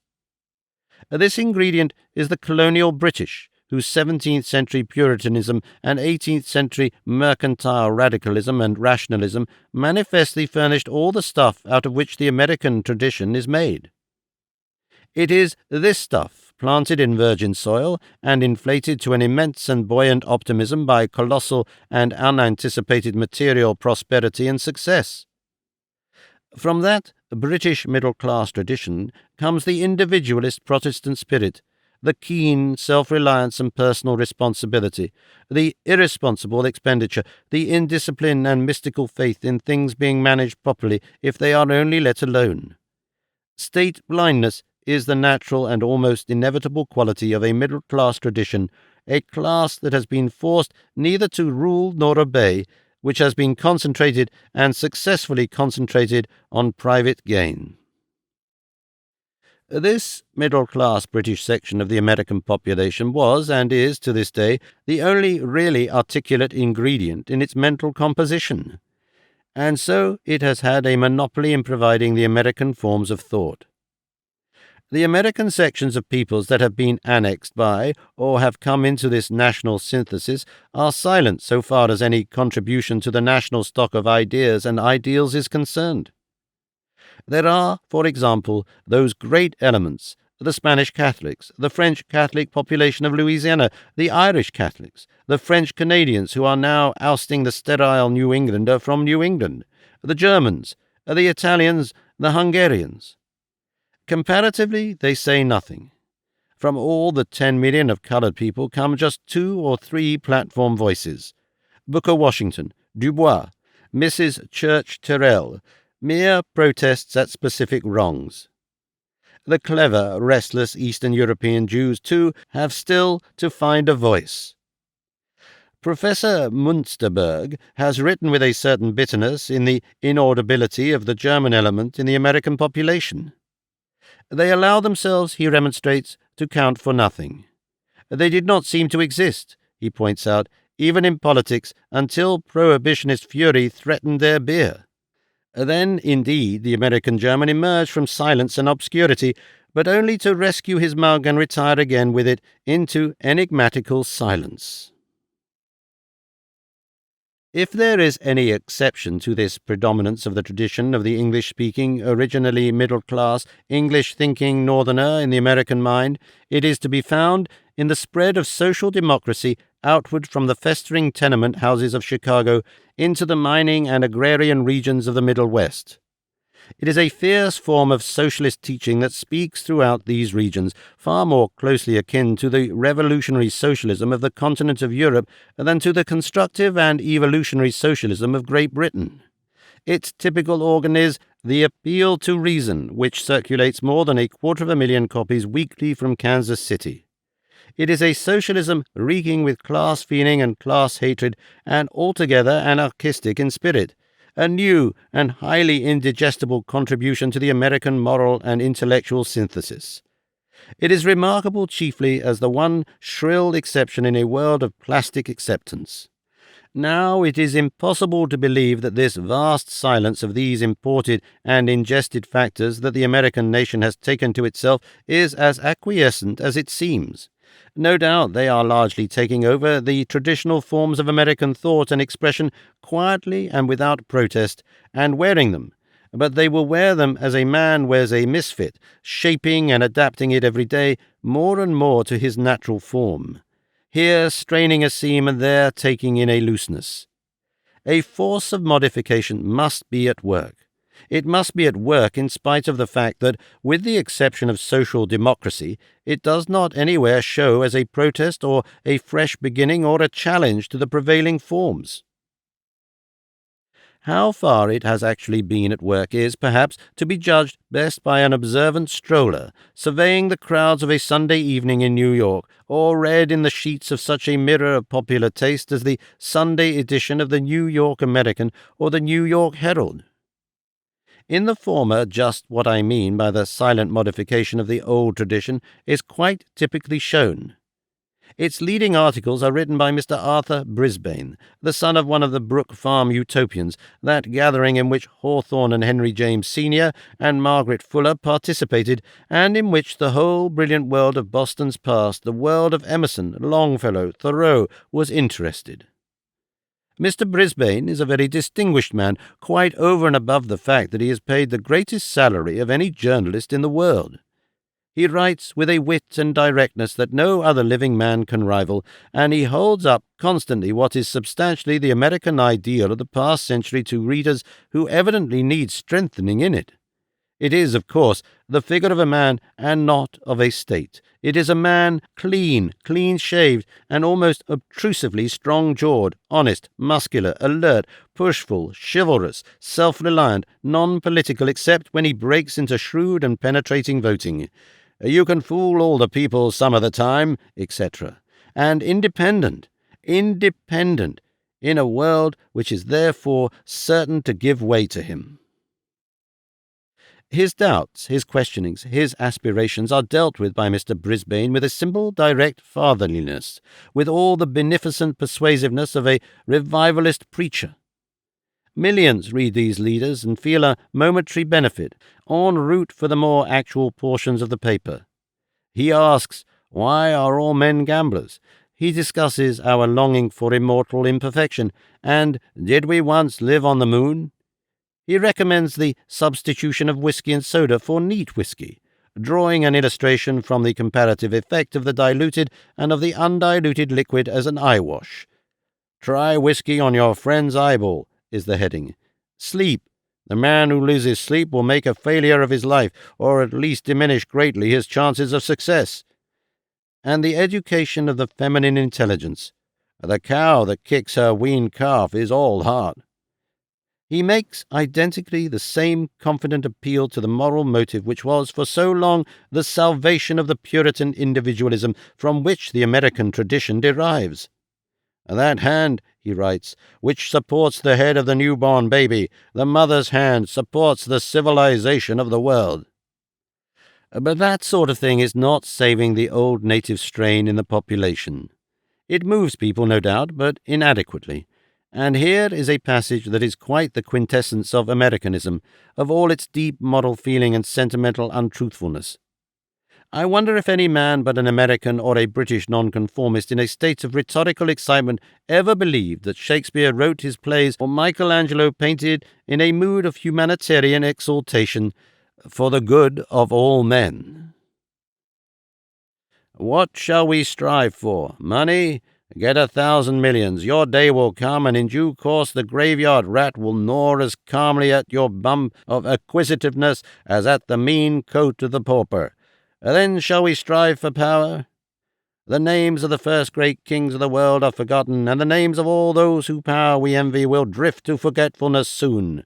What does the most powerful man in the world amount to standing at the brink of Niagara with his solar plexus trembling? What is his power compared with the force of the wind or the energy of one small wave sweeping along the shore?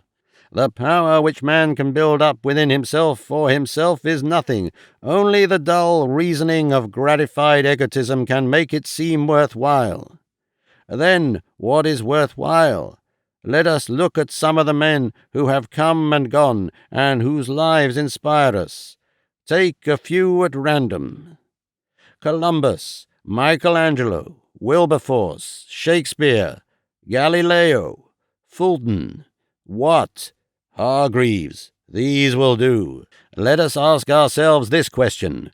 Was there any one thing that distinguished all their lives, that united all these men, active in fields so different? Yes, every man among them, and every man whose life history is worth the telling, did something for the good of other men. Get money if you can, get power if you can. Then, if you want to be more than the 10,000 million unknown mingled in the dust beneath you, see what good you can do with your money and your power. If you are one of the many millions who have not and can't get money or power, see what good you can do without either. You can help carry a load for an old man. You can encourage and help a poor devil trying to reform. You can set a good example to children. You can stick to the men with whom you work, fighting honestly for their welfare. Time was when the ablest man would rather kill 10 men than feed 1,000 children. That time has gone. We do not care much about feeding the children, but we care less about killing the men. To what extent we have improved already. The day will come when we shall prefer helping our neighbor to robbing him, legally, of $1,000,000.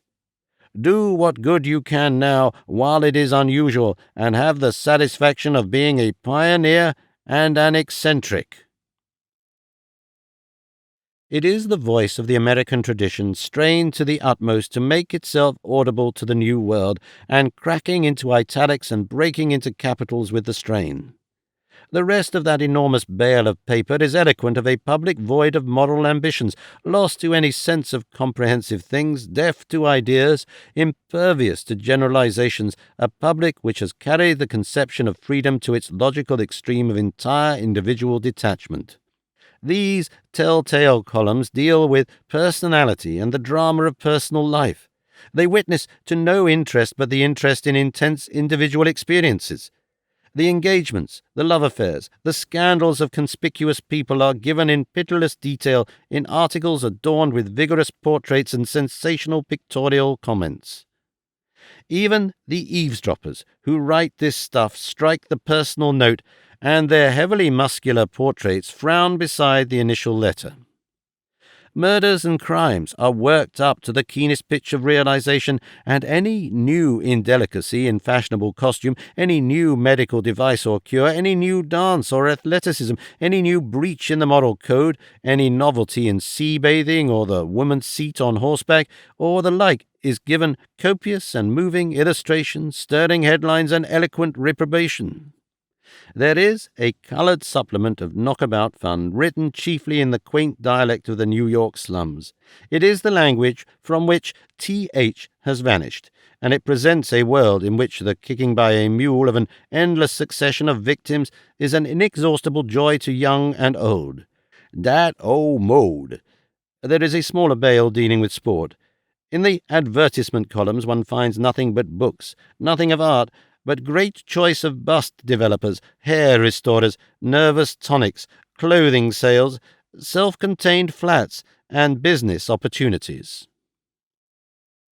Individuality has, in fact, got home to itself, and, as people say, taken off its frills. All but one, Mr. Arthur Brisbane's eloquence, one may consider as the last stitch of the old costume, mere decoration. Excitement remains the residual object in life. The New York American represents a clientele to be counted by the 100,000, manifestly with no other solicitudes, just burning to live and living to burn. Section 6. The modifications of the American tradition that will occur through its adoption by these silent foreign ingredients in the racial synthesis are not likely to add to it or elaborate it in any way. They tend merely to simplify it to bare, irresponsible, non-moral individualism. It is with the detail and qualification of a tradition as with the inflections of a language. When another people takes it over, the refinements disappear. But there are other forces of modification at work upon the American tradition of an altogether more hopeful kind. It has entered upon a constructive phase. Were it not so, then the American social outlook would indeed be hopeless. The effectual modifying force at work is not the strangeness, not the temperamental maladjustment of the new elements of population, but the conscious realization of the inadequacy of the tradition on the part of the more intelligent sections of the American population. That blind national conceit that would hear no criticism and admit no deficiency has disappeared. In the last decade, such a change has come over the American mind as sometimes comes over a vigorous and willful child. Suddenly it seems to have grown up, to have begun to weigh its powers and consider its possible deficiencies. There was a time when American confidence and self-satisfaction seemed impregnable. At the slightest qualm of doubt, America took to violent rhetoric as a drunkard resorts to drink. Now, the indictment I have drawn up harshly, bluntly, and unflatteringly in Section 4 would receive the endorsement of American after American. the falling birth rate of all the best elements in the state, the cankering effect of political corruption, the crumbling of independence and equality before the progressive aggregation of wealth, he has to face them, he cannot deny them. There has arisen a new literature, the literature of national self-examination, that seems destined to modify the American tradition profoundly. To me, it seems to involve the hope and possibility of a conscious collective organization of social life. If ever there was an epoch-making book, it was surely Henry Demarest Lloyd's Wealth Against Commonwealth. It marks an epoch not so much by what it says as by what it silently abandons. It was published in 1894, and it stated in the very clearest terms the incompatibility of the almost limitless freedom of property set up by the Constitution with the practical freedom and general happiness of the mass of men. It must be admitted that Lloyd never followed up the implications of this repudiation. He made his statements in the language of the tradition he assailed, and foreshadowed the replacement of chaos by order in quite chaotic and mystical appeals. Here, for instance, is a typical passage from Man, the Social Creation. Property is now a stumbling block to the people, just as government has been. Property will not be abolished, but like government, it will be democratized. The philosophy of self-interest as the social solution was a good living and working synthesis in the days when civilization was advancing its frontiers 20 miles a day across the American continent, and every man for himself was the best social mobilization possible. But today it is a belated ghost that has overstayed the cock-crow. These were frontier morals. But this same everyone for himself becomes most immoral when the frontier is abolished and the pioneer becomes the fellow citizen, and these frontier morals are most uneconomic when labor can be divided and the product multiplied. Most uneconomic, for they make closure the rule of industry, leading not to wealth, but to that awful waste of wealth which is made visible to every eye in our unemployed, not hands alone, but land, machinery, and most of all, hearts. Those who still practice these frontier morals are like criminals who, according to the new science of penology, are simply reappearances of old types. Their acquisitiveness, once divine like Mercury's, is now out of place except in jail. Because out of place, they are a danger. A sorry day it is likely to be for those who are found in the way when the new people rise to rush into each other's arms, to get together, to stay together, and to live together. The labor movement halts because so many of its rank and file, and all its leaders, do not see clearly the golden thread of love on which have been strung together all the past glories of human association, and which is to serve for the link of the new association of friends who labor, whose motto is, All for All. The establishment of the intricate cooperative commonwealth by a rush of 80 million flushed and shiny-eyed enthusiasts, in fact, is Lloyd's proposal.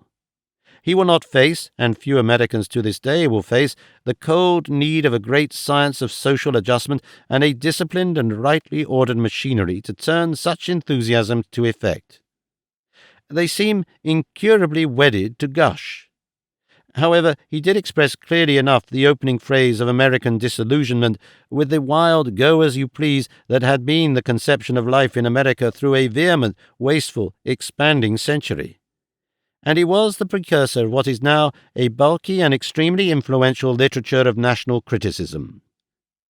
A number of writers, literary investigators one may call them, or sociological men of letters, or magazine publicists, they are a little difficult to place, has taken up the inquiry into the condition of civic administration, into economic organization, into national politics and racial interaction, with a frank fearlessness and an absence of windy eloquence that has been to many Europeans a surprising revelation of the reserve forces of the American mind. President Roosevelt, that magnificent reverberator of ideas, that gleam of willful humanity, that fantastic first interruption to the succession of machine-made politicians at the White House, has echoed clearly to this movement and made it an integral part of the general intellectual movement of America. It is to these first intimations of the need of a sense of the state in America that I would particularly direct the reader's attention in this discussion. They are the beginnings of what is quite conceivably a great and complex reconstructive effort. I admit they are but beginnings. They may quite possibly wither and perish presently. They may much more probably be seized upon by adventurers and converted into a new cant almost as empty and fruitless as the old. The fact remains that, through this busy and immediately noisy confusion of nearly 100 millions of people, these little voices go intimating more and more clearly the intention to undertake public affairs in a new spirit and upon new principles, to strengthen the state and the law against individual enterprise, to have done with those national superstitions under which hypocrisy and disloyalty and private plunder have sheltered and prospered for so long. Just as far as these reform efforts succeed and develop is the organization of the United States of America into a great, self-conscious, civilized nation, unparalleled in the world's history possibly. Just as far as they fail is failure written over the American future. The real interest of America for the next century to the student of civilization will be the development of these attempts, now in their infancy, to create and realize out of this racial hodgepodge, this human chaos, an idea of the collective commonwealth as the datum of reference for every individual life. Section 7. I have hinted in the last section that there is a possibility that the new wave of constructive ideas in America thought may speedily develop a cant of its own. But even then, a constructive cant is better than a destructive one. Even the conscious hypocrite has to do something to justify his pretenses, and the mere disappearance from current thought of the persuasion that organization is a mistake and discipline needless clears the ground of one huge obstacle, even if it guarantees nothing about the consequent building. But apart from this, are there more solid and effectual forces behind this new movement of ideas that makes for organization in American medley at the present time? The speculative writer casting about for such elements lights upon 4 sets of possibilities which call for discussion. First, one has to ask, how far is the American plutocracy likely to be merely a wasteful and chaotic class, and how far is it likely to become consciously aristocratic and constructive? Secondly, and in relation to this, what possibilities of pride and leading are there in the great university foundations of America? Will they presently begin to tell as a restraining and directing force upon public thought? Thirdly, will the growing American socialist movement, which at present is just as anarchistic and undisciplined in spirit as everything else in America, presently perceive the constructive implications of its general propositions and become statesmanlike and constructive? And fourthly, what are the latent possibilities of the American women? Will women, as they become more and more aware of themselves as a class and of the problem of their sex, become a force upon the anarchistic side, a force favoring race suicide, or upon the constructive side which plans and builds and bears the future? The only possible answer to each one of these questions at present is guessing and an estimate. But the only way in which a conception of the American social future may be reached lies through their discussion.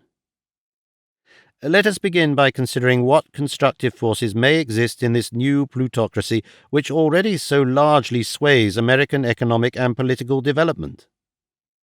The first impression is one of extravagant and aimless expenditure, of a class irresponsible and wasteful beyond all precedent. One gets a Zola-esque picture of that aspect in Mr. Upton Sinclair's Metropolis, or the fashionable intelligence of the popular New York Sunday editions, and one finds a good deal of confirmatory evidence in many incidental aspects of the smart American life of Paris and the Riviera. The evidence in the notorious Thor trial, after one has discounted its theatrical elements, was still a very convincing demonstration of a rotten and extravagant, because aimless and functionless, class of rich people. But one has to be careful in this matter if one is to do justice to the facts. If a thing is made up of two elements, and one is noisy and glaringly colored, and the other is quiet and colorless, the first impression created will be that the thing is identical with the element that is noisy and glaringly colored. One is much less likely to hear of the broad plans and the quality of the wise, strong and constructive individuals in a class than of their foolish wives, their spendthrift sons, their mistresses, and their moments of irritation and folly. In the making of very rich men there is always a factor of good fortune and a factor of design and will. One meets rich men at times who seem to be merely lucky gamblers, who strike one as just the thousandth man in a myriad of wild plungers, who are, in fact, chance nobodies washed up by an eddy. Others, again, strike one as exceptionally lucky half-knaves. But there are others of a growth more deliberate and of an altogether higher personal quality. One takes such men as Mr. J.D. Rockefeller or Mr. Pierpont Morgan. The scale of their fortunes makes them public property, and it is clear that we are dealing with persons on a quite different level of intellectual power from the British colonial Norths, for example, or the South African Joels. In my Future in America, I have taken the former largely at Miss Tarbell's estimate and treated him as a case of acquisitiveness raised in Baptist surroundings. But I doubt very much if that exhausts the man as he is today. Given a man brought up to saving and getting on as if to a religion, a man very acquisitive and very patient and restrained, and indubitably with great organizing power, and he grows rich beyond the dreams of avarice. And having done so, there he is. What is he going to do? Every step he takes up the ascent to riches gives him new perspectives and new points of view. It may have appealed to the young Rockefeller, clerk in a Chicago house, that to be rich was itself a supreme end. In the first flush of the discovery that he was immediately rich, he may have thanked heaven as if for a supreme good, and spoken to a Sunday school gathering as if he knew himself for the most favored of men. But all that happened 20 years ago or more. One does not keep on in that sort of satisfaction. One settles down to the new facts. And such men as Mr. Rockefeller and Mr. Pierpont Morgan do not live in a made and protected world with their minds trained, tamed and fed and shielded from outside impressions as royalties do. The thought of the world was washed about them. They have read and listened to the discussion of themselves for some decades. They have had sleepless nights of self-examination. To succeed in acquiring enormous wealth does not solve the problem of life. Indeed, it reopens it in a new form. What shall I do with myself? Simply recurs again. You may have decided to devote yourself to getting on, getting wealthy. Well, you have got it. Now, again comes the question, what shall I do?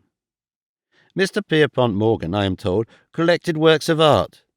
I can understand that satisfying a rich gentleman of leisure, but not a man who has felt the sensation of holding great big things in his great big hands. Saul, going out to seek his father's asses, found a kingdom, and became very spiritedly a king, and it seems to me that these big industrial and financial organizers, whatever in their youth they propose to do or be, must, many of them, come to realize that their organizing power is up against no less a thing than a nation's future. Napoleon, it is curious to remember, once wanted to run a lodging-house, and a man may start to corner oil and end the father of a civilization. Now, I am disposed to suspect at times that an inkling of such a realization may have come to some of these very rich men. I am inclined to put it among the possibilities of our time that it may presently become clearly and definitely the inspiring idea of many of those who find themselves predominantly rich. I do not see why these active rich should not develop statesmanship, and I can quite imagine them developing very considerable statesmanship. Because these men were able to realize their organizing power in the absence of economic organization, it does not follow that they will be fanatical for a continuing looseness and freedom of property. The phase of economic liberty ends itself, as Marx long ago pointed out. The American business world becomes more and more a managed world with fewer and fewer wild possibilities of succeeding. Of all people, the big millionaires should realize this most acutely, and in fact, there are many signs that they do. It seems to me that the educational zeal of Mr. Andrew Carnegie and the university and scientific endowments of Mr. Rockefeller are not merely showy benefactions. They express a definite feeling of the present need of constructive organization in the social scheme. The time has come to build. There is, I think, good reason for expecting that statesmanship of the millionaires to become more organized and scientific and comprehensive in the coming years. It is plausible, at least, to maintain that the personal quality of the American plutocracy has risen in the last 3 decades, has risen from the quality of a mere irresponsible wealthy person towards that of a real aristocrat, with a sense of the state, that one may reckon the first hopeful possibility in the American outlook. And intimately connected with this development of an attitude of public responsibility in the very rich is the decay on the one hand of the preposterous idea once prevalent in America that politics is an unsuitable interest for a gentleman, and on the other of the democratic jealousy of any but poor politicians. In New York they talk very much of gentlemen, and by gentlemen they seem to mean rich men in society with a college education. Nowadays, gentlemen seem more and more disposed towards politics and less towards a life of business or detached refinement. President Roosevelt, for example, was one of the pioneers in this new development, this restoration of virility to the gentlemanly ideal. His career marks the appearance of a new and better type of man in American politics, the close of the rule of the idealized nobody. The prophecy has been made at times that the United States might develop a Caesarism, and certainly the position of president might easily become that of an imperator. No doubt, in the event of an acute failure of the national system, such a catastrophe might occur, but the more hopeful and probable line of development is one in which a conscious and powerful, if informal, aristocracy will play a large part. It may, indeed, never have any of the outward forms of an aristocracy or any definite public recognition. The Americans are as chary of the coronet and the known aristocratic titles as the Romans were of the word king. Octavius, for that reason, never called himself king, nor Italy a kingdom. He was just the Caesar of the Republic, and the empire had been established for many years before the Romans fully realized that they had returned to monarchy. Section 8. The American universities are closely connected in their development with the appearance and growing class consciousness of this aristocracy of wealth. The fathers of the country certainly did postulate a need of universities, and in every state Congress set aside public lands to furnish a university with material resources. Every state possesses a university, though in many instances these institutions are in the last degree of feebleness. In the days of sincere democracy, the starvation of government and the dislike of all manifest inequalities involved the starvation of higher education. Moreover, the entirely artificial nature of the state boundaries, representing no necessary cleavages and traversed haphazard by the lines of communication, made some of these state foundations unnecessary and others inadequate to a convergent demand. From the very beginning, side by side with the state universities, were the universities founded by benefactors, and with the evolution of new centers of population, new and extremely generous plutocratic endowments appeared. The dominant universities of America today, the treasure houses of intellectual prestige, are almost all of them of plutocratic origin, and even in the state universities, if new resources are wanted to found new chairs, to supply funds for research or publication or what not, it is to the more state-conscious wealthy and not to the state legislature that the appeal is made almost as a matter of course. The common voter, the small individualist, has less constructive imagination, is more individualistic, that is, than the big individualist. The great network of universities that is now spread over the states, interchanging teachers, literature, and ideas, and educating not only the professions but a growing proportion of business leaders and wealthy people, must necessarily take an important part in the reconstruction of the American tradition that is now in progress. It is giving a large and increasing amount of attention to the subjects that bear most directly upon the peculiar practical problems of statecraft in America, to psychology, sociology, and political science. It is influencing the press more and more directly by supplying a rising proportion of journalists and creating an atmosphere of criticism and suggestion.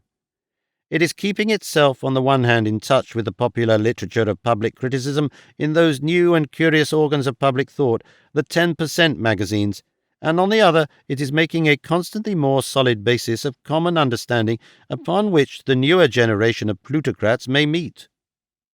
That older sentimental patriotism must be giving place under its influence to a more definite and effectual conception of a collective purpose.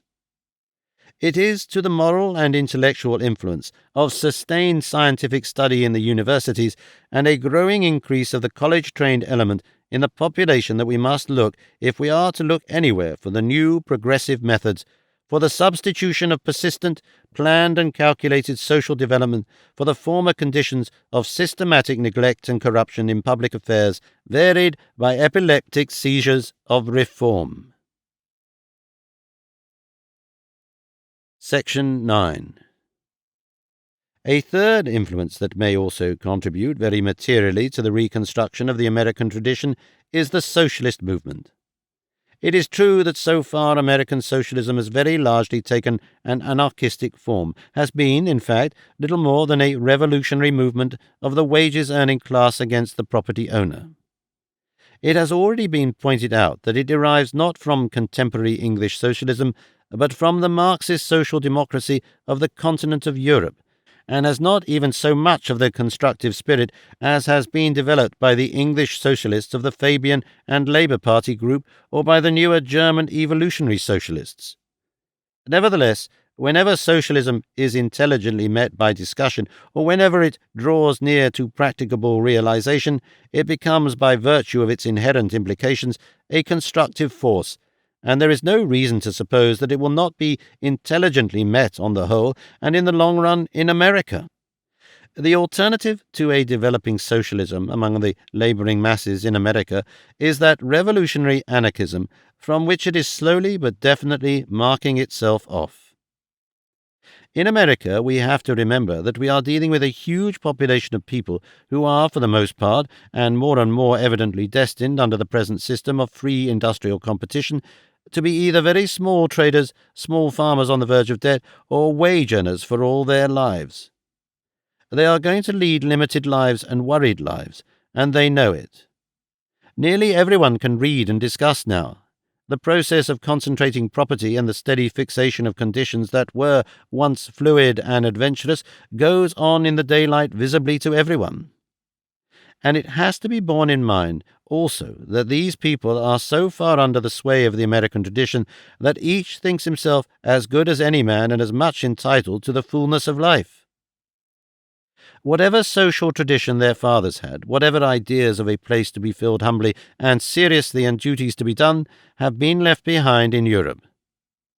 No church dominates the scenery of this new land and offers in authoritative and convincing tones consolations hereafter for lives obscurely but faithfully lived. Whatever else happens in this national future, upon one point the patriotic American may feel assured, and that is of an immense general discontent in the working class and of a powerful movement in search of a general betterment. The practical forms and effects of that movement will depend almost entirely upon the average standard of life among the workers and their general education. Sweated and ill-organized foreigners, such as one finds in New Jersey, living under conditions of great misery, will be fierce, impatient, and altogether dangerous. They will be acutely exasperated by every picture of plutocratic luxury in their newspaper. They will readily resort to destructive violence. The Western miner, the Western agriculturalist, worried beyond endurance between the money-lender and the railway combinations, will be almost equally prone to savage methods of expression. The appeal to reason, for example, to which I have made earlier reference in this chapter, is furious to wreck the present capitalistic system, but is far too angry and impatient for that satisfaction to produce any clear suggestion of what shall replace it. To call this discontent of the seething underside of the American system socialism is a misnomer.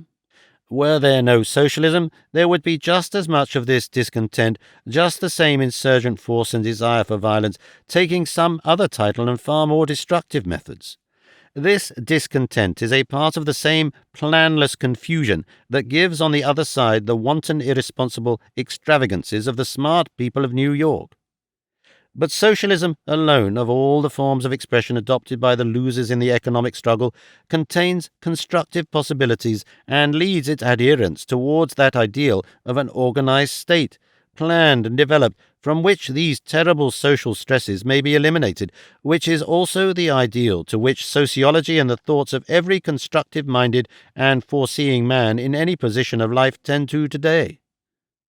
In the socialist hypothesis of collective ownership and administration as the social basis, there is the germ of a sense of the state that may ultimately develop into comprehensive conceptions of social order, conceptions upon which enlightened millionaires and unenlightened workers may meet at last in generous and patriotic cooperation. The chances of the American future, then, seem to range between two possibilities, just as a more or less constructive socialism does or does not get hold of and inspire the working mass of the population. In the worst event, given an emotional and empty hostility to property as such, masquerading as socialism, one has the prospect of a bitter and aimless class war between the expropriated many and the property-holding few, a war not of general insurrection but of localized outbreaks, strikes and brutal suppressions, a war rising to bloody conflicts and sinking to coarsely corrupt political contests, in which one side may prevail in one locality and one in another, and which may even develop into a chronic civil war in the less settled parts of the country, or an irresistible movement for succession between West and East. That is assuming the greatest imaginable vehemence and short-sighted selfishness and the least imaginable intelligence on the part of both workers and the plutocrat-swayed government.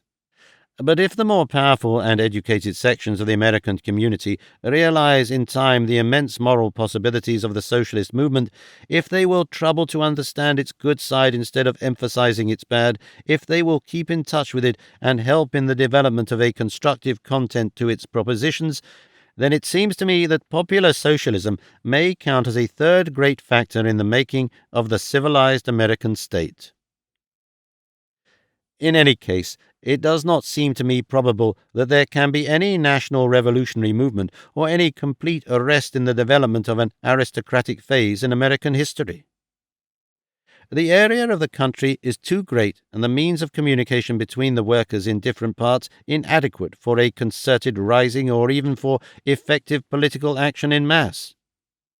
In the worst event, and it is only in the worst event that a great insurrectionary movement becomes probable, the newspapers, magazines, telephones and telegraphs, all the apparatus of discussion and popular appeal, the railways, arsenals, guns, flying machines, and all the material of warfare will be in the hands of the property owners, and the average of betrayal among the leaders of a class, not racially homogeneous, embittered, suspicious, united only by their discomforts and not by any constructive intentions, will necessarily be high. So that, though the intensifying trouble between labor and capital may mean immense social disorganization and lawlessness, though it may even supply the popular support in new attempts at succession, I do not see in it the possibility and force for that new start which the revolutionary socialists anticipate. I see it merely as one of several forces making, on the whole, and particularly in view of the possible mediatory action of the universities, for construction and reconciliation. Section 10. What changes are likely to occur in the more intimate social life of the people of the United States? Two influences are at work that may modify this profoundly. One is that spread of knowledge and that accompanying change in moral attitude, which is more and more sterilizing the once prolific American home, and the second is the rising standard of feminine education. There has arisen in this age a new consciousness in women. They are entering into the collective thought to a degree unprecedented in the world's history, and with portents at once disquieting and confused. In Section 5, I enumerated what I called the silent factors in the American synthesis, the immigrant European aliens, the Catholics, the colored blood, and so forth. I would now observe that in the making of the American tradition, the women also have been to a large extent, and quite remarkably, a silent factor. That tradition is not only fundamentally middle class and English, but it is also fundamentally masculine. The citizen is the man. The woman belongs to him. He votes for her, works for her, does all the severer thinking for her. She is in the home behind the shop or in the dairy at the farmhouse with her daughters. She gets the meal while the men talk. The American imagination and American feeling center largely upon the family and upon mother. American ideals are homely. The social unit is the home, and it is another and a different set of influences and considerations that are never thought of at all when the home sentiment is under discussion, that, indeed, it would be indelicate to mention at such a time, which are making that social unit the home of one child or of no children at all. That ideal of a man-owned, mother-revering home has been the prevalent American ideal from the landing of the Mayflower right down to the leader writing of Mr. Arthur Brisbane. And it is clear that a very considerable section among one's educated women contemporaries do not mean to stand this ideal any longer. They do not want to be owned and cherished, and they do not want to be revered. How far they represent their sex in this matter is very hard to say. In England, in the professional and most intellectually active classes, it is scarcely an exaggeration to say that all the most able women below 35 are workers for the suffrage and the ideal of equal and independent citizenship, and active critics of the conventions under which women live today. It is at least plausible to suppose that a day is approaching when the alternatives between celibacy or a life of economic dependence and physical subordination to a man who has chosen her and upon whose kindness her happiness depends, or prostitution, will no longer be a satisfactory outlook for the great majority of women, and when, with a newly aroused political consciousness, they will be prepared to exert themselves as a class to modify this situation. It may be that this is incorrect, and that in devotion to an accepted male and his children most women do still and will continue to find their greatest satisfaction in life. But it is the writer's impression that so simple and single-hearted a devotion is rare, and that, released from tradition, and education, reading, and discussion do mean release from tradition, women are as eager for initiative, freedom, and experience as men. In that case, they will persist in the present agitation for political rights, and these secured, go on to demand a very considerable reconstruction of our present social order. It is interesting to point the direction in which this desire for independence will probably take them. They will discover that the dependence of women at the present time is not so much a law made as an economic dependence due to the economic disadvantages their sex imposes upon them. Maternity and the concomitants of maternity are the circumstances in their lives, exhausting energy and earning nothing, that place them at a discount. From the stage when property ceased to be chiefly the creation of feminine agricultural toil, the so-called primitive matriarchate, to our present stage, women have had to depend upon a man's willingness to keep them in order to realize the organic purpose of their being. Whether conventionally equal or not, whether voters or not, that necessity for dependence will still remain under our system of private property and free independent competition. There is only one evident way by which women as a class can escape from that dependence, each upon an individual man, and from all the practical inferiority this dependence entails, and that is by so altering their status as to make maternity and the upbringing of children a charge not upon the husband of the mother, but upon the community. The public endowment of maternity is the only route by which the mass of women can reach that personal freedom and independent citizenship so many of them desire. Now, this idea of the endowment of maternity, or as it is frequently phrased, the endowment of the home, is at present put forward by the modern socialists as an integral part of their proposals, and it is interesting to note that there is this convergent possibility which may bring the feminist movement at last altogether into line with constructive socialism. Obviously, before anything in the direction of family endowment becomes practicable, public bodies and the state organization will need to display far more integrity and efficiency than they do in America at the present time. Still, that is the trend of things in all contemporary civilized communities, and it is a trend that will find a powerful reinforcement in men's solicitudes as the increasing failure of the unsupported private family to produce offspring adequate to the needs of social development becomes more and more conspicuous. The impassioned appeals of President Roosevelt have already brought home the race suicide of the native born to every American intelligence, but mere rhetoric will not in itself suffice to make people insecurely employed and struggling to maintain a comfortable standard of life against great economic pressure prolific. Presented as a call to a particularly onerous and quite unpaid social duty, the appeal for unrestricted parentage fails. Husband and wife alike dread an excessive burden. Travel, leisure, freedom, comfort, property, and increased ability for business competition are the rewards of abstinence from parentage, and even the disapproval of President Roosevelt and the pride of offspring are insufficient counterweights to these inducements. Large families disappear from the states, and more couples are childless. Those who have children restrict their number in order to afford those they have some reasonable advantage in life. This, in the presence of the necessary knowledge, is as practically inevitable a consequence of individualist competition and the old American tradition as the appearance of slums and a class of millionaires. These facts go to the very root of the American problem. I have already pointed out that, in spite of a colossal immigration, the population of the United States was, at the end of the 19th century, over 20 million short of what it should have been through its own native increase had the birth rate of the opening of the century been maintained. For 100 years, America has been fed by Europe. That feeding process will not go on indefinitely. The immigration came in waves, as if reservoir after reservoir was tapped and exhausted. Nowadays, England, Scotland, Ireland, France, and Scandinavia send hardly any more. They have no more to send. Germany and Switzerland send only a few. The South European and Austrian supply is not as abundant as it was. There may come a time when Europe and Western Asia will have no more surplus population to send, when even Eastern Asia will have passed into a less fecund phase, and when America will have to look to its own natural increase for the continued development of its resources. If the present isolated family of private competition is still the social unit, it seems improbable that there will be any greater natural increase than there is in France.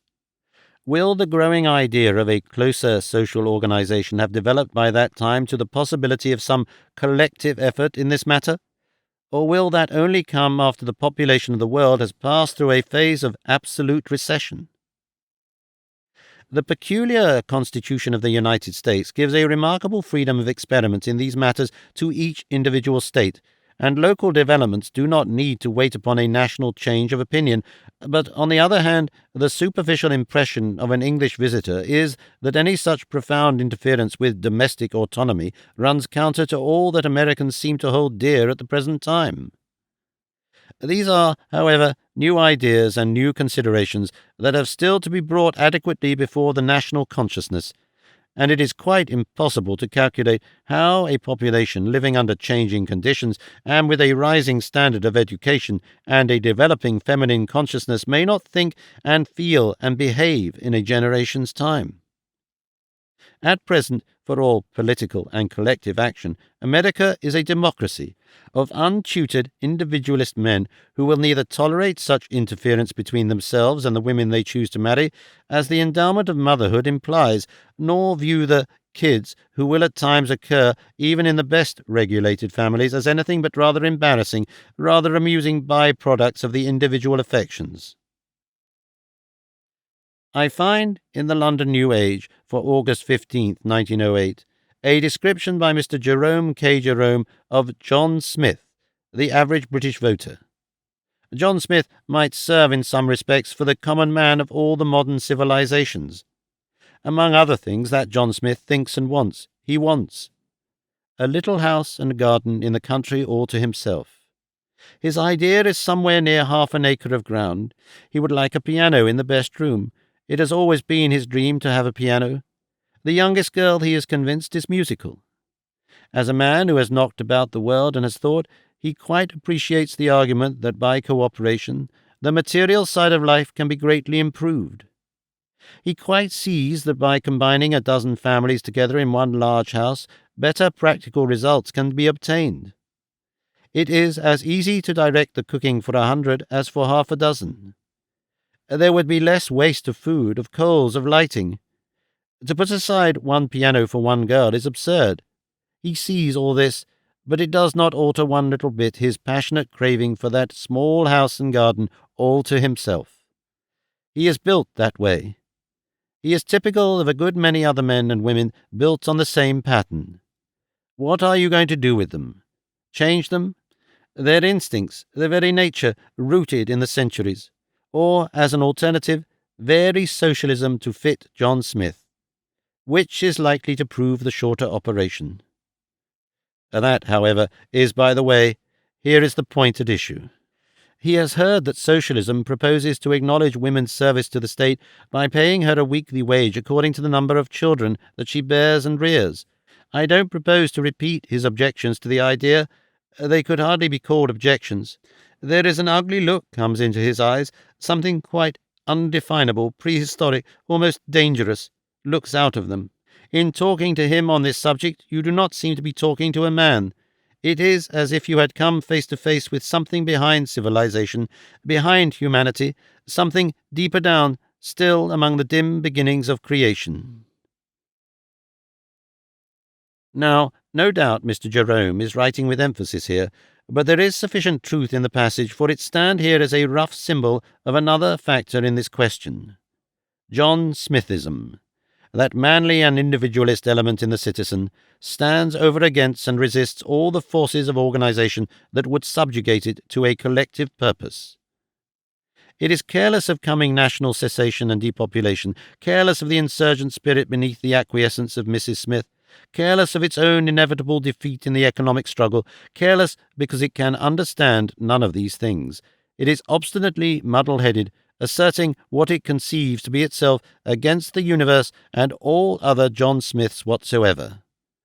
It is a factor with all other factors. The creative, acquisitive, aggressive spirit of those bigger John Smiths who succeed as against the myriads of John Smiths who fail, the wider horizons and more efficient methods of the educated man, the awakening class consciousness of women, the inevitable futility of John Smithism, the sturdy independence that makes John Smith resent even disciplined cooperation with Tom Brown to achieve a common end. His essential incapacity, indeed, for collective action, all these things are against the ultimate triumph and make for the ultimate civilization, even of John Smith. Section 11. It might be doubted if the increasing collective organization of society to which the United States of America, in common with all the rest of the world, seem to be tending, will be to any very large extent a national organization. The Constitution is an immense and complicated barrier to effectual centralization. There are many reasons for supposing the national government will always remain a little ineffectual and detached from the full flow of American life, and this notwithstanding the very great powers with which the President is endowed. One of these reasons is certainly the peculiar accident that has placed the seat of government upon the Potomac. To the thoughtful visitor to the United States, this hiding away of the central government in a minute district, remote from all the great centers of thought, population, and business activity, becomes more remarkable, more perplexing, more suggestive of an incurable weakness in the national government as he grasps more firmly the peculiarities of the American situation.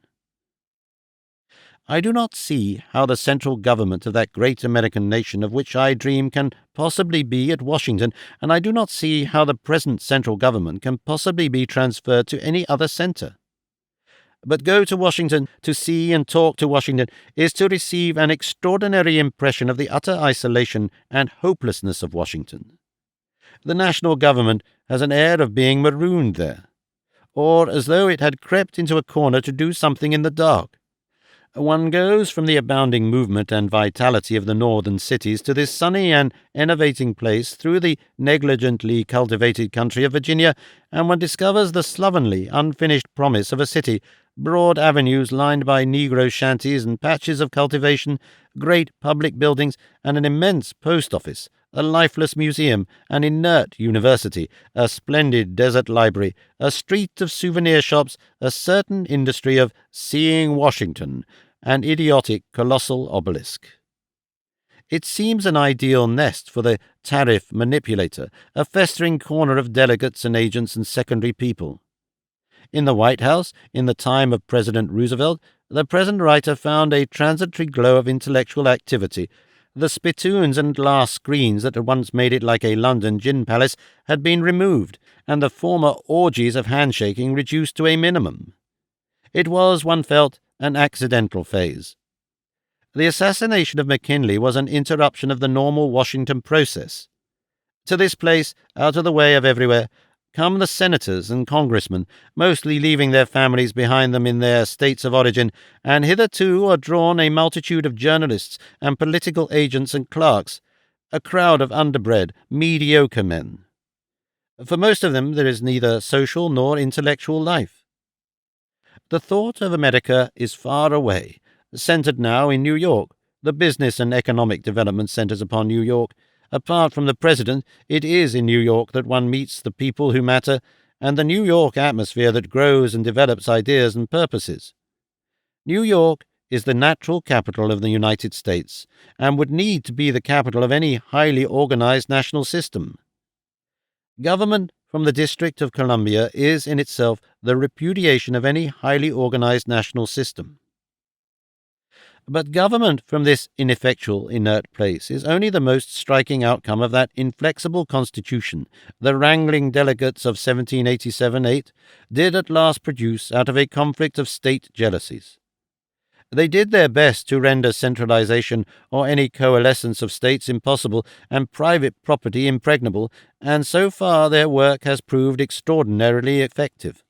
Only a great access of intellectual and moral vigor in the nation can ever set it aside, and while the more and more sterile millions of the United States grapple with the legal and traditional difficulties that promise at last to arrest their development altogether, the rest of the world will be moving on to new phases. An awakened Asia will be reorganizing its social and political conceptions in the light of modern knowledge and modern ideas, and South America will be working out its destinies, perhaps in the form of a powerful confederation of states. All Europe will be schooling its John Smiths to finer discipline and broader ideas. It is quite possible that the American John Smiths may have little to brag about in the way of national predominance by AD 2000. It is quite possible that the United States may be sitting meekly at the feet of at present unanticipated teachers.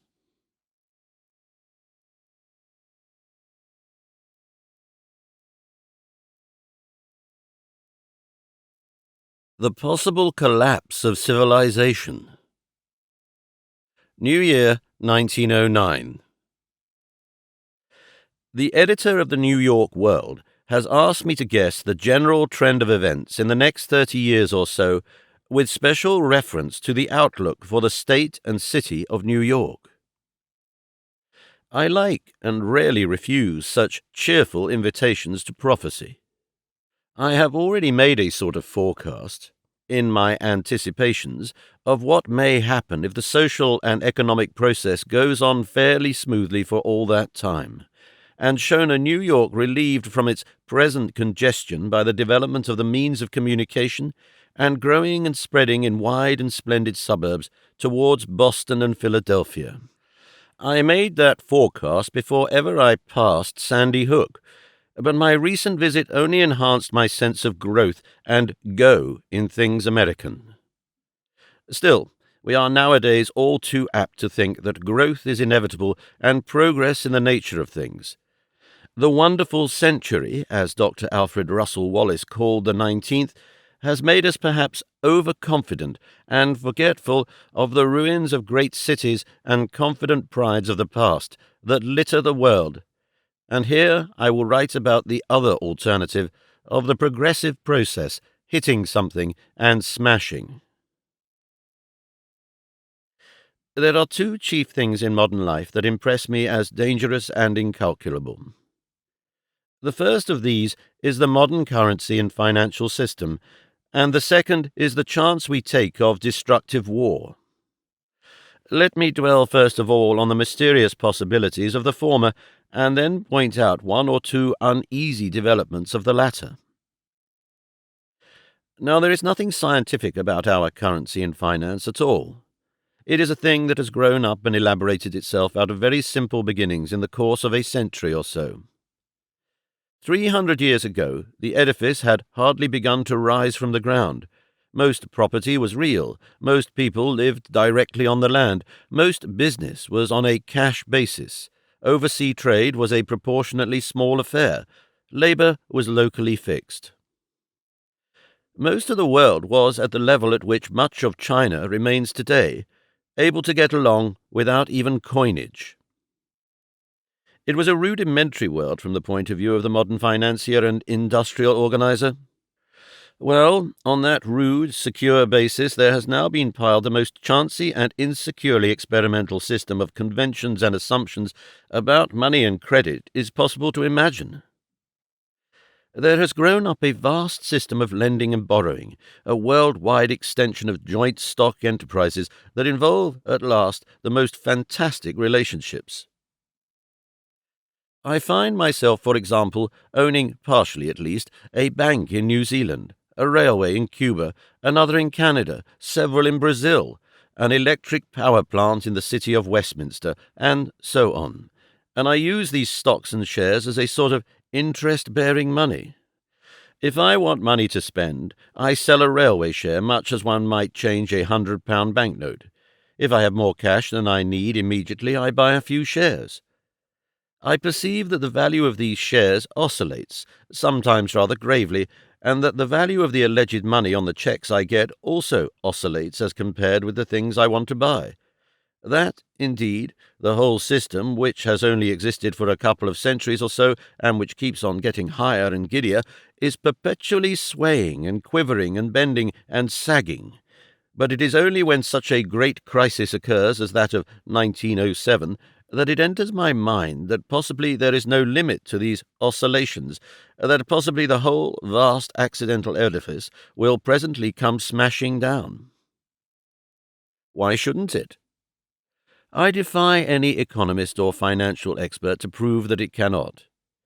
That it hasn't done so in the little time for which it has existed is no reply at all. It is like arguing that a man cannot die because he has never been known to do so.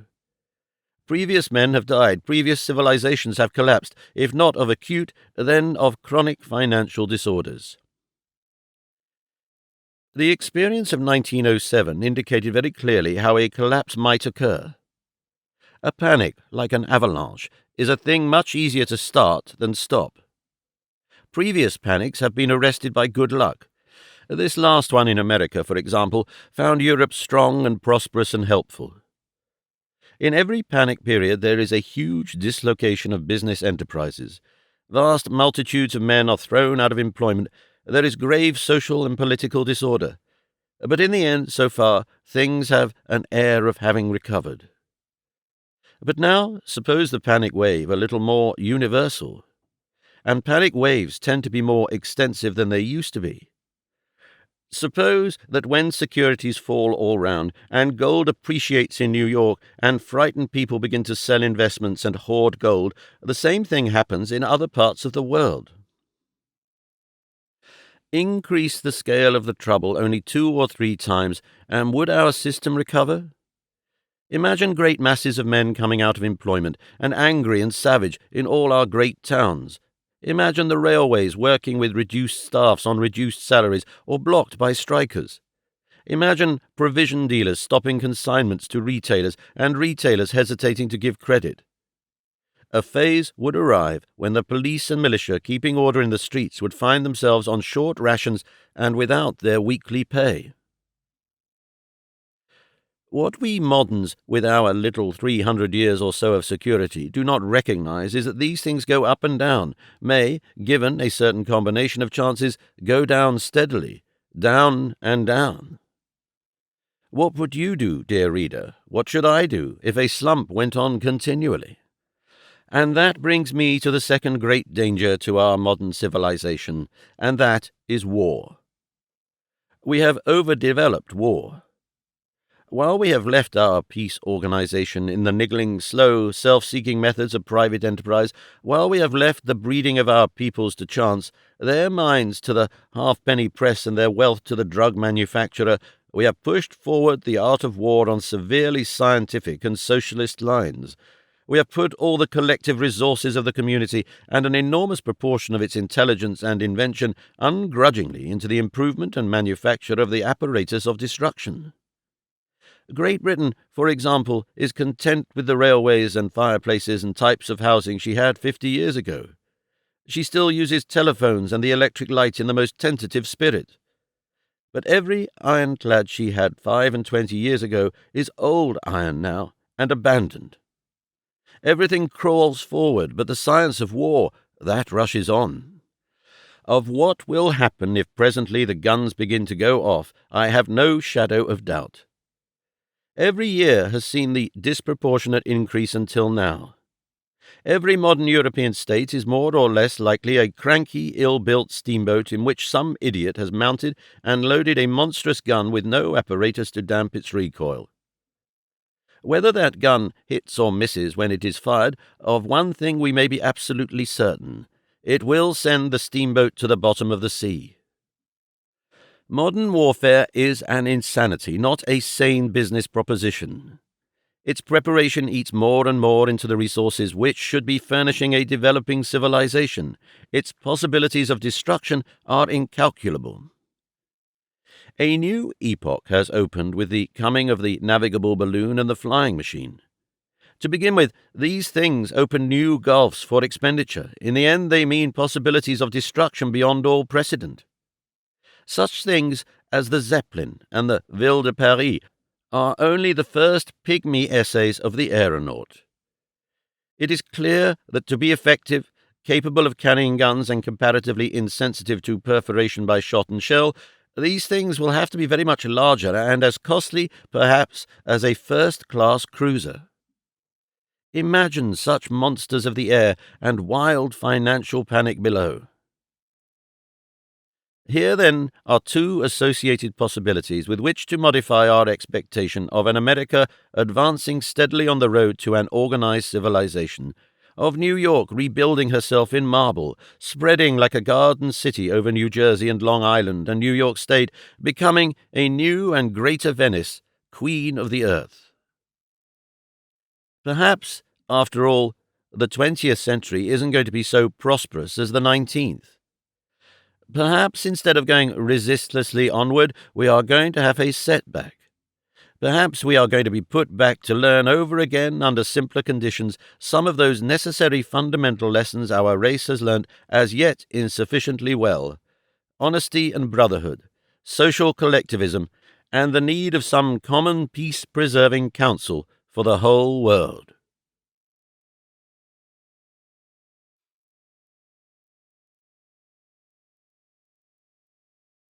The ideal citizen. Our conceptions of what a good citizen should be are all at 6s and 7s. No two people will be found to agree in every particular of such an ideal, and the extreme divergences upon what is necessary, what is permissible, what is unforgivable in him will span nearly the whole range of human possibility and conduct.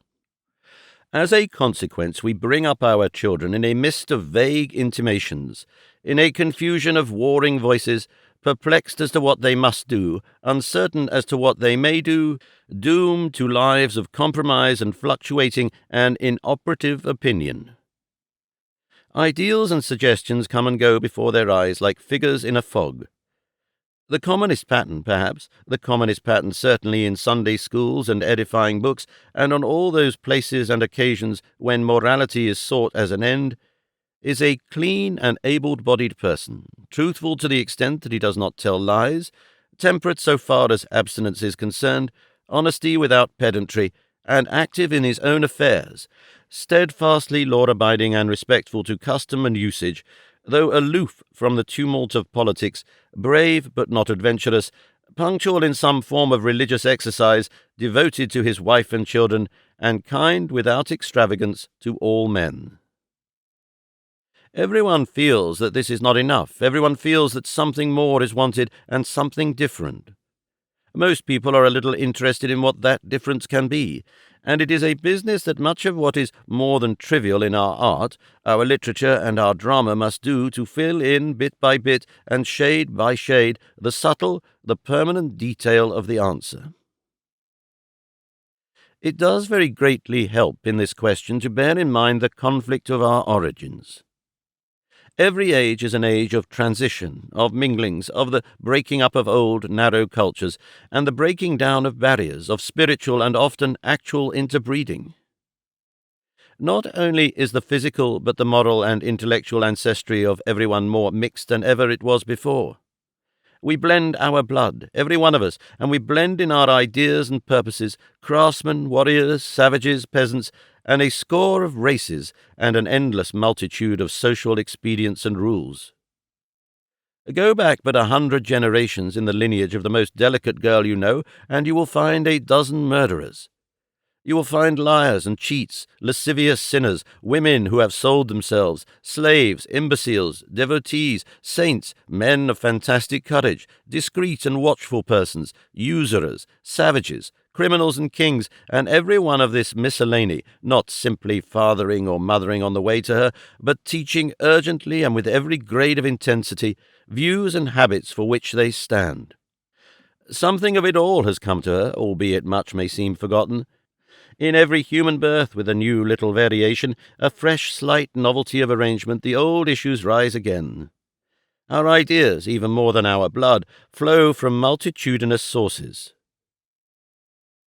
Certain groups of ideas come to us distinctively associated with certain marked ways of life. Many, and for a majority of us, it may be most of our ancestors, were serfs or slaves, and men and women who have had generation after generation to adapt themselves to slavery and the rule of a master develop an idea of goodness very different from that of princes. From our slave ancestry, says Lester Ward, we learnt to work, and certainly it is from slavery we derive the conception that industry, even though it be purposeless industry, is a virtue in itself. The good slave, too, has a morality of restraints. He abstains from the food he handles and hungers for, and he denies himself pride and initiative of every sort. He is honest in not taking, but he is unscrupulous about adequate service. He makes no virtue of frankness, but much of kindly helpfulness and charity to the weak. He has no sense of duty in planning or economizing. He is polite and soft-spoken, and disposed to irony rather than denunciation, ready to admire cuteness and condone deception. Not so the rebel. That tradition is working in us also. It has been the lot of vast masses of population in every age to be living in successful or unsuccessful resistance to mastery, to be dreading oppression, or to be just escaped from it. Resentment becomes a virtue then, and any peace with the oppressor a crime. It is from rebel origins so many of us get the idea that disrespectfulness is something of a duty and obstinacy a fine thing. And under the force of this tradition we idealize the rugged and unmanageable. We find something heroic in rough clothes and hands, in bad manners, insensitive behavior, and unsociableness. And a community of settlers, again in a rough country, fighting for a bare existence, makes a virtue of vehemence, of a hasty rapidity of execution. Hurried and driven men glorify push and impatience, and despise finish and fine discriminations as weak and demoralizing things. These three, the serf, the rebel, and the squatter, are 3 out of 1,000 types and aspects that have gone to our making. In the American composition they are dominant, but all those 1,000 different standards and traditions are our material, each with something fine and each with something evil. They have all provided the atmosphere of upbringing for men in the past. Out of them and out of unprecedented occasions, we in this newer age, in which there are no slaves, in which every man is a citizen, in which the conveniences of a great and growing civilization makes the frantic avidity of the squatter a nuisance, have to set ourselves to frame the standard of our children's children, to abandon what the slave or the squatter or the rebel found necessary, and that we find unnecessary, to fit fresh requirements to our new needs. So, we have to develop our figure of the fine man, our desirable citizen in that great and noble civilized state we who have a sense of the state would build out of the confusions of our world. To describe that ideal modern citizen now is at best to make a guess and a suggestion of what must be built in reality by the efforts of 1,000 minds. But he will be a very different creature from that indifferent, well-behaved businessman who passes for a good citizen today. He will be neither under the slave tradition, nor a rebel, nor a vehement elemental man. Essentially, he will be aristocratic not in the sense that he has slaves or class inferiors, because probably he will have nothing of the sort, but aristocratic in the sense that he will feel the state belongs to him and he to the state. He will probably be a public servant, at any rate. He will be a man doing some work in the complicated machinery of the modern community for a salary and not for speculative gain. Typically, he will be a professional man. I do not think the ideal modern citizen can be a person living chiefly by buying for as little as he can give and selling for as much as he can get. Indeed, most of what we idolize today as business enterprise I think he will regard with considerable contempt. But then, I am a socialist, and look forward to the time when the economic machinery of the community will be a field not for private enrichment, but for public service. He will be good to his wife and children, as he will be good to his friend, but he will be no partisan for wife and family against the common welfare. His solicitude will be for the welfare of all the children of the community. He will have got beyond blind instinct. He will have the intelligence to understand that almost any child in the world may have as large a share as his own offspring in the parentage of his great-great-grandchildren. His wife he will treat as his equal. He will not be kind to her, but fair and frank and loving, as one equal should be with another. He will no more have the impertinence to pet and pamper her, to keep painful and laborious things out of her knowledge, to shield her from the responsibility of political and social work, than he will to make her a Chinese toy of her and bind her feet. He and she will love that they may enlarge and not limit one another.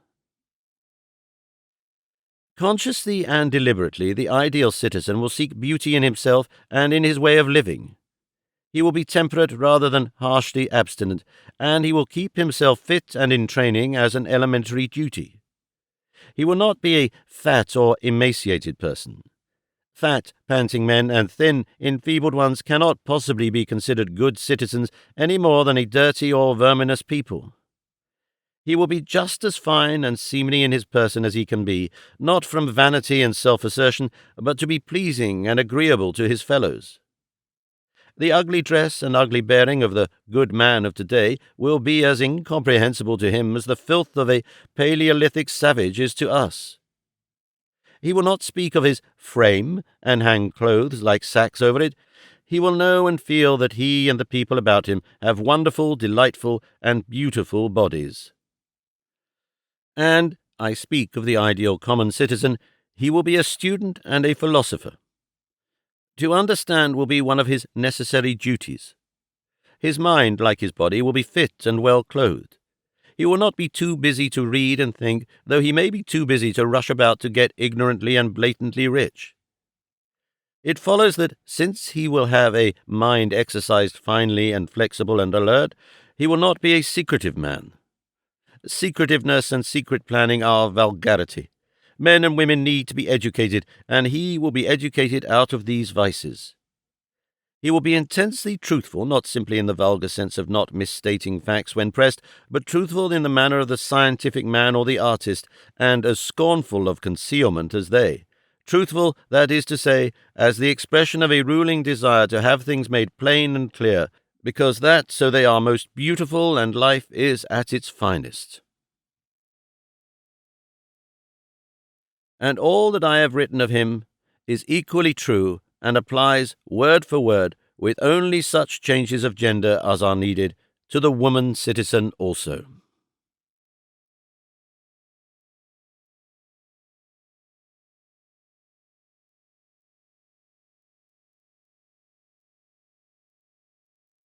Some possible discoveries.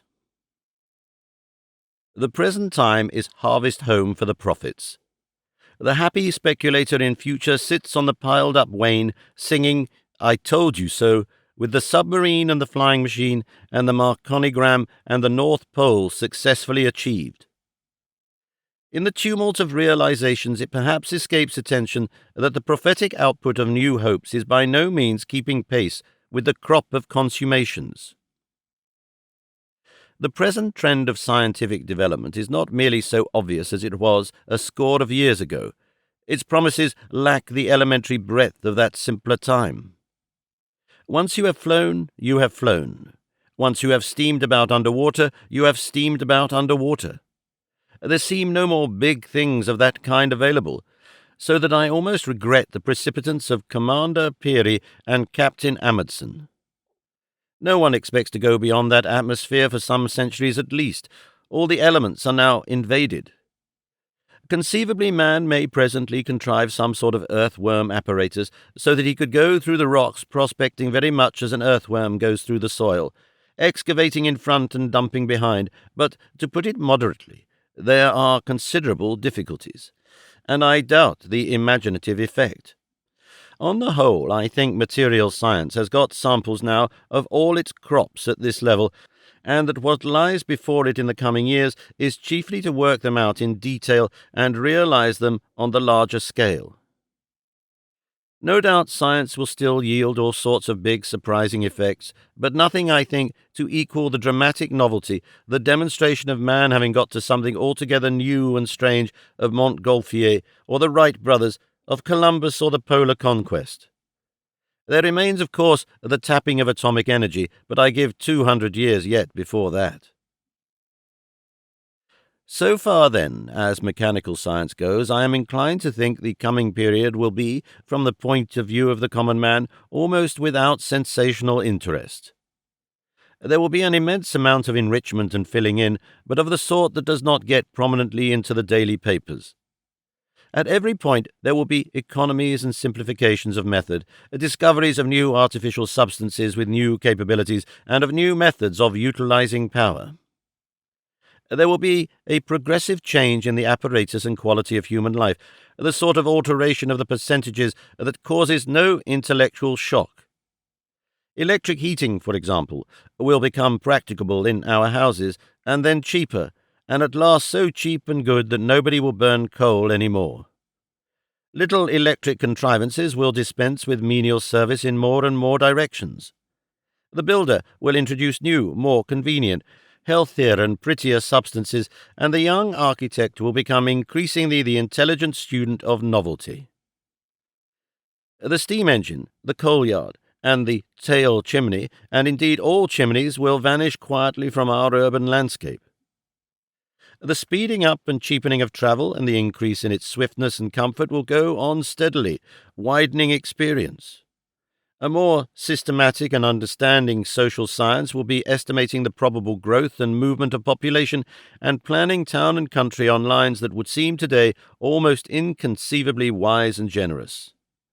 All this means a quiet broadening and aeration and beautifying of life. Utopian requirements, so far as the material side of things goes, will be executed and delivered with at last the utmost promptness. It is in quite other directions that the scientific achievements to astonish our children will probably be achieved. Progress never appears to be uniform in human affairs. There are intricate correlations between department and department. One field must mark time until another can come up to it with results sufficiently arranged and conclusions sufficiently simplified for application. Medicine waits on organic chemistry, geology on mineralogy, and both on the chemistry of high pressures and temperature. And subtle variations in method and the prevailing mental temperament of the type of writer engaged produce remarkable differences in the quality and quantity of the stated result. Moreover, there are in the history of every scientific province periods of seed time when there is great activity without immediate apparent fruition, and periods, as for example the last 2 decades of electrical application, of prolific realization. It is highly probable that the physiologist and the organic chemist are working towards cooperations that may make the physician sphere the new scientific wonderland. At present, dietary and regimen are the happy hunting ground of the quack and that sort of volunteer specialist, half expert, half impostor, who flourishes in the absence of worked-out and definite knowledge. The general mass of the medical profession, equipped with a little experience and a muddled training, and preposterously impeded by the private adventure conditions under which it lives, goes about pretending to the possession of precise knowledge which simply does not exist in the world. Medical research is under-endowed and stupidly endowed, not for systematic scientific inquiry, so much as for the unscientific seeking of remedies for specific evils, for cancer, consumption, and the like. Yet masked, misrepresented, limited, and hampered, the work of establishing a sound science of vital processes in health and disease is probably going on now, similar to the clarification of physics and chemistry that went on in the latter parts of the 18th and the early years of the 19th centuries. It is not unreasonable to suppose that medicine may presently arrive at far-reaching generalized convictions and proceed to take over this great hinterland of human interest which legitimately belongs to it. But medicine is not the only field to which we may reasonably look for a sudden development of wonders. Compared with the sciences of matter, psychology and social science have as yet given the world remarkably little cause for amazement. Not only is our medicine feeble and fragmentary, but our educational science is the poorest miscellany of aphorisms and dodges. Indeed, directly one goes beyond the range of measurement and weighing and classification, one finds a sort of unprogressive floundering going on, which throws the strongest doubts upon the practical applicability of the current logical and metaphysical conceptions in those fields. We have emerged only partially from the age of the schoolmen. In these directions we have not emerged at all. It is quite possible that in university lecture rooms and forbidding volumes of metaphysical discussion, a new emancipation of the human intellect and will is even now going on. Presently men may be attacking the problems of the self-control of human life and of human destiny in new phrases and an altogether novel spirit. Guesses at the undiscovered must necessarily be vague, but my anticipations fall into 2 groups. And first, I am disposed to expect a great systematic increment in individual human power. We probably have no suspicion as yet of what may be done with the human body and mind by way of enhancing its effectiveness. I remember talking to the late Sir Michael Foster upon the possibilities of modern surgery, and how he confessed that he did not dare for his reputation's sake tell ordinary people the things he believed would some day become matter-of-fact operations. In that respect, I think he spoke for very many of his colleagues. It is already possible to remove almost any portion of the human body, including, if needful, large sections of the brain. It is possible to graft living flesh on living flesh, make new connections, mold, displace, and rearrange. It is also not impossible to provoke local hypertrophy, and not only by knife and physical treatment, but by the subtler methods of hypnotism. Profound changes can be wrought in the essential structure of a human being. If only our knowledge of function and value were at all adequate, we could correct and develop ourselves in the most extraordinary way. Our knowledge is not adequate, but it may not always remain inadequate. We have already had some very astonishing suggestions in this direction from Dr. Mitchnikoff. He regards the human stomach and large intestine as not only vestigial and superfluous in the human economy, but as positively dangerous on account of the harbour they afford for those bacteria that accelerate the decay of age. He proposes that these viscera should be removed. To a layman like myself, this is an altogether astounding and horrifying idea, but Dr. Michnikov is a man of the very greatest scientific reputation, and it does not give him any qualm of horror or absurdity to advance it. I am quite sure that if a gentleman called upon me, done up in the way I am dimly suggesting, with most of the contents of his abdomen excavated, his lungs and heart probably enlarged and improved, parts of his brain removed to eliminate harmful tendencies and make room for the expansion of the remainder, his mind and sensibilities increased, and his liability to fatigue and the need of sleep abolished, I should conceal with the utmost difficulty my inexpressible disgust and terror. But then, if Monsieur Blériot, with his flying machine, ear flaps and goggles, had soared down in the year 54 B.C., let us say, upon my woad-adorned ancestors, every family man in Britain was my ancestor in those days, at Dover, they would have had entirely similar emotions. And at present I am not discussing what is beautiful in humanity, but what is possible, and what, being possible, is likely to be attempted.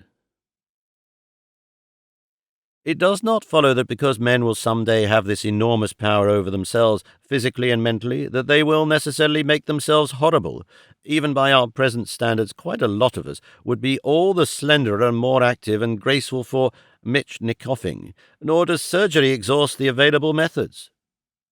We are still in the barbaric age, so far as our use of food and drugs is concerned. We stuff all sorts of substances into our unfortunate interiors and blunder upon the most various consequences. Few people of 70 but have spent in the aggregate the best part of a year in a state of indigestion, stupid, angry, or painful indigestion, as the case may be. No one would be so careless and ignorant about the fuel he burnt in his motor car as most of us are about the fuel we burn in our bodies. And there are all sorts of stimulating and exhilarating things, digesting things, fatigue-suppressing things, exercise-economizing things we dare not use because we are afraid of our ignorance of their precise working. There seems to be no reason to suppose that human life, properly understood and controlled, could not be a constant succession of delight and, for the most part, active bodily and mental phases. It is sheer ignorance and bad management that keep the majority of people in that disagreeable system of states which we indicate by saying we are a bit off colour or a little out of training. It may seem madly utopian now to suggest that practically everyone in the community might be clean, beautiful, incessantly active, fit, and long-lived, with the marks of all the surgery they have undergone quite healed and hidden, but not more madly utopian than it would have seemed to King Alfred the Great if one had said that practically everyone in this country, down to the very swineherds, should be able to read and write. Metchnikoff has speculated upon the possibility of delaying old age, and I do not see why his method should not be applied to the diurnal need of sleep. No vital process seems to be absolutely fated in itself. It is a thing conditioned and capable of modification. If Metchnikoff is right, and to a certain extent he must be right, the decay of age is due to changing organic processes that may be checked and delayed and modified by suitable food and regimen. He holds out hope of a new phase in the human cycle. After the phase of struggle and passion, a phase of serene intellectual activity, old age with all its experience and none of its infirmities. Still more are fatigue and the need for repose dependent upon chemical changes in the body. It would seem we are unable to maintain exertion, partly through the exhaustion of our tissues, but far more by the loading of our blood with fatigue products. A recuperative interlude must ensue. But there is no reason to suppose that the usual food of today is the most rapidly assimilable nurture possible, that a rapidly digestible or injectable substance is not conceivable that would vastly accelerate repair, nor that the elimination and neutralization of fatigue products might not also be enormously hastened. There is no inherent impossibility in the idea not only of various glands being induced to function in a modified manner, but even in the insertion upon the circulation of interceptors and artificial glandular structures. No doubt that may strike even an adventurous surgeon as chimerical, but consider what people, even authoritative people, were saying of flying and electric traction 20 years ago. At present, a man probably does not get more than 3 or 4 hours of maximum mental and physical efficiency in the day. Few men can keep at their best in either physical or intellectual work for so long as that. The rest of the time goes in feeding, digesting, sleeping, sitting about, relaxation of various kinds. It is quite possible that science may set itself presently to extend systematically that proportion of efficient time. The area of maximum efficiency may invade the periods now demanded by digestion, sleep, exercise, so that at last nearly the whole of a man's 24 hours will be concentrated on his primary interests instead of dispersed among those secondary necessary matters. Please understand, I do not consider this concentration of activity in these vast artificializations of the human body as attractive or desirable things. At the first proposal, much of this tampering with the natural stuff of life will strike anyone, I think, as ugly and horrible, just as seeing a little child, green, white, and still under an anesthetic, gripped my heart much more dreadfully than the sight of the same child actively bawling with pain. But the business of this paper is to discuss things that may happen, and not to evolve dreams of loveliness. Perhaps things of this kind will be manageable without dreadfulness. Perhaps man will come to such wisdom that neither the knife nor the drugs, nor any of the powers which science thrusts into his hand, will slay the beauty of life for him. Suppose we assume that he is not such a fool as to let that happen, and that ultimately he will emerge triumphant with all these powers utilized and controlled. It is not only that an amplifying science may give mankind happier bodies and far more active and eventful lives, but that psychology and educational and social science, reinforcing literature and working through literature and art, may dare to establish serenities in his soul. For surely no one who has lived, no one who has watched sin and crime and punishment, but must have come to realize the enormous amount of misbehavior that is mere ignorance and want of mental scope. For my own part, I have never believed in the devil, and it may be a greater undertaking, but no more impossible, to make ways to goodwill and a good heart in men than it is to tunnel mountains and dike back the sea. The way that led from the darkness of the cave to the electric light is the way that will lead to light in the souls of men, that is to say, the way of free and fearless thinking, free and fearless experiment, organized exchange of thoughts and results, and patience and persistence, and a sort of intellectual civility. And with the development of philosophical and scientific method that will go on with this great increase in man's control over himself, another issue that is now a mere pious aspiration above abysses of ignorance and difficulty will come to be a manageable matter. It has been the perpetual wonder of philosophers from Plato onward that men have bred their dogs and horses, and left any man or woman, however vile, free to bear offspring in the next generation of men. Still, that goes on. Beautiful and wonderful people die childless and bury their treasure in the grave, and we rest content with a system of matrimony that seems designed to perpetuate mediocrity. A day will come when men will be in possession of knowledge and opportunity that will enable them to master this position, and then certainly will it be assured that every generation shall be born better than was the one before it. And with that, the history of humanity will enter upon a new phase, a phase which will be to our lives as daylight is to the dreaming of a child as yet unborn.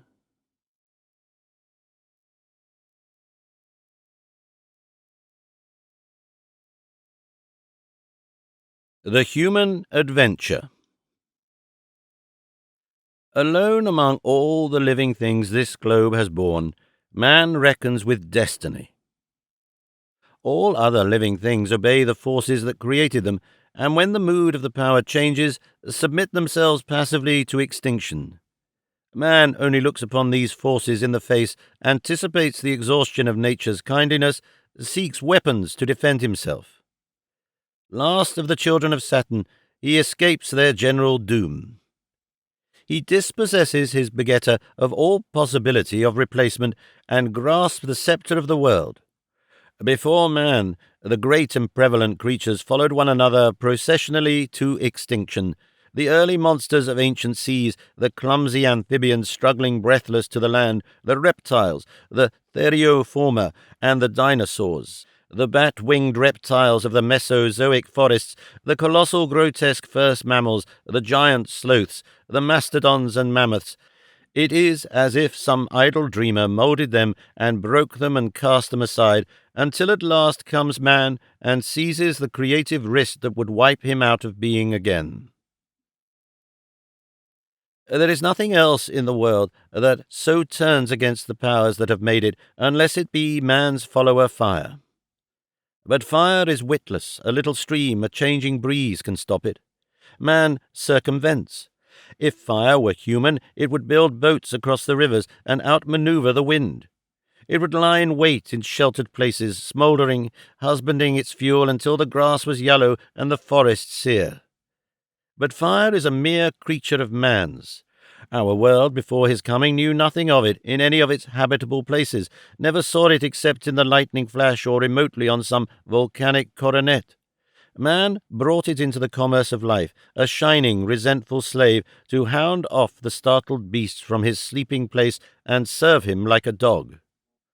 Suppose that some enduring intelligence watched through the ages the successions of life upon this planet, marked the spreading first of this species and then that, the conflicts, the adaptations, the predominances, the dyings away, and conceive how it would have witnessed this strange, dramatic emergence of a rare great ape to manhood. To such a mind the creature would have seemed at first no more than one of several varieties of clambering, frugivorous mammals, a little distinguished by a disposition to help his clumsy walking with a stake and reinforce his fist with a stone. The foreground of the picture would have been filled by the rhinoceros and mammoth, the great herds of ruminants, the saber-toothed lion and the big bears. Then presently the observer would have noted a peculiar increasing handiness about the obscurer type, an unwanted intelligence growing behind its eyes. He would have perceived a disposition in this creature no beast had shown before, a disposition to make itself independent of the conditions of climate and the chances of the seasons. Did shelter fail among the trees and rocks, this curious new thing began to make itself harbours of its own. Was food irregular, it multiplied food.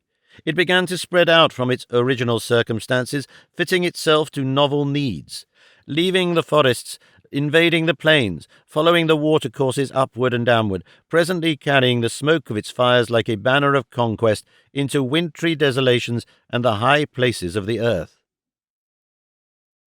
The first onset of man must have been comparatively slow. The first advances needed long ages. By small degrees it gathered pace. The stride from the scattered savagery of the earlier stone period to the first cities, historically a vast interval, would have seemed to that still watcher, measuring by the standards of astronomy and the rise and decline of races and genera and orders, a step almost abrupt. It took perhaps 1,000 generations or so to make it. In that interval man passed from an animal-like obedience to the climate and the weather and his own instincts, from living in small family parties of a score or so over restricted areas of indulgent country, to permanent settlements, to the life of tribal and national communities and the beginnings of cities. He had spread in that fragment of time over great areas of the earth's surface, and now he was adapting himself to the Arctic Circle on the one hand and to the life of the tropics on the other. He had invented the plough and the ship, and subjugated most of the domestic animals. He was beginning to think of the origin of the world and the mysteries of being. Writing had added its enduring records to oral tradition, and he was already making roads. Another 500 or 600 generations at most bring him to ourselves. We sweep into the field of that looker-on, the momentary incarnations of this sempiternal being, man. And after us there comes... A curtain falls. The time in which we, whose minds meet here in this writing, were born and live and die, would be to that imagined observer a mere instant's phase in the swarming liberation of our kind from ancient imperatives. It would seem to him a phase of unprecedented swift change and expansion and achievement. In this last handful of years, electricity has ceased to be a curious toy, and now carries half mankind upon their daily journeys. It lights our cities till they outshine the moon and stars, and reduces to our service a score of hitherto unsuspected metals. We clamber to the pole of our globe, scale every mountain, soar into the air, learn how to overcome the malaria that barred our white races from the tropics, and how to draw the sting from 100 such agents of death. Our old cities are being rebuilt in towering marble. Great new cities rise to vie with them. Never, it would seem, has man been so various and busy and persistent, and there is no intimation of any check to the expansion of his energies. And all this continually accelerated advance has come through the quickening and increase of man's intelligence, and its reinforcement through speech and writing. All this has come in spite of fierce instincts that make him the most combatant and destructive of animals, and in spite of the revenge nature has attempted time after time for his rebellion against her routines in the form of strange diseases and nearly universal pestilences. All this has come as a necessary consequence of the first obscure gleaming of deliberate thought and reason through the veil of his animal being. To begin with, he did not know what he was doing. He sought his more immediate satisfaction and safety and security. He still apprehends imperfectly the change that comes upon him. The illusion of separation that makes animal life, that is to say, passionate competing and breeding and dying possible, the blinkers nature has put upon us that we may clash against and sharpen one another, still darken our eyes. We live not life as yet, but in millions of separated lives, still unaware except in rare moods of illumination, that we are more than those fellow beasts of ours who drop off from the tree of life and perish alone. It is only in the last 3,000 or 4,000 years, and through weak and tentative methods of expression, through clumsy cosmologies and theologies, and with incalculable confusion and discoloration, that the human mind has felt its way towards its undying being in the race. Man still goes to war against himself, prepares fleets and armies and fortresses, like a sleepwalker who wounds himself, like some infatuated barbarian who hacks his own limbs with a knife. But he awakens. The nightmares of empire and racial conflict and war, the grotesques of trade, jealousy, and tariffs, the primordial dream stuff of lewdness and jealousy and cruelty, pale before the daylight which filters between his eyelids. In a little while, we individuals will know ourselves surely for corpuscles in his being, for thoughts that come together out of strange wanderings into the coherence of a waking mind. A few score generations ago, all living things were in our ancestry. A few score generations ahead, and all mankind will be in sober fact descendants from our blood. In physical as in mental fact, we separate persons, with all our difference and individuality, are but fragments, set apart for a little while in order that we may return to the general life again with fresh experiences and fresh acquirements, as bees return with pollen and nourishment to the fellowship of the hive. And this man, this wonderful child of old earth, who is ourselves in the measure of our hearts and minds, does but begin his adventure now. Through all time henceforth he does but begin his adventure. This planet and its subjugation is but the dawn of his existence. In a little while he will reach out to the other planets and take that greater fire, the sun, into his service. He will bring his solvent intelligence to bear upon the riddles of his individual interaction, transmute jealousy and every passion, control his own increase, select and breed for his embodiment a continually finer and stronger and wiser race. What none of us can think or will, save in a disconnected partiality, he will think and will collectively. Already some of us feel our merger with that greater life. There come moments when the thing shines out upon our thoughts. Sometimes in the dark, sleepless solitudes of night, one ceases to be so-and-so, one ceases to bear a proper name, forgets one's quarrels and vanities, forgives and understands one's enemies and oneself, as one forgives and understands the quarrels of little children, knowing oneself indeed to be a being greater than one's personal accidents, knowing oneself for man on his planet, flying swiftly to unmeasured destinies through the starry stillness of space.